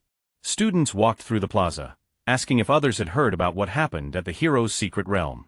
A group of male students discussed the news, saying it had been crazy for the last 2 days, wondering who was bold enough to attack a hero. Yun Sha and Yun Yin walked past the gossiping crowd. The students around them were angry, questioning how a hero could be killed and calling the person responsible a national traitor, demanding to know what the army was doing. Yun Sha looked very stressed and nervous. She realized with horror that the man she helped had actually gone through with it and killed Ding Kuan directly. Sweat dripped down her face as she realized how serious her situation was. She understood that by helping him enter the hero's secret realm, she was now an accomplice in a hero's murder. She debated whether she should report this to the authorities. However, she comforted herself with the thought that after doing something so huge, she would probably never see him again in her life. Yun Che walked through the school grounds and walked past Yun Che. She froze, looking completely terrified to see him, while Yun Che stared at her with a cold, intense silence. His mind began to put the pieces together about his new class requirements. He thought about the life saplings he needed, knowing that such items were incredibly rare. He figured that only someone of a very high rank or status would have them. He looked at Yun Sha, realizing that her behavior and resources showed she was from a noble family. He remembered a conversation he had with the undead spirit of Ding Kuan back in the mirror world. He had asked the spirit if it knew Yun Sha's true identity, noting that the spirit had seemed desperate to see her before. The spirit had revealed the shocking truth. Her name was actually Luo Sha, and she was the granddaughter of the Supreme King, Luo Wei. Back in the present, a dark, murderous aura grew around Yunche as he stood behind her. He glared at her, thinking that he never expected this. He realized that the girl standing right in front of him was the granddaughter of his sworn enemy. Yunche arrived at the school campus. As he walked, he passed Yunche, who looked at him with pure terror. Yunche, however, was cold and emotionless, ignoring her. Suddenly, a group of students saw him and rushed over, shouting his name with excitement. The students gathered around him, asking if he had been resting because he was tired from defeating the Wandering Lord. They thanked him deeply, telling him that because of him, they had survived the dungeon, and they praised his strength. They were very happy to see him back and said that the school wanted to give him a reward. However, one of the male students warned Yunche to be careful, mentioning that the Ding family might come looking for him. He explained that the third head of the Ding family, Ding Ge, had mysteriously disappeared inside the hero's dungeon, and the family was searching everywhere for him. The student worried that because Yunche had shown such great strength, he might be targeted for questioning. Yunche smiled with confidence and told them not to worry, assuring them that the truth would be revealed. Internally, however, he was thinking about the newspaper headlines about the destruction of private dungeons and the death of the hero. He thought about his situation, realizing that the Ding family only suspected him of stealing a pass based on his voice, but they had no real proof he was the killer.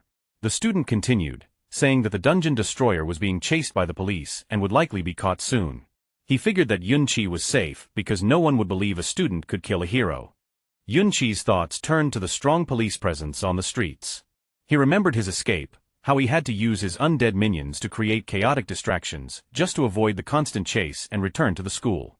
Looking at his classmates, he decided his best plan was to blend in. He concluded that hiding as a student was the safest way to avoid exposing himself while he learned more about this new time. The mood at the school was angry and confused. A male student shouted, blaming the dungeon destroyer for the trouble they were in. He complained that if it weren't for this criminal, neither the students nor Yun Chai would be suspected, arguing that the Ding family were victims too. Other students agreed, expressing their shock that a hero had actually died. One student screamed that the killer was unforgivably evil, insisting that no matter how bad things were, one should never attack a hero. Yun Chai turned away, listening to them defend the man he killed. He realized that the image of Ding Kuan as a hero, created by Luo Wei's propaganda, was deeply set in their minds since childhood. He understood that even though he had killed the man, changing how the public saw him would be very difficult. However, the story started to change as rumors spread among another group of students. They gathered together, whispering about things they heard from relatives about the hero's dungeon. While some said the rumors were fake, a female student took out a phone, claiming to have a video. The students gathered around the screen, shocked by what they saw.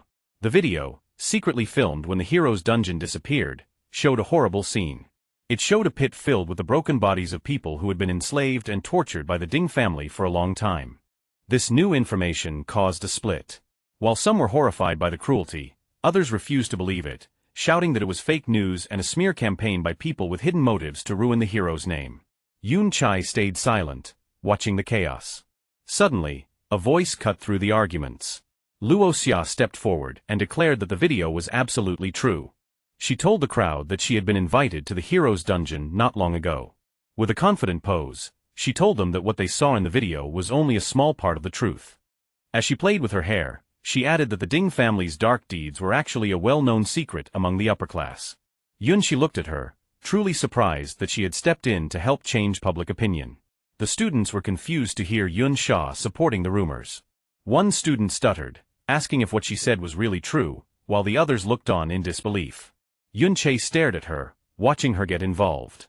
Suddenly, Yunche grabbed Yunch's hand and pulled him away, telling him to follow her. The group of students was left completely shocked, their eyes wide as they watched the two run off together. They arrived at a quiet corner of the school. Yunche asked why he had returned, wondering if he wasn't afraid of the security bureau looking into him. She reminded him that he hadn't just caused trouble, but had killed a hero, meaning the consequences would be serious. Looking down nervously, she asked the question that was on her mind. Wasn't he afraid that she would turn him in? Yunche looked at her calmly. He repeated what he had told her before. He believed that she was not a bad person deep down. Hearing this, Yunche blushed, clearly flustered by his trust. She turned away, trying to calm down. She remarked that considering the evil deeds of the hero family, it was actually better that they were dead. She then turned back to him with a fake angry look, pointing out that he now owed her another favor. Yun-che looked at her with a slight smile, assuring her that he remembered everything she said. Yun-che stared at Luo Sha, his mind full of questions about her real reasons. He couldn't understand why the granddaughter of Luo Wei would help him enter the hero's dungeon. He wondered if she truly hated what the Ding family did, or what her connection was to the Supreme King. A dark thought crossed his mind as he thought that tricking and using her might be the only way to eventually kill Luo Wei. However, he pushed those thoughts aside for now and told her they should focus on their current goal. He asked her if she knew what a life sapling was. As they walked through the hallway, Luo Sha replied casually that she did, describing it as the item that makes life essence. Yun-che stopped in front of the headmaster's office, revealing that the old headmaster had the items he needed. Yun-che activated his skill and entered the mirror world. Inside the ghostly copy of the office, he watched the headmaster sitting at his desk. He explained that the old man had collected a rare, world tree sapling and treated it like a great treasure. Yun-che knew that the headmaster had bought almost all available life saplings just to water and feed this precious tree. As he approached the center of the room, he saw the SS rank secret treasure, the world tree sapling copy, surrounded by many life sapling copies. Yun-che's eyes widened in genuine surprise, shocked to find so many of the rare items he needed all in one place. Yun-che tried to use force to get the items, hitting the protective barrier with his sword, but a strong shockwave pushed him back. He realized everything was sealed behind a complex magic circle made by the school's principal.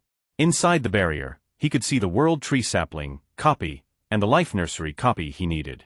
He hadn't expected the security to be active even inside the mirror world. Yun-che looked at the glowing blue and red magical lines. Although he was a master of formations in his past life, he saw that this one was different because it mixed magic with machinery from the current time. He knew that with his current strength, he couldn't break the formation.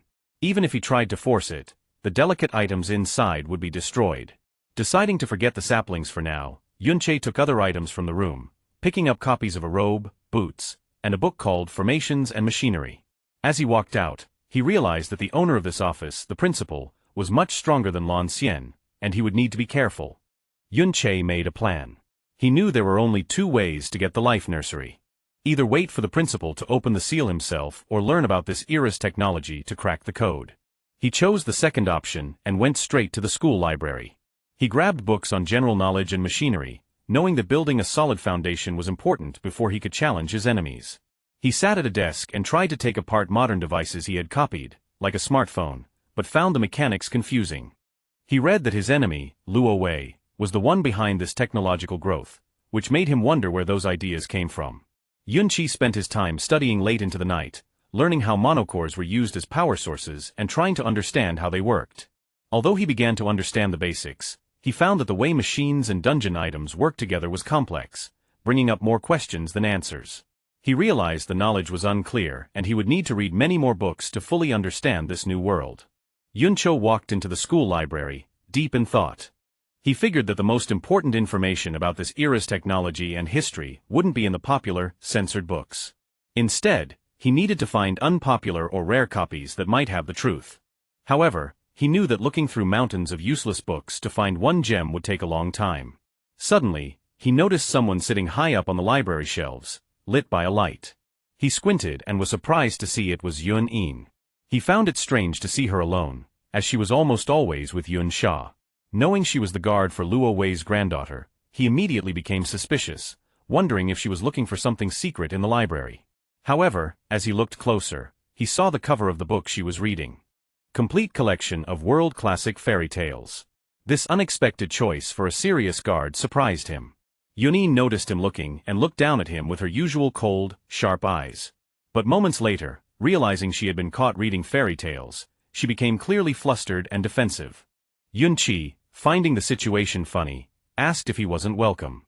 Yun-in, still holding her book tightly and looking embarrassed, didn't answer right away. Yun-che explained that he just wanted to grab a book from that section. When she asked him which one he was looking for, he gave a charming smile and admitted that he wasn't sure yet either, leaving her in silent, awkward confusion. Continuing their conversation in the library, Yun-che said he was looking for books on how dungeon products and mechanical things work. To his surprise, Yun-in immediately found a book on the topic and handed it down to him. The usually cold and serious guard looked flustered, looking away. Yun-che thanked her and walked away to find a place to read. Yun-in, after a moment, went back to her own book. He then asked her if there were any books on mobile communication, but she stayed silent and didn't answer his question. The next day, Yun-chae returned to the library. Yun-in, who was in the same spot, handed him another book, probably the one he had asked about the day before. In return for her help, Yun-chae offered her a boxed sandwich, telling her it was quite tasty. Yun-in sharply refused the offer, but Yun-chae decided to leave the food for her anyway, placing it on a nearby ledge. As he walked away, he thought about their interaction, thinking to himself that even though she was cold and distant, he felt a strange and unexplainable connection to her. A quiet routine started between Yun-chae and Yun-in in the library. Each day, he would continue his research, and each day he would leave a sandwich for her, which she never mentioned but was gone the next time he arrived. One day, Yun-chae was looking for a book on mana engines. He saw Yun-yen in her usual spot and thought to himself that she must be taking the chance for some quiet reading while Yun-xia was resting. He went up to her, saying that since he didn't know the library well, he would probably be slow and noisy while searching. Yun-yen was surprised, admitting to herself that she didn't expect him to be so considerate. Yun-xia, on the other hand, saw this as a chance. If he could get to know her, he might learn more about Luo Wei and Luo Sha. This pattern continued. He would bring her books and food, and they would study in a comfortable silence. To break the silence, he once asked her the meaning of a sentence in his book, and she simply said she didn't know. He then asked her a more specific question, wanting to know about the formation connection system. She explained what it literally meant, and he followed up by asking if she could help him find books on that subject. She didn't answer right away. They sat reading in the warm light of the library, a quiet understanding between them. After a moment of silence, Yun-in finally spoke. She asked him why he didn't just ask his little follower, meaning Qiao Ji, the descendant of the traitor. Yun-chae simply looked at her with a confident smirk, telling her that Qiao Ji would be back soon. The scene changes to the inner residence of the Ding family, where Ding Hao and Ding Yi were talking about a serious matter. Ding Hao was furious as he looked at a photo they had received. It showed his son, Ding Shu, tied up and gagged. He expressed his anger that they were being threatened with his son's life, asking what the kidnappers wanted since they had only sent one photo and made no contact for days. Ding A, watching from his chair, calmly asked if Ding Hao thought Yun-chae was behind the kidnapping. Ding Hao thought about it, remembering that Yun-chae was connected to Qiao Ji. He wondered if this was revenge for the Qiao family members they had captured. The thought then led him to a more terrifying question. If Yun-chae was capable of this, was he also the one who had killed their grandfather? The hero? He began to panic, questioning if a mere student could be so strong and growing angry that the police hadn't arrested him yet. Feeling they had been ignored despite their status. He declared that they were the hero family and that even with their grandfather's death, their power and influence were still the same. Just then, a guard in armor rushed in, interrupting them with news that Zhao Ji had returned to school. Meanwhile at the school, Zhao Ji was standing alone by a fountain, holding a large sign that read, "Topple the traitors." Other students watched from a distance, confused by his actions. They identified him as the Qiao family member and wondered why he was causing trouble, especially after the hero's death. They repeated their belief that while there were rumors, his ancestor Qiao En was still a confirmed traitor. Qiao Ji passionately argued his case to the people watching. He claimed that when the Valiant Dungeon disappeared, someone must have seen the final battlefield. He declared that even if they didn't see it themselves, he had a video as proof. From a balcony above, Yun-chae and Yun-in watched the scene in the courtyard. Yun-chae thought about how the truth had been hidden for years, with the hero being wronged and called a traitor. But he saw that there were always people, like Qiao Ji, who would keep seeking the truth. Down below, Qiao Ji made his final powerful statement, shouting that he now had enough evidence to prove his great-grandfather, Qiao En, was not a traitor, but a true hero. Watching his friend's courageous stand, Yun-chae thought to himself that perhaps this world was about to change, all because of Qiao Ji's persistence. Qiao Ji passionately told the crowd of students that everything he said was true, inviting them to question anything they doubted. The students were surprised by his certainty, with many looking on in disbelief. They started to whisper to each other, finding it hard to believe his claims since their official textbooks told a very different story. Qiao Qi understood their doubt, saying he didn't expect them to believe him right away. His main point, he said, was that his family was innocent. In a surprising move, he then bowed his head deeply, begging the Ding family to spare his innocent relatives. This plea confused the students, who began to gossip about the long relationship between the two families. They remembered that the Qiao family had always been known as servants to the Ding family, which was supposed to be an act of mercy after their ancestors' betrayal. As rumors about the Ding family's dark side spread, some students began to understand how difficult life must have been for the chaos. They correctly guessed that Zhao Ji was trying to free his family from their service. Zhao Ji watched the public's opinion change with a determined smile. He knew this was the perfect moment to use the scandal to free his family from the Ding's control. He decided to make the public anger bigger, to create a larger distraction. Feeling that since Yun Che couldn't openly help, the job of saving his family was all on him. Just then, Yun Che, who was watching from a distance, saw he was being approached. 3 men in formal military uniforms confronted him. The leader, a man with a large mustache named Lei Wu, introduced himself and his 2 helpers, Ma Xiao and Ma Ti. They said they were from the Peacekeeper's office and told Yun Che that he was a suspect in the incident at the Hero Secret Realm. They asked for his cooperation, but Yun Che stayed silent, his expression hard to read. The chief, Li Yu, then read from a file, listing Yun Che's official background: a 17-year-old male from the East Town, an orphan since age 11 who had been living alone. The report noted his quiet personality and always low combat scores, painting a picture of a completely ordinary student. Peacekeeper Chief Lei Yu said that the file he held was Yun Che's old record. He glared at the young man, noting that his recent actions were very different from his simple past. Lei Yu listed the suspicious events. Yun Che had fought and killed the powerful Wandering Lord, then disappeared at the same time as the Ding family's 3rd son, only to reappear right after the incident in the Hero Secret Realm. Stepping closer, Lei Wu stood over Yun Che, demanding to know how he had suddenly become so strong and where he had been when he was missing. After a short silence, Yun Che gave a calm explanation. He claimed that the hidden boss in the Valiant Secret Realm had been so scary that he left to clear his head. He admitted to being much stronger than his classmates, but explained that he just preferred to hide it. He then argued that suspecting him of killing a hero was a bit much. Spreading his arms wide, he pointed out that at his age, he hadn't even had a class change, so it would be impossible for him to kill a powerful class-advanced user like Ding Kuan. He finished by saying he had no reason for such an act. Lei Ao took a puff from his pipe, seeming to agree that a regular student wouldn't have the reason or the power. However, he then leaned in close, his face inches from Yun Che's. He revealed his suspicion, mentioning that there were class-changed users with skills that could hide their identities. He directly asked Yun Che if he was one of them. As Yun Che tried to stay calm, Lei Yu dismissed his innocent act. The chief then used an epic quality skill called Dispel Disguise, planning to forcefully reveal any illusion Yun Che might be using. To his complete shock, the skill failed, with a system message saying that the target was not under any disguise effect. Lu was surprised, wondering if the student's skill level was somehow higher than his own. Changing his questions, he asked Yun Che if, at his age, he had just started learning about communication machines.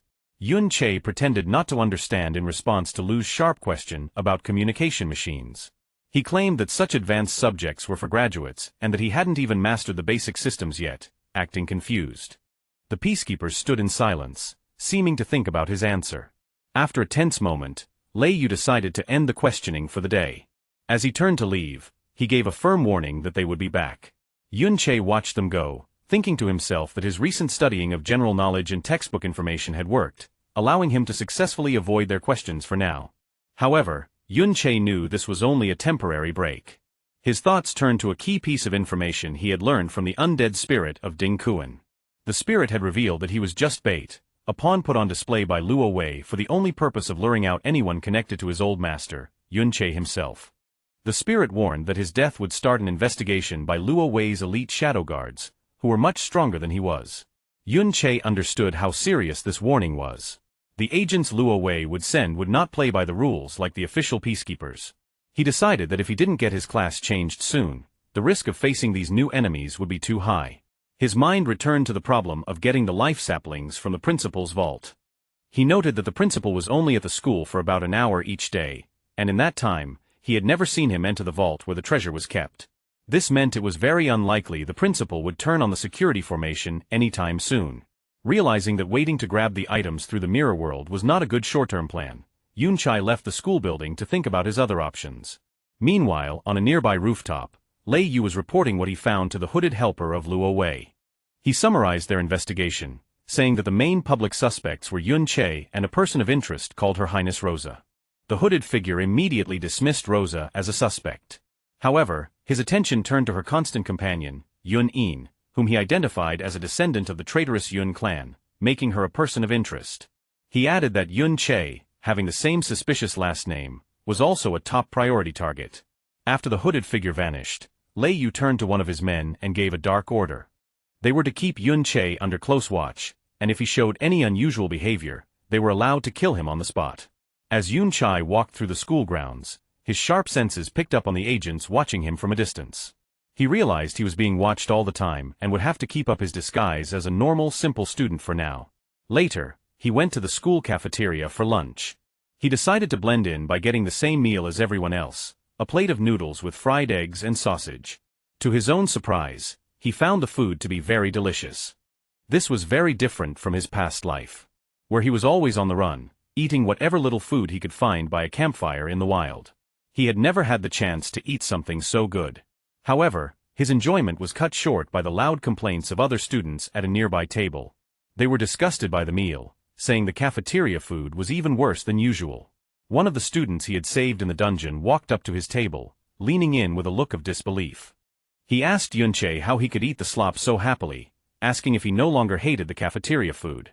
Yun Che paused, gave the student a cold, serious stare, and simply replied that it was because he was hungry. The students, not wanting to let him eat the bad food, insisted on buying him a meal to properly thank him for saving their lives. They invited him to a place called the Big Crowbar. The mention of a bar got Yunch's attention. He quickly realized that such a place would be a center for information. It would be the perfect chance to gather news about modern magic security, or more importantly, the location of another life nursery. He stood up and agreed to go. They arrived at a lively, busy place with a bright purple lit inside. The bar was filled with people dressed in fantasy-style adventure gear, creating a loud and energetic mood. One of Yun Che's classmates cheerfully ordered drinks for the group, getting a special difference engine dream for Yun Che, the guest of honor. Another classmate threw his arm around Yun Che's shoulder, excitedly telling him he had to try the Rivet Queen next. Surrounded by this new scene, Yun Che thought about how much the world had changed from what he once knew. Surrounded by his classmates who were happily cheering for him at the Big Crowbar, Yun Che felt completely out of place, realizing that such a loud place was not where he would find the high-level information he needed. He soon left the party and stood alone on a quiet, empty street, questioning his own actions and feeling separate from the carefree world around him. The loneliness brought back a memory from his past life, a time when he was a loved little knight, warmly greeted by villagers who offered him gifts. The memory faded, leaving him on the empty modern street, showing his deep loneliness. He returned to his room, feeling more than ever that he no longer belonged in this new world. He found a book, a history of his old clan, and was filled with a desperate hope, wondering if any of his friends or family had really survived through the years of time and betrayal. He opened the old book and turned to the undead spirit of Ding Kuan for an answer. The spirit gave him the terrible confirmation he feared. Everyone he once knew was dead. Haunted by this final news, Yun Che looked for comfort and answers in the huge, empty school library late that night. He thought that only an outcast like himself would be there at such a time. He decided to start with the basics, pulling a book on modern history from the shelf. To his surprise, he found he was not alone. Yun Yin was also there, standing quietly nearby. She asked him what book he was looking for. She then offered him a book, explaining that she had found the book on security machines he had asked about before and revealed an important fact. It was written by their school's principal. In the school library, Yun Yin came up to Yun Che holding a thick book. She told him that she had found the book about formation mechanics that he had asked her to look for. Yun Che took the book and saw it was written by the school's principal. He smiled and asked if she had really stayed up so late just to help him find a book. Yun Yin looked away, flustered, and said she didn't do it for him, claiming she just couldn't sleep. Yun Che teased her gently, promising to bring her 2 sandwiches next time as a reward. Yun Yin, trying to act cool, awkwardly accepted his thanks. Yun Che started reading the book right away. He was surprised to find that the book explained difficult ideas in a very simple and easy-to-understand way. He thought to himself that with his current knowledge, it was too early to say he fully understood the whole system. However, a confident smile appeared on his face as he realized that if his goal was only to damage or destroy it, it wouldn't be hard. He noted that the mechanical parts were just for support, while the main part was a magical formation he already knew about. With the problem of the formation solved, Yun Che turned his attention to Yun Yin. He asked her a serious question. Did she know if there were any books in this library about the original Yun family from the past? Yun Yin looked at him with surprise. A look of deep sadness came over Yun Yin's face as she looked down. She answered quietly that there were none. She told him that even if he searched the whole library, he wouldn't find any.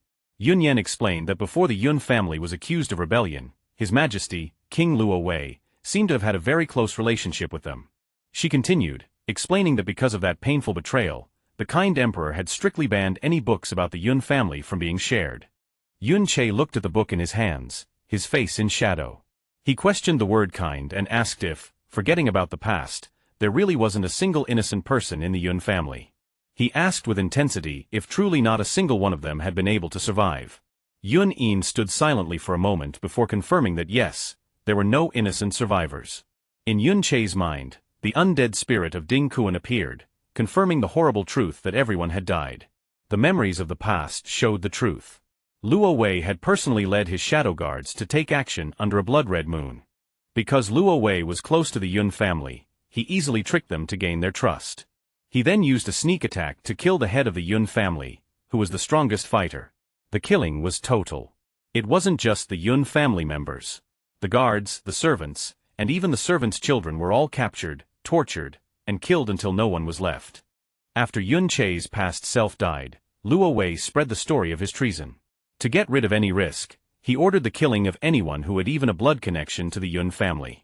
Back in the present, inside the mirror world, Yun Che gripped his sword tightly, his hand shaking with hidden rage as he said the name of his enemy, Luo Wei.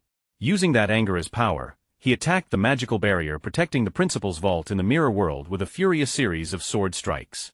With a final hate-filled look, the defensive formation broke into pieces, unable to handle his attack. The barrier's destruction brought back a memory from deep in Yun Che's past. The scene changed to a warm sunny day years ago, showing a smiling 12-year-old Yun Chai. In the memory, the young Yun Chai was practicing with his sword against a wooden dummy, breathing out sharply as he focused on his training. He stopped and shouted at his training partner, a blonde boy with long hair who was tired and lunging at a target, telling him that was enough. Yun Che warned him that there wouldn't be any dummies left if he kept going. The blonde boy, a 12-year-old Luo Wei, looked back with innocent determination. He misunderstood Yun Che's concern, asking if they had run out of dummies and offering to ask his mother, the queen, for money to buy more. Yun Che corrected him, explaining that he didn't want him to buy more dummies, but to rest. He asked Luo Wei why he and his older brother were so obsessed with training, saying that if they didn't rest, he would feel bad about resting himself. Suddenly, a sharp blade cut through the air in another part of the training ground. A muscular teenager was training with intense focus, sweating a lot. He repeated their father's teaching, that every drop of sweat now meant one less drop of blood on the battlefield.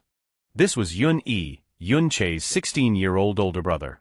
He looked fierce and determined, saying that he would soon be allowed to enter the secret realm and couldn't slack off.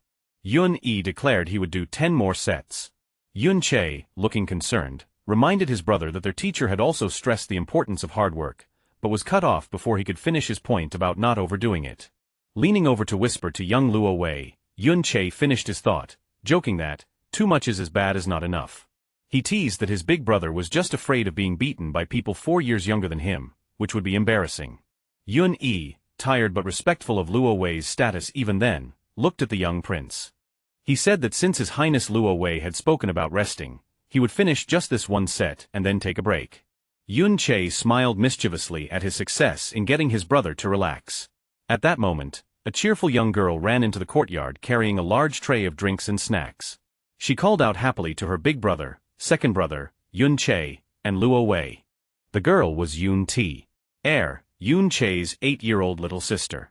She smiled brightly as she told them she had brought ice-cold honey lemon water and freshly baked apple pie for everyone. She teased that they usually didn't get to eat such special treats. In the memory, the children were playing together.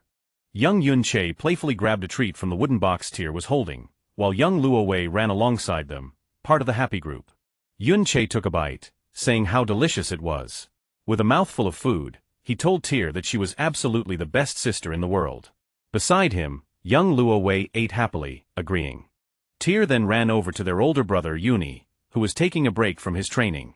She handed him a large wooden mug of the drink she brought. The focus shifted to the mug as Yuni lifted it to drink. The eldest brother took a refreshing sip, smiling as he said how sweet it was, and thanked his little sister. The 4 of them, Yun Yi, Yun Che, Luo Wei, and Tai gathered under the shade of a large tree. Guests from the southern knights were visiting that day, and the kitchen staff had been busy preparing since morning. Tyre then revealed a secret. She had to sneak the food and drinks out, hinting that otherwise, they wouldn't have gotten such a large share of the good things meant for the guests. Yoon, the honest and serious knight, was so shocked by this that he spat out his drink. Yoon looked at his sister with a mix of shock and scolding, realizing she stole the items. Meanwhile, Yun-chae laughed heartily, teasing that the stolen food made it taste even better, and asked Luo Wei to agree. Luo Wei awkwardly agreed. The group shared a moment of laughter and joy. Yun-chae revealed that back then, he had no interest in secret realms or becoming a knight. A warm, glowing image of the four friends and siblings showed them happy together. Yun-chae thought that his only wish was to live happily with his family and friends forever. The scene changed back to the present day inside the mirror world. A system window appeared before Yun-chae. He had successfully collected the 5 life saplings needed for his class advancement. His finger pressed the button to confirm the class advancement. Green magical energy swirled around him as the process began. However, the happy memory of the past began to crack like a broken mirror. Yun-chae's thoughts turned dark as he revealed that not everyone shared his simple wish. The image of his smiling siblings and friend shattered completely, replaced by blood and darkness.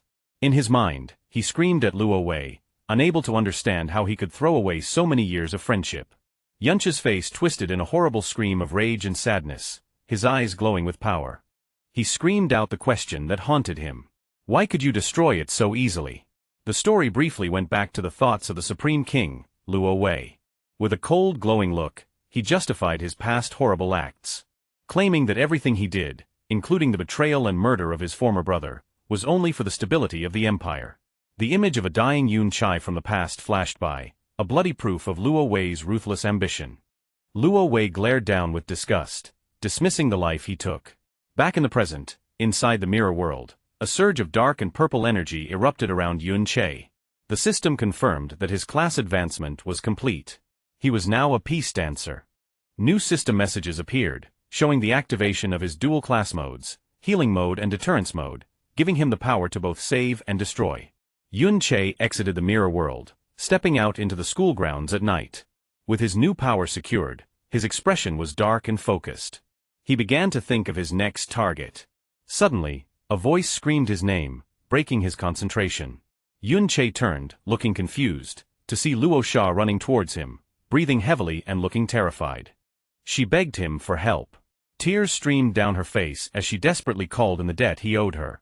She reminded him of the 2 favors he had promised and begged him to save Yun, screaming that the shadow guards were going to kill her. Yun-chae was surprised. He questioned why the shadow guards, Luo Wei's elite assassins, would be targeting Yun. He reasoned that Yun hadn't been involved in the incident at the hero's secret realm, so it made no sense for her to be a target. Luo Xia, terrified and crying, began to explain the real reason. She revealed a shocking secret. Yun was being hunted because she was actually a descendant of the traitorous Yun family. Yun-chae froze, his eyes widening in pure shock. The girl he had been studying with in the library, the one who had told him no one from the Yun family survived, was actually his own relative all along. Luo Xia looked down sadly and confirmed that Yun was from the traitorous Yun family. She explained that because of this, the shadow guards thought Yun was the main suspect in the incident at the hero's secret realm. She remembered the scary moment when the shadow guards broke right into her house. She watched helpless, as a powerful hooded guard used a bladed chain to tie up and capture Yun without any warning. Luo Xia explained that she tried to talk to the guard, trying to prove that Yun wasn't even there when the hero died. But the guard didn't care about proof. He ignored her completely. Tears filled her eyes as she told Yun-chae that she had tried everything. She had called everyone she knew and tried every way to get her friend back, but nothing worked. She admitted to him that she was helpless and didn't know how to save her.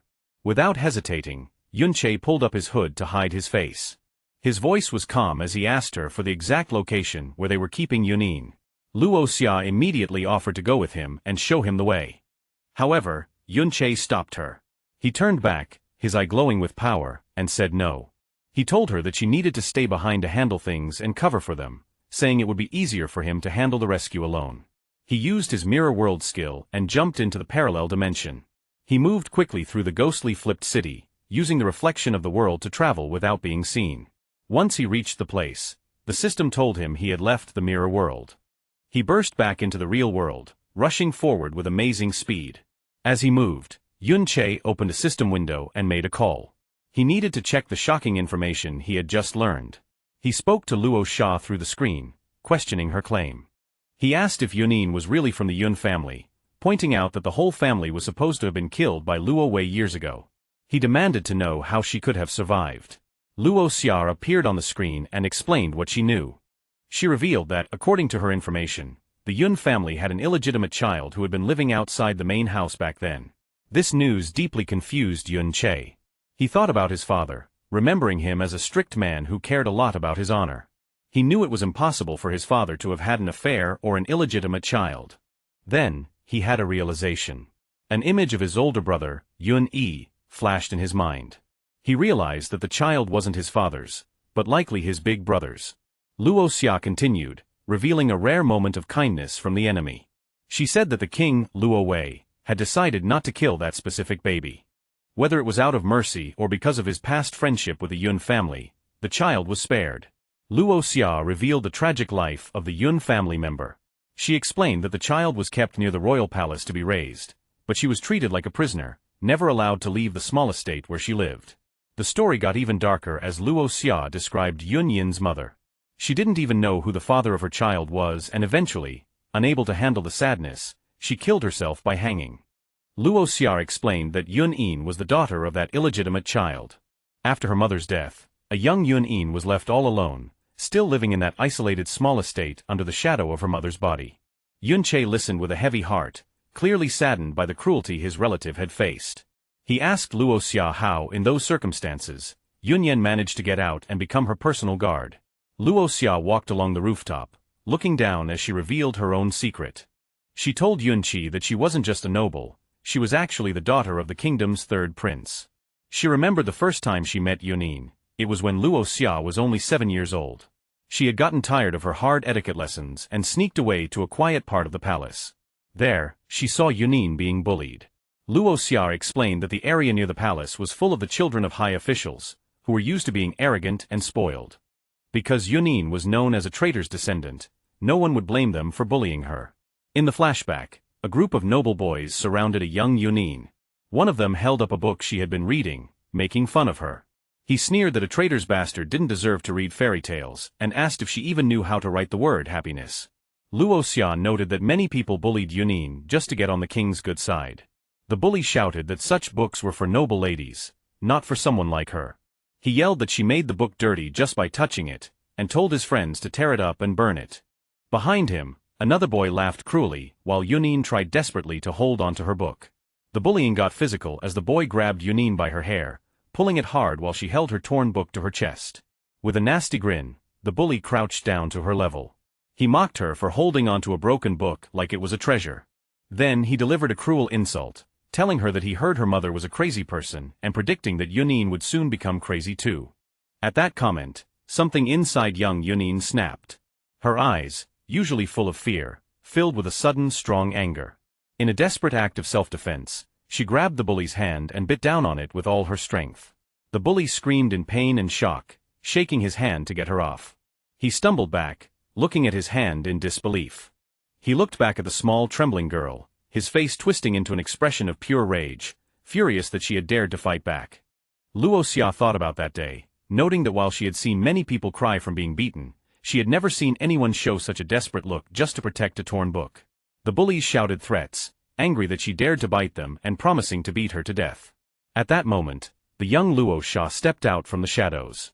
Dressed in her fine royal clothes, she pointed a finger at the boys and ordered them to stop, demanding to know what they were doing. The boys were shocked to see the princess. Sweating nervously, they tried to defend themselves, claiming that the wild seed had stolen a book and attacked them like a mad dog. Luo Xia walked up to Yunin and looked at the book she was protecting. She pointed out that all books from the library had a royal seal on them and asked if that one did. The bullies fell silent, unable to answer because they knew it didn't. Realizing that the book was probably just something picked out of the trash, Luo Xia held out a brand new, beautiful book with a flower design on the cover. She offered it to Yunin, telling her to take the new one and throw the old one away. Yunin looked at the shiny new book with wide surprised eyes. However, to Luo Xia's surprise, the girl shook her head. She refused the gift and hugged her torn book tightly. Ignoring the princess, Yunin crouched down and began to carefully pick up the torn pages that had been scattered. Holding the scraps of paper, she walked away with tears streaming down her face. Luo Xia realized then that the pile of torn paper was far more important to the girl than a brand new treasure. She watched as Yunin sat alone in the corner of the hallway, the only spot where a beam of sunlight touched the floor. Looking at the girl's hand on the cover, Luo Xia sensed that perhaps that broken book was the only bit of light and warmth Yunin had in her dark life. Even though the book was torn to Yunin, it was better than charity because it was something real she protected. Luo Xia began visiting that corner often, sometimes helping her, and sometimes just watching. Eventually, Luo Xia asked the king to let Yunin become her personal guard. This official position stopped most of the public bullying she faced. However, Luo Xia explained that while the open abuse stopped, the secret bullying continued. Hiding her identity at the school was supposed to be safer, but now Yunin had been dragged into this deadly situation again. Luo Xia warned Yun Che about the shadow guards, explaining that they are the king's direct unit.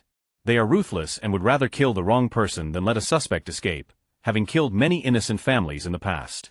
Desperate and crying, Luo Xia bowed her head on the screen, begging Yun Che to save her friend and promising to do whatever she could to repay him. She asked him to tell her if there was anything else she could help with.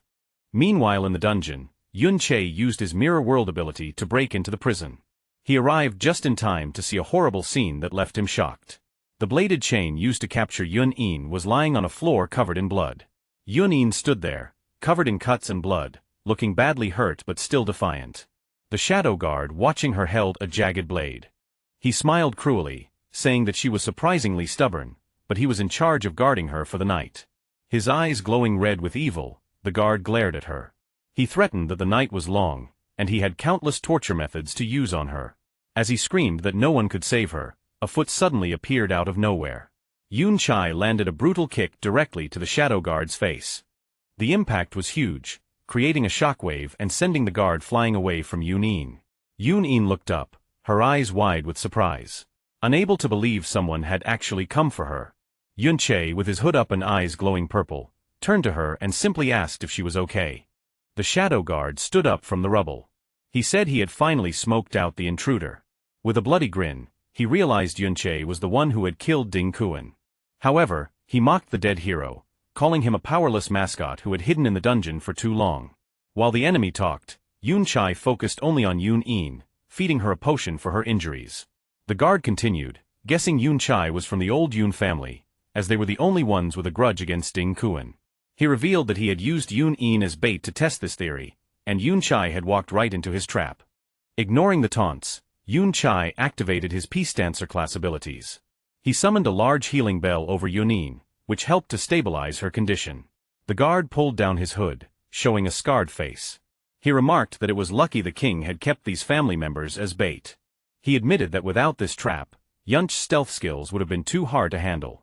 Noting that even a city-wide search had failed to catch him before, suddenly a huge pink energy barrier appeared around them, sealing the area. The guard announced it was a lockdown formation and that Yun Chi could no longer escape. He smiled, boasting that the barrier was so strong that he was likely the only S-rank who could break it. The system identified the enemy as Shadow 33, a juggler class user. Holding his jagged, chained blades, he told Yun Che that hiding his face was pointless and suggested he surrender to avoid torture, but his cruelty showed right after. Swinging his huge blades with scary speed, Shadow 33 declared he planned to have his fun with Yun-in first before dealing with Yun Che. In response, Yun Che activated a skill called Peace Domain. A golden aura exploded out, creating a zone that reduced damage for his allies and slowed down his enemies. As Shadow 33's blades came crashing down, Yun Che stood his ground. With precise movements, he deflected the heavy attacks with his staff, knocking the weapons aside as if they weighed nothing. Yun's eyes glowed with a cold, dangerous light. He looked at the shadow guard and asked a chilling question, confirming that the man had tortured Yun-in just for his own fun. Shadow 33 sneered and admitted they had tortured her. He boasted that their reputation as the shadow guards was more than enough to lure Yun into their trap. He then unleashed his attack, Blade Fury, sending a storm of red triangular blades raining down on Yun and Yun-in. In response, Yun Che summoned the undead spirit of Chao An. The ghostly warrior stood in front of them and activated strong defensive skills, including iron armor and group shield, to block the coming attack. Yun Che watched silently as his summon prepared. The name Shadow Guards, made Yun Che remember a painful night when Luo Wei led his forces to destroy the Yun family under a blood-red moon. He remembered the total destruction. How everyone was tormented and then slaughtered with no one left alive. Breaking free from the memory, Yun Che told Shadow 33 that he had made a big mistake. The spirit of Chao En successfully blocked the blade fury, the red blades breaking against its powerful shields. As the attack was stopped, Yun's hand began to glow with purple energy as he summoned a weapon. He switched to deterrence mode and his attack power greatly increased.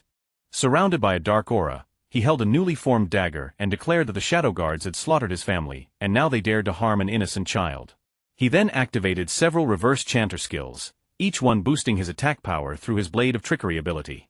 With his eyes glowing with rage, Yun Che proclaimed that his enemies were the ones who should not think about escaping. Yun's new weapon, smiling as he asked if it could change forms. He then used a powerful technique called Chain Trick, Thousand Blade Spin, filling the area with dozens of spinning portals. He confidently said that because Yun Che had used high-level healing and aura skills, he must have a support-type class with no attack skills. Continuing his taunts, Shadow 33 launched his Thousand Blade Spin attack, sending a storm of red projectiles from the dark portals around him. He mocked Yun Che, saying that changing his weapon didn't matter because he was still just a target. However, Yun Che was no longer just defending. He skillfully used his new weapon, a dark purple chain, whipping it around to easily deflect every projectile. He then began to teleport around Shadow 33, using his own portals to counterattack. He activated his Martial Deterrence Domain, a skill from his deterrence mode. This ability created a zone where enemies took more damage while he and his allies moved faster. Shadow 33's arrogance faded, replaced by a wild grin. He admitted that Yun's moves were impressive and that it made sense he was able to kill Ding Kuan. Still, he believed he was better, screaming that Yun Che was still far behind him. He lunged forward, but Yun Che vanished just before the blow landed. Suddenly, a blur of purple energy appeared directly above him. Yun Che had teleported into the air and was diving down. Caught by surprise, Shadow 33 could only look up in confusion. Yun's dark chain shot down and pinned the guard's shoulders to the ground. Struggling in pain, Shadow 33 finally understood. He realized Yun Che came out of a mirror, finally understanding his stealth skill. He cursed, amazed that such an ability existed, which explained why Yun Che had been so hard to catch. Despite his injury, Shadow 33 sneered, mocking Yun Che for revealing his best skill just to cause a small wound. He concluded that Yun Che was still just a weak support class user. However, at that moment, he was hit from behind by a powerful shadowy attack. The system announced the skill's name, Deterioration Blade. This was another deterrence mode skill that made any damage and status effects on an enemy worse. The guard staggered wounded, and shocked as the attack tore through him. Shadow 33 was in complete shock, unable to believe he had been hit. He screamed in disbelief, demanding to know Yun's real class and how a support class could have attack skills. Announcing he would no longer look down on his opponent, he prepared his ultimate attack. The guard activated a juggler skill called Splitting Trick, which filled the area with a storm of countless red triangular blades. He boasted that Yun Che couldn't use his mirrors to escape this time, and that none of his summons could block such a huge attack. He then screamed for Yun Che and Yun In to die a death by 1,000 cuts. Despite the terrifying attack coming down on him, Yun Che remained completely calm. He simply raised a finger to the sky. In response, he activated his own legendary skill, Dance of Finale, Celestial Requiem Bell. A giant golden bell appeared above, surrounded by glowing angelic figures playing trumpets. This legendary skill reflected all attacks made against the angel figures back at the attacker. Shadow 33's eyes widened in horror as he saw the angelic figures in his reflection. His storm of blades rained down, but instead of hitting their targets, they were all sent flying back at him. He was hit by his own attack hundreds of times, screaming in pain. He couldn't understand how his opponent had a skill that gave both invincibility and damage reflection. The force of the reflected attack was so strong that it caused the lockdown formation he had created to shatter. When the skill ended, Yun Che walked calmly forward. Shadow 33 was left lying on the ground, badly wounded and completely defeated by his own attack. Standing beside Yun In and the undead spirit of Ding Kuan, Yun Cha held his blade and spoke to the girl he had just saved. He gently told her to turn around for a moment so she wouldn't see what he was about to do. Yun Che held his blade to the throat of the defeated Shadow Guard 33, who looked up in terror. The guard stammered, asking what Yun Che planned to do with him. From the darkness of his hood, Yunche's eyes glowed with purple light as he gave a cold, simple promise. He was going to make the guard repay what he had done 100-fold. Terrified, the guard tried to threaten him, shouting that the other shadow guards would arrive soon and that Yunche couldn't possibly fight 3 of them at once. He pleaded with him, insisting that it wasn't too late for him to leave. As the blade pressed closer, the guard screamed that he was one of His Majesty's personal guards, and if Yunche killed him, the king would surely come after him. From a distance, Yun-in watched the scene, shocked by Yunche's cold fury. The defeated guard continued to plead, begging Yunche not to come any closer and calling him a maniac. Suddenly, the wall behind them shattered, and 3 more hooded shadow guards burst into the room. Seeing the situation, they immediately charged forward, calling Yunche a rebel and demanding that he surrender. However, they stopped in their tracks, completely shocked by what they saw. In front of Yunche, the newly created undead spirit of their comrade, Shadow Guard 33, was kneeling in submission, held by a dark chain. Yunche gave the newcomers a cold, menacing glare, his eyes glowing with purple energy. Yun-in watched the scene unfold in stunned silence. She looked on in utter disbelief, realizing with a growing sense of awe and terror that Yunche hadn't just defeated the 3 S-ranked guards who had just arrived, he had instantly killed them and added them to his undead army. Yunche stood over the fresh corpses of the 3 shadow guards he had just killed. He held the chain connected to the spirit of the first guard, having completely and effortlessly dominated his powerful enemies. After defeating the shadow guards, Yunche turned to Yun-in. He told her that Luo Xia had prepared a nearby hideout for support and that she should go meet up with her. He told her his undead servants would protect her on the way out. Yun-in, looking worried, asked what he planned to do now.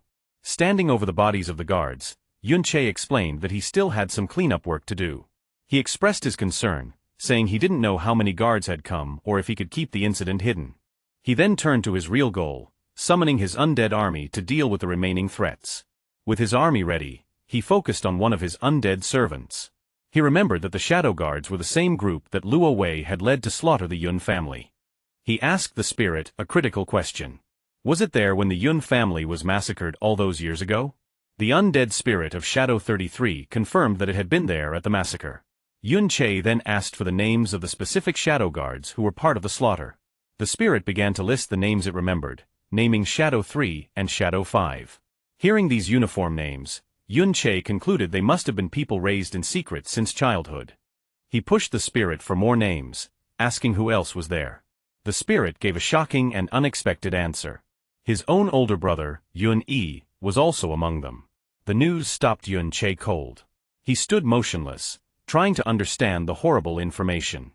He slowly turned around, his face twisted in absolute shock and disbelief. He stammered his brother's name, unable to believe the spirit's claim, remembering the kind and protective older brother he once knew. Meanwhile, in a messy, luxurious room, a man in a dark hood sat on a sofa surrounded by women. This was Yun-yi, now the captain of the Shadow Guards. A subordinate came to report that Shadow 22 had lost contact after going to capture Yun-in. When they checked the dungeon, they only found the bodies of the Shadow Guards, and Yun-in was gone. Yun-yi stood up suddenly, his dark energy swirling and pushing the women away. He was surprised to hear that his elite guards were dead. With a cold look and glowing red eyes, he wondered if there were really hidden survivors of the Yun family who could do this. He immediately ordered his men to contact all locations. He decided it was time to turn the public against her, commanding them to release Yun's photo and spread the news that she was a descendant of the traitorous Yun family. Almost right away, the plan started. Across the city, people began getting urgent messages on their phones. A huge holographic billboard appeared in the city plaza, showing Yun's profile picture and personal information. The citizens looked on in shock, unable to believe that a member of the evil Yun family was still alive. 2 men on the street reacted with anger, shouting about why this was only being reported now, and wondering how she had survived for so long. The news spread quickly to the school. Students walked through the courtyards, asking each other if they had seen the report about Yun-in. 2 male students discussed the situation. One of them said it felt fake, but since the official report was out, it must be true. However, the student in the hoodie showed sympathy. He argued that even if the report was true, Yun-in was just a girl. He said that what happened years ago wasn't her fault. He compared her situation to Chao Ji, noting that she was probably innocent but had suffered for years just because of her family name. The student in the suit rubbed his head and admitted that his friend was right. Despite their understanding, the student in the suit pointed out a harsh truth. He said that only their generation might think this way. He admitted that if he said such things to his family, his grandfather would probably beat him to death. The student in the hoodie sadly agreed. They knew that to the public, she was still the descendant of the wicked traitor Yun Che, who ruined the empire. On the streets, two women walked past, expressing their disgust that someone from a Yun family dared to live, suggesting she should kneel and die before the king's statue for her ancestors' crimes. Yun In was hiding inside a building, looking out the window at the angry mob below. She could hear them shouting that death was too easy and that she should be tortured first.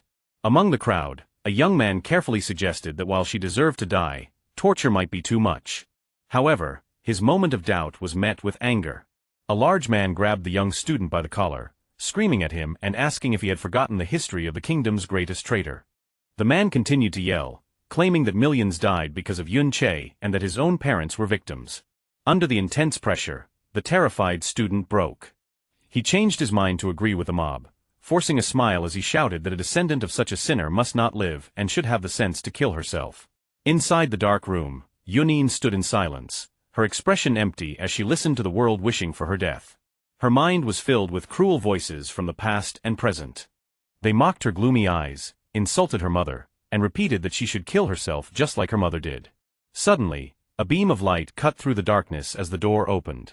Yunin looked up in surprise as a voice warned her that the security chief had arrived and that it was time to change hiding places. Inside the other room, Yun Che sat with Luo Xia.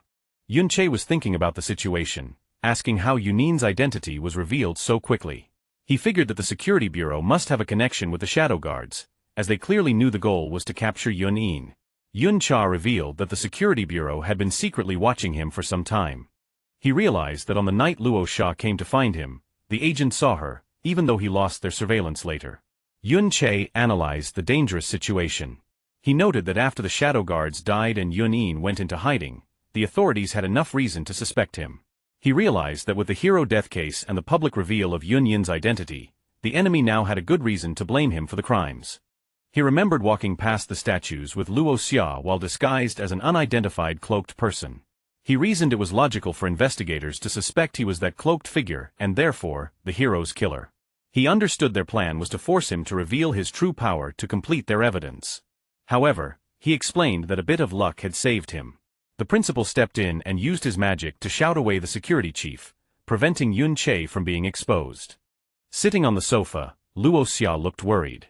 She admitted that if the principal hadn't been paying attention to her situation, she would have been in trouble surrounded by so many security officers. Luo Xia blamed herself for the danger, thinking her carelessness was the reason they were almost exposed and killed. Yun Che remarked that while they were lucky, he was surprised to learn that the principal was actually Luo Xia's great-uncle. A few hours earlier, inside the principal's office, Principal Bolin looked stressed. He told Luo Xia that she was being reckless. He explained that while he could drive away the local security chief, if the king's elite shadow guards arrived, he would be unable to stop them. Luo Xia tried to flatter her great-uncle, but Bolin cut her off. He warned her not to underestimate the shadow guards, saying they were far more dangerous than simple S-rank fighters. He sternly reminded her that he had told her long ago not to bring Yun Yan with her anymore. Looking at her seriously, the principal told her to make up her mind. He reminded her that the king had already ordered her to leave the academy and return to the royal palace. However, he gave her a harsh reality check about her friend. He warned that if she tried to take Yun Yan back with her, she would not be able to hide her. He described the palace as having many eyes, and that the shadow guards would definitely find the fugitive. He advised Luo Xia that it would be best for her to return alone. Back in the present, Yun In stood silently outside the door, having heard the entire conversation. She was filled with guilt, thinking that if she were exposed, she would die, and blamed herself for being careless. She looked down sadly, thinking of herself as a burden, and feeling she had relied on Luo Xia for too long. She imagined Luo Xia's life without her, realizing that without the weight of a traitor's descendant, Luo Xia could have lived a better life. Her guilt deepened as she thought about Yun Che. She realized that she had now dragged him down as well. She thought that he would have been safe if he hadn't exposed himself to save her. A painful memory from her childhood flashed in her mind. A young Yun In standing before her mother, who had killed herself by hanging. Haunted by her past and refusing to be a burden any longer, Yun In turned away from the safe house door. She decided it was time to leave. Just then, Yun Che opened the door and told her to come with him, leaving Yun In looking surprised. Yun Che explained his plan to secretly leave. He revealed that he had a specific secret realm in mind where they could go to avoid the public and the authorities. Luo Xia joined them, agreeing with the plan. She urged Yun Yan to come in and suggested they all go to the secret realm together to wait for things to calm down. Trying to be positive, Luo Xia winked and reassured them that since Yun Yan was innocent, she could later beg the king to let them continue attending school. However, Yun Yan was filled with guilt. She refused to move at first, saying that she had harmed everyone and that Yunchi didn't need to help her. She also reminded Luo Xia that the king had ordered her to return and she shouldn't disobey. Luo Xia brushed off the serious mood, cheerfully hugging Yun Yin. She suggested they simply pretend they went out to play without her great-uncle knowing, sure that the principal would go along with their story. Yun Che interrupted them with a heavy confession. He looked at them and admitted that he was the one who caused Yun Yin to be in this situation. Yun Yin looked at him with a confused and gentle expression, asking how that could be possible. With a shadowed face, Yun Che explained that her suffering since birth started because of him. Yun Che reflected on the true cause of the tragedy. He realized that it was his past relationship with King Luo Wei that had led to the massacre of the Yun family years ago. His thoughts then turned to his older brother. He silently questioned Yun Yi, wondering what role he played and why he had become one of the shadow guards who killed their own family. As they prepared to leave, Luo Xia asked Yun Che which secret realm he planned to take them to. Yun Che revealed that the location was something he had learned from the dead spirit of the shadow guard he had defeated. The group arrived at a massive, floating ruin shining with golden light. It was the Golden City Secret Realm, the exact place where Yun Che's brother, Yun Yi, was currently located. Yun Che saw a massive pillar of light in the distance. He recalled the shadow guard spirit had told him his brother Yuni was there. He estimated they could reach it in half a day. However, looking down from a cliff, they saw their path was blocked by a group of powerful level 58 monsters called laborback gorillas. Yun Chi was calm as he recognized the creatures. He remembered from his past life that this type of monster dropped gold iron ore, a material he needed to repair his damaged flowing cloud sword. Seeing a chance to fix his weapon, he drew his sword with determination. He activated its ability, making it glow and change shape. First, it became a chain blade. The system noted the weapon was severely damaged, but it could still wrap around the huge gorillas and bind them. This form boosted his agility.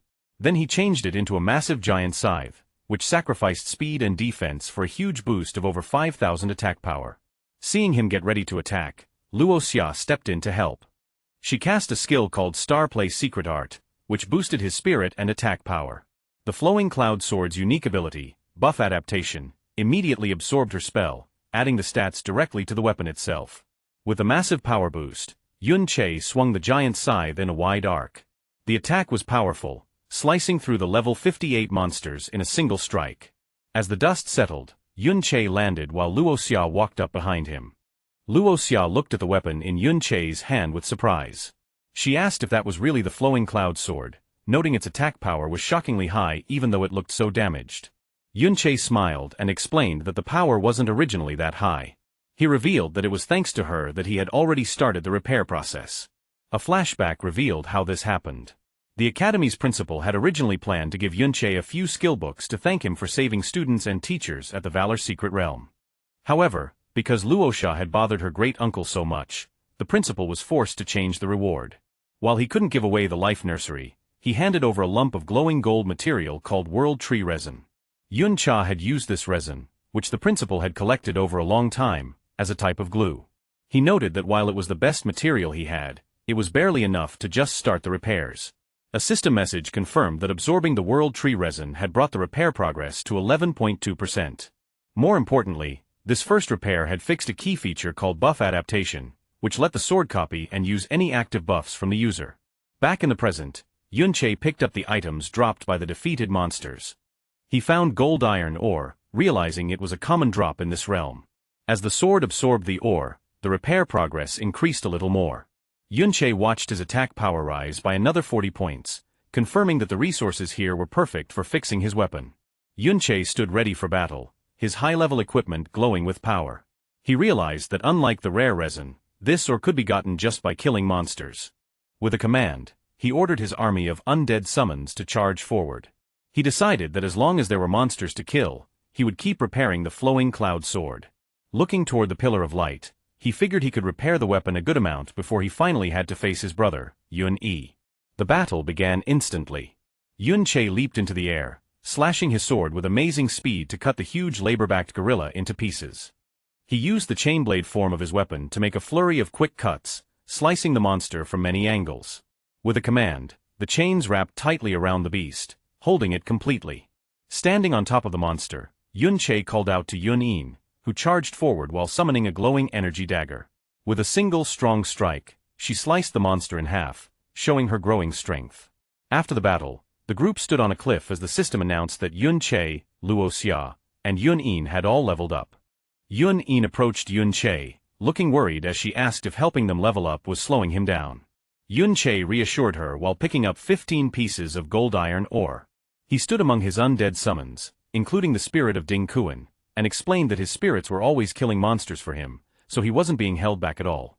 He revealed that to keep things quiet, many of his spirits were fighting monsters inside the mirror world at the same time, meaning he was killing things much faster than it looked. He then absorbed the gold iron ore into his weapon, increasing its attack power by 300 points and bringing the repair progress to over 20%. Luo Xia jumped down to join him, saying that he seemed very sure of his path and clearly had a goal. She pointed toward the massive pillar of light in the distance and asked what was over there. Yun Che looked at the light and revealed the truth. Those were the ruins of the old Yun family manor.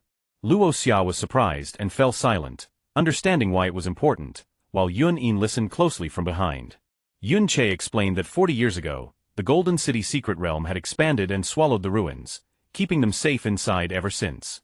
He then turned to Yun In, whose eyes went wide with shock as he told her that her grandfather might be there right now. In a small room within the Yun family ruins, Yun Yi sat by the window, as a subordinate reported that there was still no news about Yun In, even though her identity had been leaked long ago. The hooded subordinate knelt on the floor. He explained that because people were so angry, it was hard for Yun In to travel, and she would likely be found soon. However, the subordinate revealed a secret backup plan. He showed 3 glowing devices called locator scepters and explained that a tracker had been secretly placed on Yun In long ago. He said that if these scepters came within 1,000 meters of her, they would show her exact position. The subordinate declared that since the scepters were spread out, Yun In could not hide for much longer. Yun In stood up and walking through the dusty room, he decided his time for looking back was over. Holding one of the glowing scepters, he declared it was time to get rid of the last remnant. Suddenly, a system window popped up near his chest, catching his attention. Yun In's face turned to one of pure shock as he sensed something he didn't expect. Meanwhile, Yun Che and Yun In continued their fight through the secret realm. They fought side by side, with Yun Che using his scythe and Yun In using her dagger to take down monsters. With a huge swing, Yun Che sliced 2 monsters in half and collected 2 more pieces of gold iron ore. After the battle, Yun Che held his glowing sword and glanced at Yun In, who stood silently looking at a screen. Several hours ago, Yun Che had revealed the hard truth to her, that Yun Yi was now Luo Wei's shadow guard captain and more importantly, the person who had killed the Yun family back then. Standing in the empty landscape, the two had shared a quiet moment. Yun Che told her that he didn't know what kind of person his brother was now, or how he would treat his daughter. He reassured Yun In that she and the Yun family were innocent. He then gave her a choice. If she didn't want to face her father, she could stay behind, and he would leave undead spirits to protect her.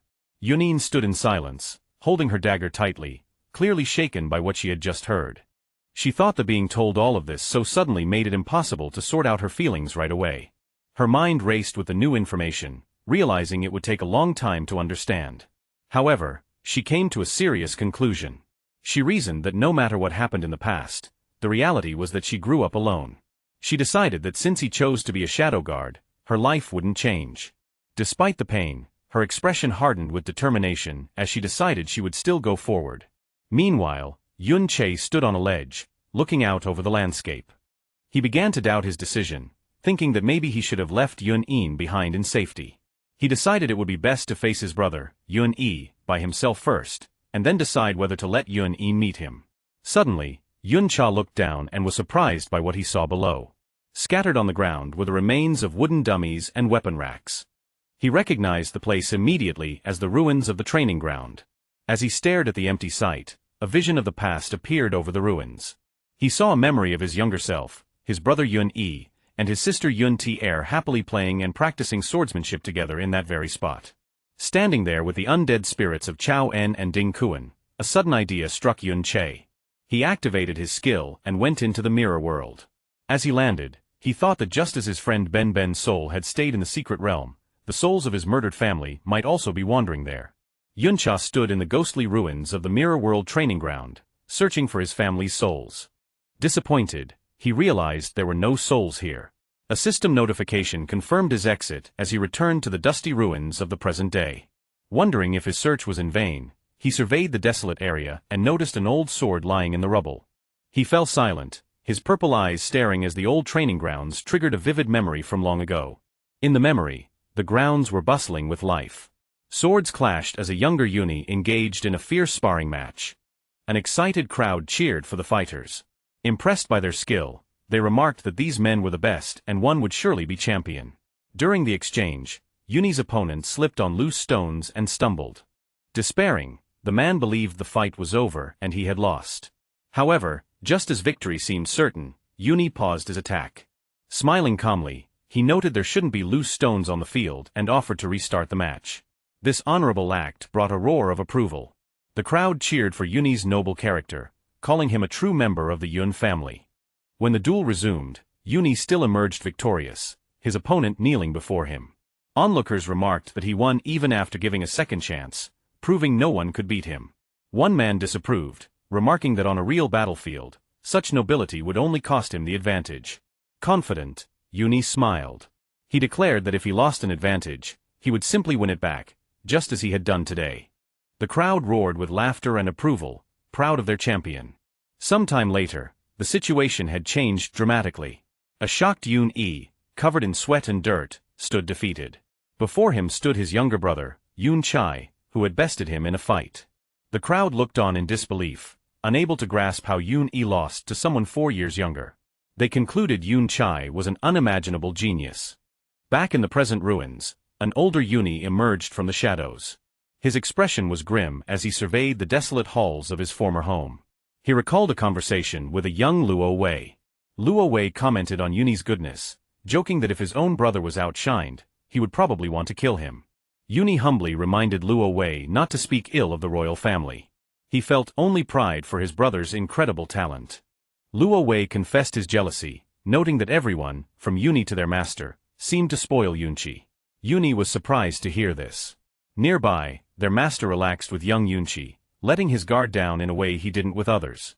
With a sinister smile, Luo Wei asked if Yuni thought their master would pass his title to Yunchi, planting a seed of doubt.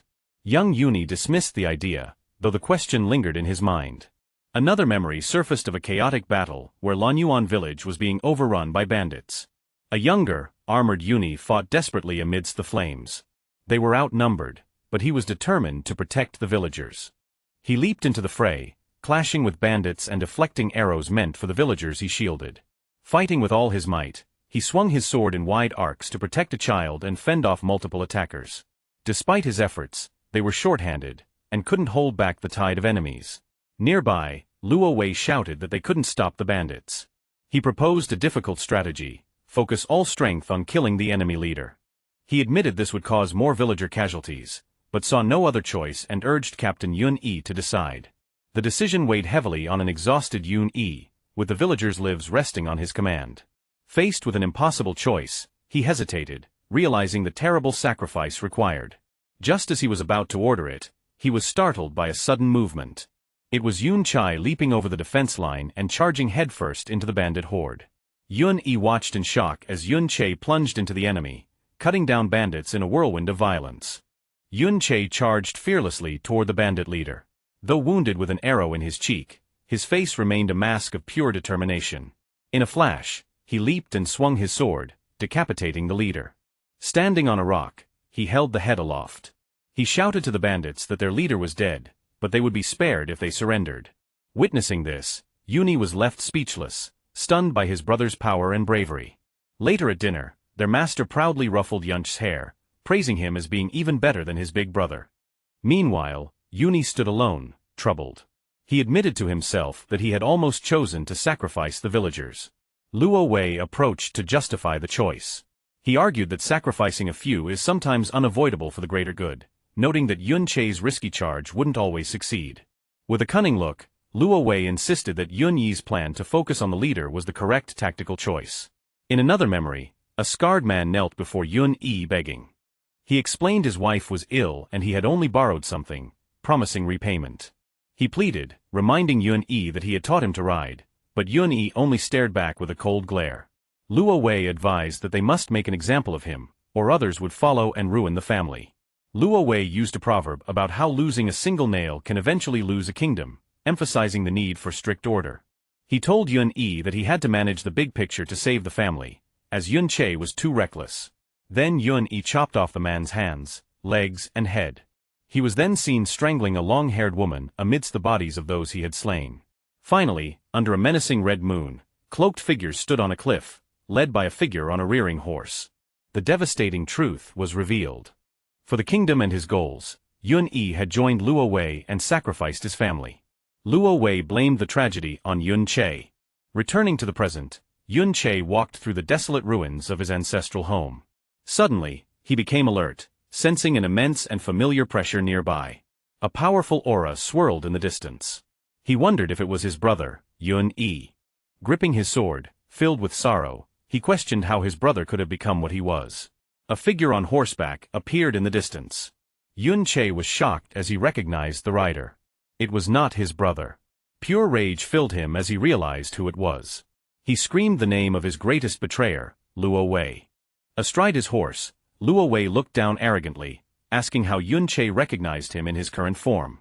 Facing his old enemy, Yun Che trembled with rage, his sword held ready.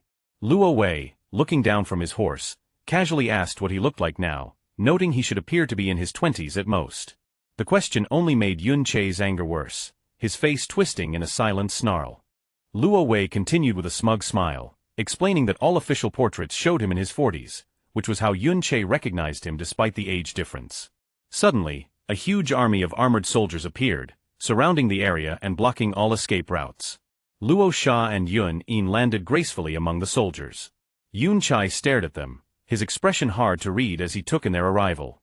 From his high position, Luo Wei spoke to him, remarking that his name was Yun Chai and calling it an interesting name. He then began to connect recent events, explaining that his Shadow Guard captain had used Yun Yin as bait to lure out the rebel who had killed the hero, Ding Kuan. He told how that person had rescued Yun Yin from their dungeon, killing several of his elite Shadow Guards. He looked down at the two, noting that now, this Yun Che and little Yun Yin were both here, putting all the pieces together. Luo Wei gathered a bright, shining light at the tip of his finger. With an air of total authority, he pointed directly at Yun Che and declared him to be the rebel he had been hunting. He dismissed Yun Che as a mere pest that should be returned to dust. As Luo Wei prepared to release his attack, both Luo Sha and Yun Yin looked on in pure terror. In a desperate move to protect him, they both rushed forward, placing themselves directly in front of Yun Che to shield him from the coming blast. Luo Wei paused for a moment, a look of confusion on his face at their unexpected action. A massive beam of golden energy then shot out, narrowly passing by the three of them as they stood outlined against the blinding light. The energy beam hit the ground in the distance, causing a huge explosion that shook the entire area. Terrified by the close call, Luo Sha and Yun Yin turned to look back at the destruction. The sheer power of the attack was immense, filling the battlefield with a fiery light. Yun Yin realized with horror that if the attack had hit her, she would not have survived. Luo Wei looked down at his granddaughter with a condescending tone, scolding her for being naughty again and remarking that he had almost hit her. As the two girls looked on, their faces pale with fear, Yun Yin wondered if Yun Che could have already been killed in the blast. Luo Wei smiled like he was talking to a child, telling Luo Sha to be good and not cause any more trouble. He then commanded her to follow him for now and prepare to return with him later. An armored guard stood silently behind him. As Luo Wei gave his command, Yunchi appeared from nowhere, stepping out of the mirror world with a threatening pink aura around him. A system message confirmed he had activated his intimidation mode. His eyes glowed with pure raw fury as he glared at his enemy and roared his name. As his rage and power grew, his weapon changed into a massive, jagged sword, and several attack power buffs appeared around him. He shouted that Luo Wei was a poisonous scum who didn't deserve to set foot on the sacred ground of the Yun family. A huge wave of energy erupted from Yun Che as he continued his angry speech. He yelled that the kindness and years of friendship he had shown Luo Wei were not just chips to be thrown away like trash. Declaring that Luo Wei would pay for his betrayal that very day, Yun Che leaped into the air, his weapon raised high for a powerful strike as the system confirmed he had fully left the mirror world. He brought the massive blade down with all his strength, but Luo Wei met the attack with a calm, steady stare. Luo Xia and Yun Yin could only watch in stunned silence at the incredible clash of power. With a gesture, Luo Wei summoned a massive, explosive barrier of golden energy that easily blocked Yunqi's attack. The force of the counterattack was so strong that it wounded Yunqi, who clenched his teeth in pain as he realized his opponent was an SSS-class user. The blast sent him flying backward through the ruins. Unfazed, Luo Wei raised a hand and summoned a giant hand of golden energy, which shot out to grab the airborne Yunqi. However, just as the hand was about to close around him, Yunqi vanished in a flash of light. Luo Wei was surprised for a moment, wondering where he had gone. His surprise quickly turned into a sly smile as he realized Yunqi had a stealth skill so good it could even get past his own senses. Inside the crystal world of the mirror world, Yunqi violently hit a wall, the impact shattering the surface around him.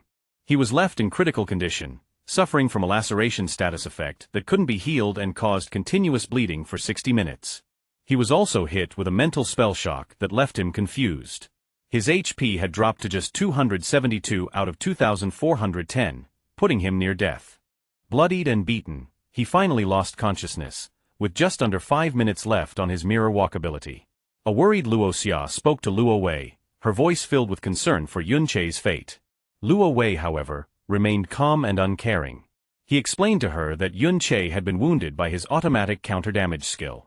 With total confidence, he declared that the traitor must be on his last breath and would not survive the attack. Luo Xia was shocked by his coldness. Luo Wei added that they should be safe now. He turned and gave an order to Yun Yi. He commanded Yun Yi to take a few squads to the area where Yunqi was struck down. Luo Wei finished his order with a chilling certainty, stating that even if their target was just a pest, they needed to clean it up properly. With a cold, emotionless expression, Yun Yi accepted the command to hunt for his brother's body.